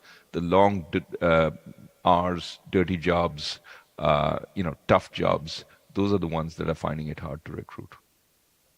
So this is a very interesting point that goes from the big picture of demand versus supply to how labor markets are functioning. Definitely, we see this sort of tight and weak labor market to different extent in the US, but not necessarily across the developing world. On my small corner of the world in the Middle East and North Africa, I'm reaching out to all of our governments to be able to get access to labor force surveys up to 2022, exactly to understand what is the labor market reaction to the pandemic, but based on sample of one, and we know that that's not statistically representative, I didn't see at all what we see in the US. Yeah. And I'm talking about the MENA region. I totally agree with you. I totally agree with you on that one. And Raghu, there's a very there was this really interesting phenomenon that I understand happened here in Saudi Arabia, which was that because of the pandemic, you had a lot of immigrant workers, they went back to their homes. And then when things started to reopen, around that time, Saudi Arabia also made a lot of reforms that made it easier for women to enter the labor force. And it turned out that it was just timed really, you know, beautifully, because you ended up getting a lot of women actually taking the jobs that immigrants would otherwise have taken, like in sales and so on, you know? So you actually got a huge increase in labor force participation rate, probably unprecedentedly large. I mean, you know more about it. Why don't you tell us? Unprecedented worldwide, and any of the colleagues here can correct me on the percentage point, but I think it was in the order of 10 percentage point plus. Not only the increase in the female labor force participation, but also in employment. Of course, when you start from a level that is rather low, we know that you are likely to make great stride immediately, and then it might be more difficult, but this was unprecedented. But I didn't want to bring you necessarily on the labor markets, but I wanted to bring the conversation on the fundamental. And to some extent, Indermit, you already touched upon that, which is something that keeps me up at night. I'm an insomniac, but also because of that in my region. So I wanted the two of you to elaborate a little bit. How do you see the fundamentals worldwide, in emerging countries, in advanced countries, interacting with this compiled? I mean, Raghu was saying that these shocks that are piling up onto each other. The fundamentals that I see here in the region, which has seen a two-track growth in the past year, are some of sort of benefiting in part from oil prices, but also seeing high debt, high food prices, and a number of IMF programs coming around. So going back to fundamentals, what do you see that is going to help countries weather it and arrive at that soft landing, and what should we watch out for? Raghu, would you like to start, and then I'll turn to Indermit? Sure. Look, I think many developing countries and emerging markets had a very, very bad pandemic in the sense that the middle income segments of the population, especially the lower middle class, really didn't have the kind of support that they had in the industrial countries, and they were left to fend with, in many cases, inadequate medical systems, constant work stoppages, etc. So I think, and this is something that we haven't sort of documented as carefully, partly because these segments often are hard to get data on, especially the informal sector. But there has been a lot of bruising of these segments across countries. And then on top of that, you have the high inflation in fuel and food prices, which obviously is very important to these households.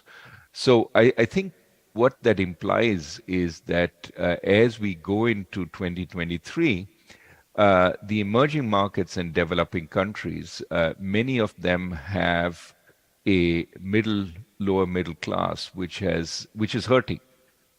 Which often is also, looking for jobs where some of the jobs they relied on from the informal sector have sort of disappeared because those small firms could not survive the pandemic and the various disruptions it caused. I say this especially of India, for example, where you see a bifurcation between the large firms, which are doing really well. They brought down the debt during the pandemic, they issued equity, and they've benefited from some of the induced formalization from the pandemic as the small enterprises went out of business. But the lower middle class is actually suffering. And you can see it very interestingly in India, in the difference between passenger car sales, which are doing quite well and have caught up to the pre-pandemic levels, and two-wheeler sales, which is scooters, motorcycles, which is what the lower middle class, the middle class buy as their vehicle of transport. And there you see sales are back to 2013 levels.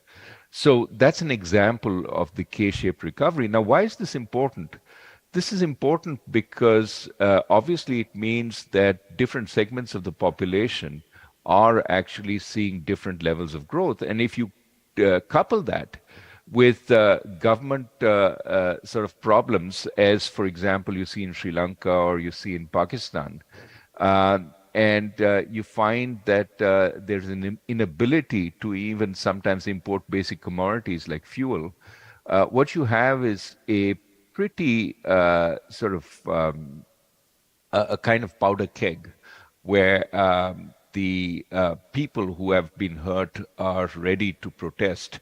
And that's important. For example, again, in another part of the world, in understanding some of the radical movements in Latin America, which are coming up again, that's basically a compounding of shock after shock after shock, especially to the lower middle classes. So, in terms of big picture, going forward, I think the formal sector, the big firms, the well-paid employees are all doing well, or doing reasonably well, I should say.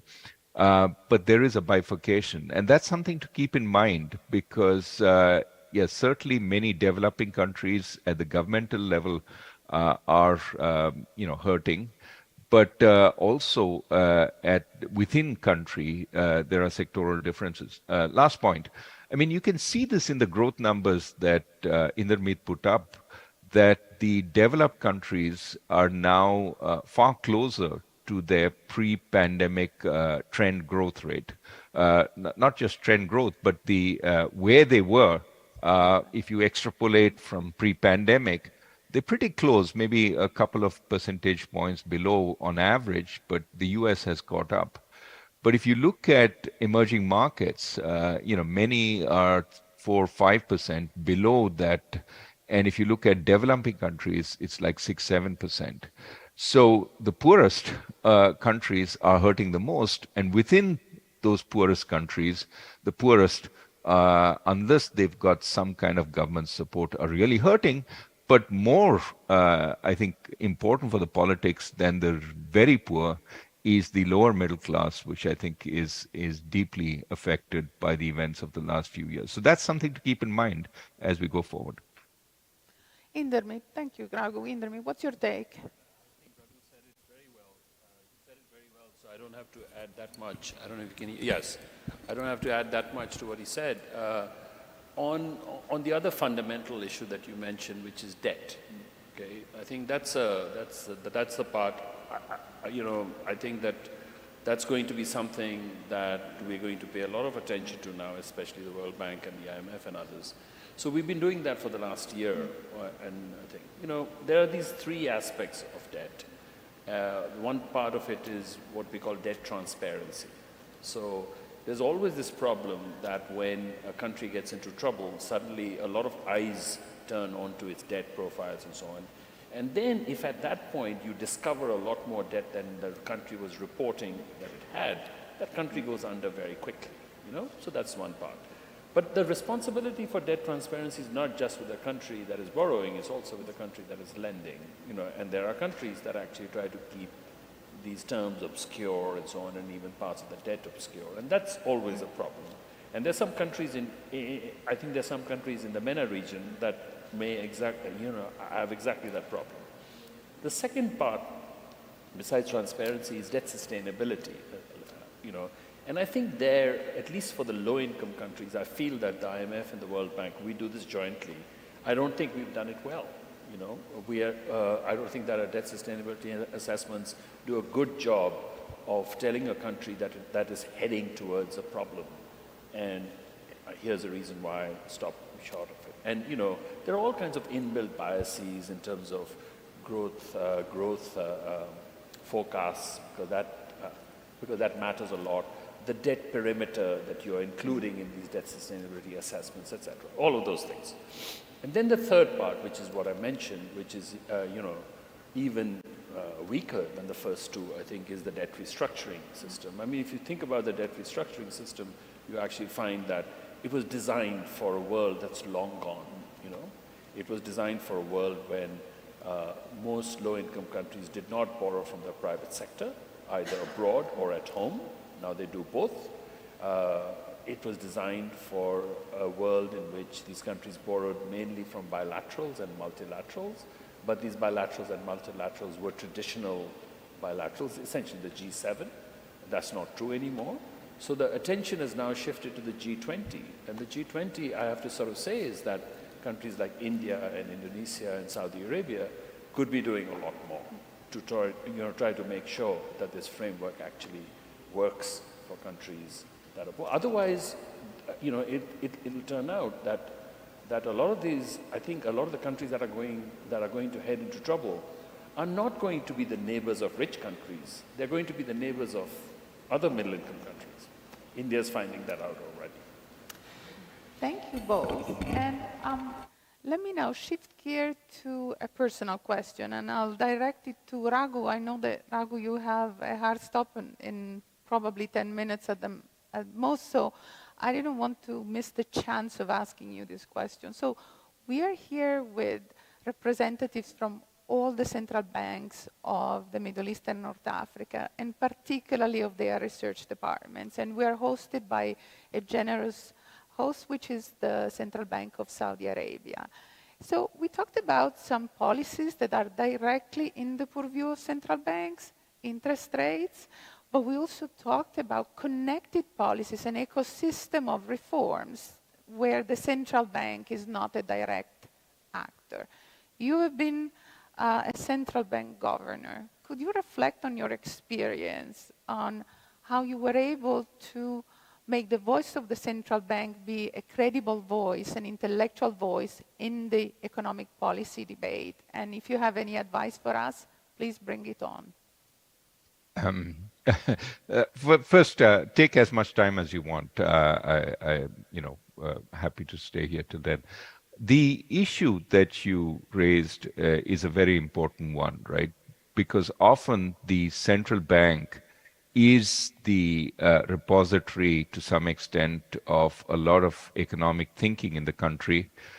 There's a lot of research done in the central bank, sometimes very, very little done outside the central bank in official circles.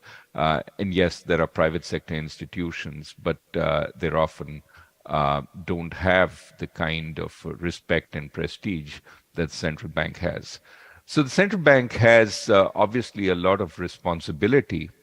The problem to some extent is that as soon as it starts veering from its main bailiwick, which is monetary policy and interest rate policy, it starts treading on the turf of the elected representatives of the people, including in many countries when it starts talking about credit risk, about credit growth and stuff like that. Number of countries, the commercial banks are often state-owned. And so once you start talking about that, again, you start intruding on fiscal space. For example, if you say we need stronger recapitalization of the banks, you're asking the government to set aside a part of its budget. Now, that's as soon as you move away from turf, as you well know, the politicians start asking, who is this? What mandate do they have to speak on issues that are centrally, my focus? And particularly difficult is to, call them out when fiscal policy, for example, is prompting a severe adverse monetary policy reaction because you're swimming in opposite directions. They're trying to expand while you're trying to contract to limit inflation. And in many situations, of course, central bank independence may be theoretically there, but in practical terms, you always have to negotiate, and that's difficult. So I guess the one thing you learn very quickly is which battles you want to fight and which battles you don't want to fight. You want to fight some battles which are critically important to your mandate, which includes, in many cases, both monetary stability as well as financial stability. Where you want to fight, where you have to fight other battles, for example, on fiscal space, you try as hard as possible to do it privately, not publicly. Maybe back it up with research if you can. That's where research helps. There is still a lot of respect for analysis, and you sort of tell the powers that be that it is in their own interest to run a good macro, and therefore these are things that need to be done. You rarely want to battle in public. The only situation, and that's a last resort, is when you find that there is absolutely no traction for your arguments through the private mechanism. And then when you start putting things out in public, you have to be very, very careful, because you are not equipped as a central banker or as a central bank to debate in public. That's what the politicians are astute at. That's what they've many years of experience at. And if you try, getting into that public debate, you're first doing it with one hand tied behind your back. There's only so much you can say. And second, you have absolutely no experience in that public dialogue, and they will eat you up for lunch. So you have to be very, very careful about going out into the public domain. A lot can be done, though, through private channels. The only problem, and let me end here, is that when you're appealing to politicians, they're hearing from a lot of sources. They're hearing from business people. They're hearing from their fellow politicians. And therefore, you're just one of many voices. And often you're the quote-unquote theoretical voice, even if you're a very practical central banker, and you're offering theoretical arguments, while they're people who deal in the art of the practical, the art of the possible. So while you may have the most convincing arguments for an economist, it may not play as easily and as well. And at some point, you've got to accept that's the way things are, and you can do your best. But beyond that, perhaps in the interest of just sticking to what you can control, you don't go further. Absolutely. I have another question for you, Raghu. So, this has to do with, I don't know if you can you hear me? Yeah? Yes. Yes. Okay. So it has to do with the role of central banks in non-monetary policy related issues and so on. So one of the things that has come up, I guess, is this thing about the role of central banks in climate change related policies or climate risk related policies, right? And so I wanted to ask you, because I was trying to sort of figure out, why is it that advanced economies, central banks, why did they not recognize the things, the risk, especially the inflation risk and so on in time? Did this sort of, trying to sort of look at things that are not the central mandate of central banks, did that distract? That was one thing. And then the second thing I'm saying, to extend that a little bit more, because if you look at the big sister of all central banks, that's the IMF. And you know the IMF well, and you know central banks very well. Do you feel that there is the same danger, that you sort of keep expanding the mandate to include things like this, and then you really take your eyes off the things that you really should be focusing on a lot more?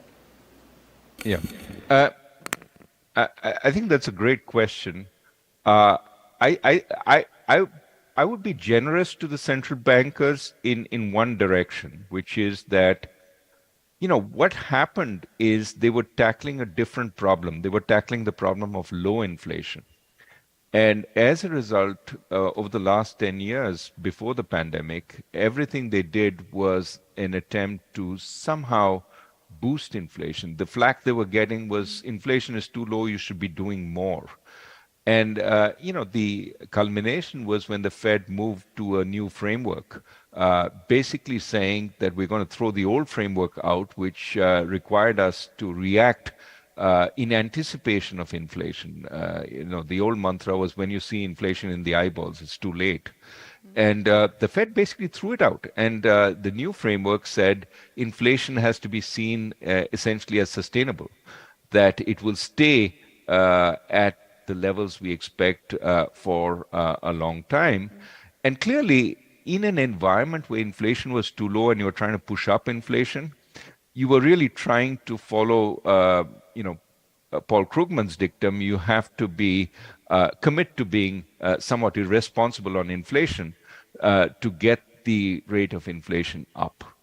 The problem, of course, was the Fed adopted this framework just a few months before, fiscal policy just generally opened the floodgates and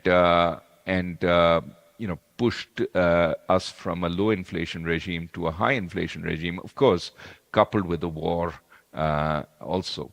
So what we've, I think, seen is that central bankers had the wrong frameworks, the wrong sort of mindsets as the regime shifted. And now they were scrambling to catch up. Their framework, in fact, did not allow them to raise interest rates in anticipation. They had to wait to see it was sustainable. And of course, during that period, when asked why they're not raising rates, many of them said transitory. Partly, maybe that was wishful thinking. Partly, it was the last 10 years of really low inflation. And partly it was the framework. And the last bit, I would say, is there was a certain amount of political sort of caution. When Congress has just spent 5 to 6 trillion in getting you the best recovery that money can buy, it would be the brave central banker who raised interest rates and brought about a recession. So all these reasons, I think, made the central banks hesitant. I think you're absolutely right that elements started creeping into the central bank objective function. For example, in the US, there was the sense that we should strive for inclusive employment. And of course, inclusive employment, the hiring of minorities, comes at the end of the cycle, perhaps when the economy is already overheating, when the market is already tight, as we discussed earlier, when the labor market is already tight. And that makes you wait a little longer again. So, but I do think that it is very important at this point for central bankers to go back to what they're good at, which is controlling inflation. They know how to do that. Of course, that may require more pain now, but that's what they can do. And my sense is, on the other side, what if inflation, after all this, falls again and we get to a period of very low inflation? My sense is, at that point, central bankers should do what they can, but not be overly adventurous. And I think unless disinflation becomes galloping deflation, which it hasn't happened even in Japan, I think they should be a little less worried about low inflation than they were over the last 10 years. So it may be that they become, again, focused on high inflation as the key problem rather than, low inflation. I think many central bankers would look back at the 10 years after the global financial crisis and say, maybe that was fine. We should have been happy with low, but not necessarily strong deflation. Thank you, Raghu. And if I may interject something, you both have spoken about transitory inflation, which is in the hopes of everyone, but something that I want to remind everyone, put in my hat as a microeconomist, that even transitory inflation can have long-term consequences. And we see them particularly because of food inflation on the health of children, the ones who are in utero during this crisis. So something that is not necessarily for the central bank to take care of, but for other ministries to think about. Now, I have a slew of questions for you, like a questionnaire, like a survey, but I would like to give the opportunity to our colleagues in the room, if they have questions for you, to raise their hand, and we have a microphone in the room. Let's see. There's a question here, and I would like to collect them all together, if possible, if there's any more. 2, 3. So I'll collect those questions and then turn them back to you, Indermit and Raghu. He woke up very early at Chicago time, that's true. Thank you so much. I feel really privileged and fortunate to have these wonderful And if people. you don't mind, identify yourselves. My name is Najib Khan. I'm a faculty here at Prince Sultan University, teaching economics and finance. And my research is in central banking. My question is to Professor Raghu Rajan. I'm very happy to see you. My question is about lack of innovativeness in policy making at the central bank and at the IMF. And I'll try to give two examples to elaborate on my question. First, about developing countries. At this conference, we've seen most of the authors giving us their conclusions that some of these rigid policies, such as raise interest rates or devalue your currency, they are ineffective. What I heard yesterday and today. From advanced countries, I am from Canada, and I have a mortgage for the past 10, 12 years. I was paying 2.59% until December of last year. And certainly, now I have to pay 6.19%. Although my credit worthiness has not changed, I'm a very credit-worthy borrower. My job is there. And yet, with this rigid policy, I have to be penalized for being a good borrower. And there are millions of people like me in North America. So my question is, what is this lack of innovativeness? Well, how come central banks not come with some innovative solutions? Thank you so much. So new problem solve tools. There was a question behind. One, Andrea? I go ahead. Okay. So many thanks for the discussion. My name is Andrea Brandolini from the Bank of Italy. Let me make first one point about the discussion on inflation. Let me say that there is a difference between central banks, between US and Europe. The situation in the US was quite different in terms of demand shocks, in terms of tightness of the labor market from respect to Europe. And let me add also that there was a plain reason that created problems, and that the fact was about 60%, at least in Italy, of inflation was due to external factors like energy prices. And that was very difficult to forecast at the beginning. So there was a problem in understanding the extent and the size of the inflation. So that is something that we should keep in mind. Most of us here are from research departments. There are situations in which it is difficult to understand what's going on. But that was just a comment. Let me make one point and question to all of you, to both of you. Intermit presented the estimates, and he presented these estimates about trade.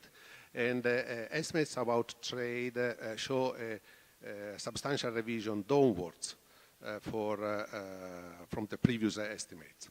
So the point is, these estimates are, I guess, based on models estimated on data that are mostly pre-pandemic, so a kind of different world. So something that you didn't touch upon, but is quite relevant, is whether this revision downwards signals something in terms of deglobalization. Personally, I have mixed feelings about that. I think that the integration of the world economies have gone so far that it is, well, there might be adjustment, but probably we won't go back to a pre-globalization period. On the other hand, we might have different ideas, and even the tensions between US and Europe about the IRA subsidies decided in the US might signal something about the difficulty to continue with this framework. So my simple question is, what is your view about deglobalization, reshoring, nearshoring, and all that stuff? Thank you. Thank you, Andrea. So difference between US and the EU and the globalization, nearshoring, friendshoring, And I see a question there. Please identify yourself. Yeah, I'm Ahmed Rashad. I'm assistant professor of economics. Just two questions. First, regarding the GCC region. So I want to hear your comment on the recent introduction of taxes in the region, and how would you think that will affect the growth in 2023? Second, about the oil importing countries, so I'm talking about Egypt, Tunisia, and others. And as Roberta highlighted, that there are a number of IMF programs. Sorry, I cannot hear you. If you can keep the microphone closer, sorry. Okay, so as regarding the oil importing countries, as you highlighted, there are a number of IMF programs that is coming. And I don't know if you agree with me that the impact of the structural reform program are so short-term impact. So these countries in 2016 and 17 have taken already programs, and now after that, the shocks, we are going to take back the same medicine, same exact prescription, basically increasing the poverty and makes it more difficult for the World Bank to fight poverty and fight inequality. So what is your take on this? Thank you. Any more questions? One more, and I think we'll have to conclude the session after the answers. Hello. My name is Abdullah Logani. I work for the Central Bank of Kuwait, Economic Research Department. My question, firstly, in the 1970s, when the Federal Reserve was increasing rates, the global debt was not as high as today. And after the global financial crisis, which was predicted by some people, one of them Dr. Nouriel Roubini, who's sometimes called Dr. Doom, has issued a book also in 2021, I think, is called Mega Threats. It talks about 10 threats. Basically, one of them is the global debt crisis, and I think also maybe the zombie companies in the United States, and basically my question is, how do you think the US government will deal with the debt ceiling, and do you think the zombie companies and the private debt in the US will cause systemic risk during 2023 and 24? And that's it. Thank you. Excellent. Dr. Doom and zombie companies, but I thought I might have missed a question. One last question. There's one here and there was one. No. Can you raise your hand if you have a question? No. Okay. Last question then. Okay. Thank you very much. Abdesamad Saidi, Head of Research of Central Bank of Morocco. I have very small questions on Central Bank of Emerging and Developing Market, developing economies. They are facing a huge dilemma. They have weaker growth and in the same time high inflation. So the monetary policy reaction was to increase interest rates, but in the same time the growth is weak. Is it the right way to deal with those pressure? And the last question on developing country, on advanced countries, sorry, do you think that we can have a risk to return to weak inflation with those tightening monetary policy? Thank you. Thank you for the question, and there was one more. This is going to be the last, I promise. Thank you. Thank you very much for this very insightful conversation. Actually, similarly to Dr. Saidi, I have a question about the pressure that central bank in some MENA region are facing, especially those countries who are facing issues of debt sustainability, how to go through this crisis without putting at risk the credibility of the central bank. Thank you. Thank you for concluding the round of questions with this, I think, trillion dollar question on the link between what the central bank is doing and debt pressures. But let me turn to Raghu and Indermeet to reflect on what they heard. Who would like to go first? Raghu, would you like? Okay. Let me just quickly go down the questions. On the lack of innovativeness of central banks and the IMF, that's an old complaint and obviously a deserved complaint. We should be exploring new ideas. But I would argue that to some extent the problem has been central banks have been too innovative in this period of low inflation, trying desperately to put in place a whole set of new instruments, including quantitative easing, to try and elevate the rate of inflation. And I think that to some extent has maybe anesthetized financial markets. The gentleman, Mr. Najib, Dr. Najib, talked about the low mortgage he could get, 2.9%. But obviously there was also a sense this would stay low for long. And perhaps the central banks were wrong in conveying that impression, but they may have required that to try and get inflation up. But that sort of told people don't go out and get fixed rate mortgages, or fixed rate mortgages may have been seen as particularly costly then. And of course, now we have the problem that even strong credits have to pay the 6.9% floating rate because interest rates have gone up. So periods of very easy money essentially convince customers, convince clients that there is very little risk, and as a result, you lock in to maybe contracts which are probably going to hurt you when things change. So maybe central banks were too innovative in trying to portray a picture of calm forever, and really had no ability to deliver that. I think going forward, they should be much more careful. And last point, the point about mortgages certainly raises the question of whether macroprudential tools should have been used to move more people into fixed rate from floating rate. On the US different from Europe, absolutely. I was talking largely about the US. But I would say, energy prices have been a big factor in Europe. But labor markets are very tight in Europe, at least on average.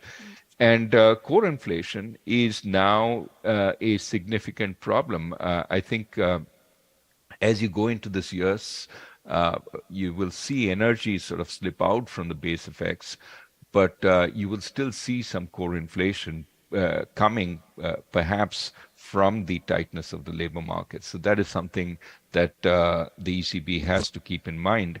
On the deglobalization, I think certainly it is a big fear.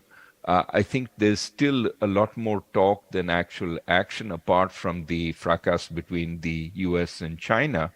I do worry from an emerging market perspective that one of the ladders out of poverty has been export-led growth, and the chances of that picking up strongly for many of the developing countries and emerging markets is certainly with goods exports is looking very grim going forward.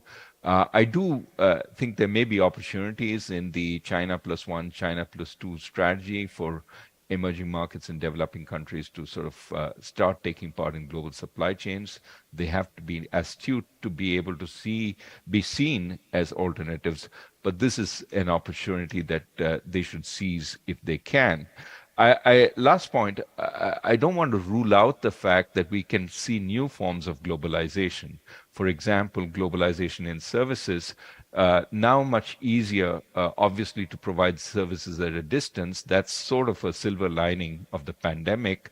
It has reduced the cultural as well as the technological barriers to doing that. And I think going forward, it should be a thrust of the multilateral institutions. How can we look at the conditions and the reforms and the regulations needed to get much more globalization in services? On the issue of oil importing countries, on the taxes in the GCC, I am not an expert. Let me leave that to the experts. I certainly think oil importing countries have a problem. And I do think that we're still not fully out of the woods. If we have some consequence of the war in Ukraine, which impacts energy, if also China comes up quite strongly, commodity prices could increase further, and that will certainly be a problem for importing countries. Which then leads to the question, the gentleman from Morocco, weak growth and high inflation, what to do? And this is the worst problem for central bankers to have, of course, that on the one hand, you can't stay completely passive for fear that the inflation gets entrenched and goes higher. On the other hand, you have to do only so much without collapsing growth. You can do only so much without collapsing growth. And the reality is how to do just enough, how to tighten just enough that you still have some control over inflation, even though much of it may be coming from the supply side. Again, the key is to prevent this from moving into second-round effects and to get entrenched. So it's a real balancing act, and you can't be as strong and unconditional as, for example, a central bank dealing with high demand. Gentleman from Kuwait, I think this is a central issue that we sort of sometimes ignore as news becomes more positive, which is that there are two differences from the global financial crisis. We have much higher levels of debt than we had then, public sector, private sector, household debt in certain countries, but we also have high interest rates. Remember, post-GFC, we had very low interest rates. Now, the easy financing conditions over the last few years have allowed a lot of what you call zombies to get extended financing. And so some of them have a pretty long rope and it'll take time for them to reach it. Some have a short rope, haven't been able to extend their financing, and you will see more bankruptcies, especially if growth conditions turn tighter. Are we prepared for it? To some extent, there is a sense that these will go up, but we must remember the last few years have been extremely unusual in the sense that we've had growth ups and downs, but bankruptcies, certainly in industrial countries, have come down. So there has to be a reckoning. I'm not sure it's going to be a full crisis, as Dr. Doom often predicts, but I certainly think that many banks are aware that we may see losses coming, and they don't quite know where, partly because it has been hidden by very easy money for a long, long time. Thank you, Rago, for these extensive answers. Anything that you would like to reflect upon in Dermot? I know that we're almost out of time, Roberta, so I just wanted to take up something that Andrea asked and just add to what Rago was saying, which is that if you abstract from the COVID crisis and go back a little bit, go to between 2000 and 2019, because those are the relatively normal years, and you sort of start to look at this deglobalization issue, right? And of course, if you look at and especially the deglobalization, one has to sort of think about the globalization or trade in services versus trade in goods. And if you look at that time, you actually find that trade in services grew twice as fast between 2007 and 2019 as trade in goods, right? So it's like nearly about 80%. So services trade grew at around 4.6 and goods trade grew at 2.5, right? So then you start to sort of look at this and say that, so it's not an entirely bad story of deglobalization and so on.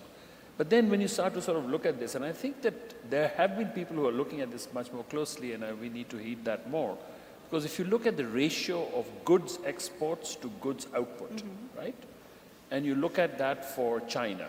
So I have a graph over here in front of me that in 2000, that ratio was around 33% for China. So China was exporting a third of all the goods that it was producing. Well, before the pandemic, just before the pandemic, that ratio was down to 12, okay? So they were producing a lot more, but they were actually consuming, much, much more at home. And that's a good thing because the Chinese can, rather than the Chinese having to sell to the US and to Europe and so on, they're selling to each other, So I think, that's also important for this whole deindustrialization or the early end of that we shouldn't be relying on industry as a way to develop. I mean, all the analysis that I've seen lately on this one is that if you take China out of that equation, actually you find that's still a big engine. It's not something that, so rather than looking at countries, if you look at people, you actually find that you get a very different result because when you weight China and so on, So I think we need to revisit some of those stories because China, in a sense, has thrown us off our economic game, no? Well, let me take this opportunity to say what a privilege and a treat it has been to be here with you and chat about economics in such a deep and thoughtful way. So thank you, Professor Ragurajan, connecting with us from Chicago and sharing your wisdom. Thank you, Inder McGill, the Chief Economist of the World Bank Group, who deals every day from issues of zombie firms to that and everything that stands in between. And thank you to you for helping us reflect and think through these problems. I couldn't think of a better way as a concluding session for our conference. So hopefully a conversation to be continued. For the moment, thank you.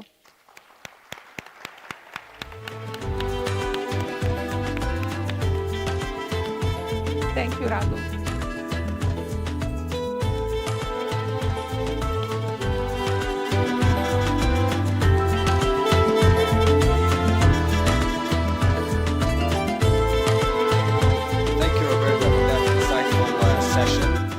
Appreciate it, and your esteemed speakers. And now to give the concluding remarks, I would like to call to the stage Dr. Salah Al-Sayari, the Regional Research Network Committee member, Director of Economic Research and Reports Department at the Saudi Central Bank. Please give a warm welcome to Dr. Salah.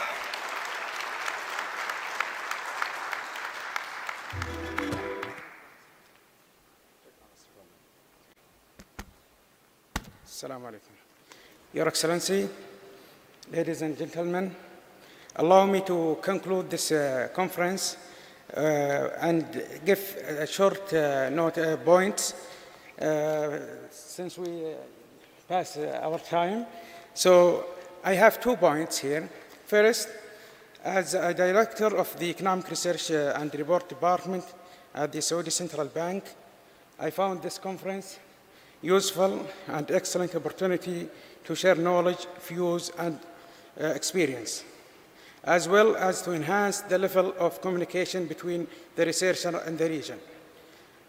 And as I heard from other colleagues from central banks, there was a need to have a platform for researchers to provide them with a window through which they can present their works, get feedback, and explore future cooperation.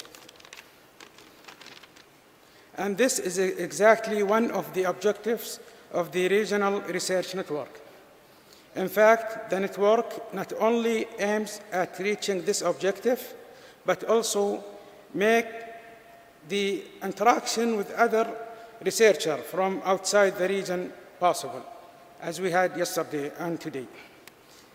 I think now it is our responsibility to work together to advance the level of interaction and make it more frequent and reflect that on the quality of our research.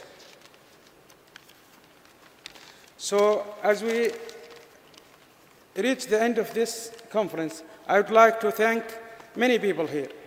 And thanks and great appreciation are due to all the participants, including presenters, moderators, steering committee members, and our guests. I want to thank the World Bank's team for their help and cooperation in logistic and technical issues that we face, and we already come up with it. Also, I want to thank the Saudi Central Bank team for their work here, from research department, communication department, and other related departments. Thanks to His Excellency the Governor and His Excellency the Vice Governor, and special thanks to His Excellency the Deputy Governor, Dr. Fatih Shathri, for his support. Thank you all, and Assalamu alaikum wa rahmatullahi wa barakatuh. I ask Roberta to come, please. So I think that Dr. Salah said it already. We were here to listen to research, to discuss about new ideas, to exchange new ideas, and to learn from each other. I feel here like an Oscar winner without the Oscar, but with a long list of thank you. And my first thank you goes to our host, particularly to the Central Bank Governor, Dr. Fahad Al-Mubarak, to Dr. Fahad Al-Shatri, who has been with us throughout the proceedings of the conference, and especially to Dr. Salah Al-Sayyari and his team with Abdullah and Meshari. I would like to thank you, the steering committee members, because all of you have come together and read through, I think, a total of 55 papers to select the ones who, in the end, were presented and discussed here. So thank you for your intellectual leadership and for all the work that you put there. I also would like to thank the invisible workers for this conference, because everything that happened here did not happen by magic, but it happened through months and months of work.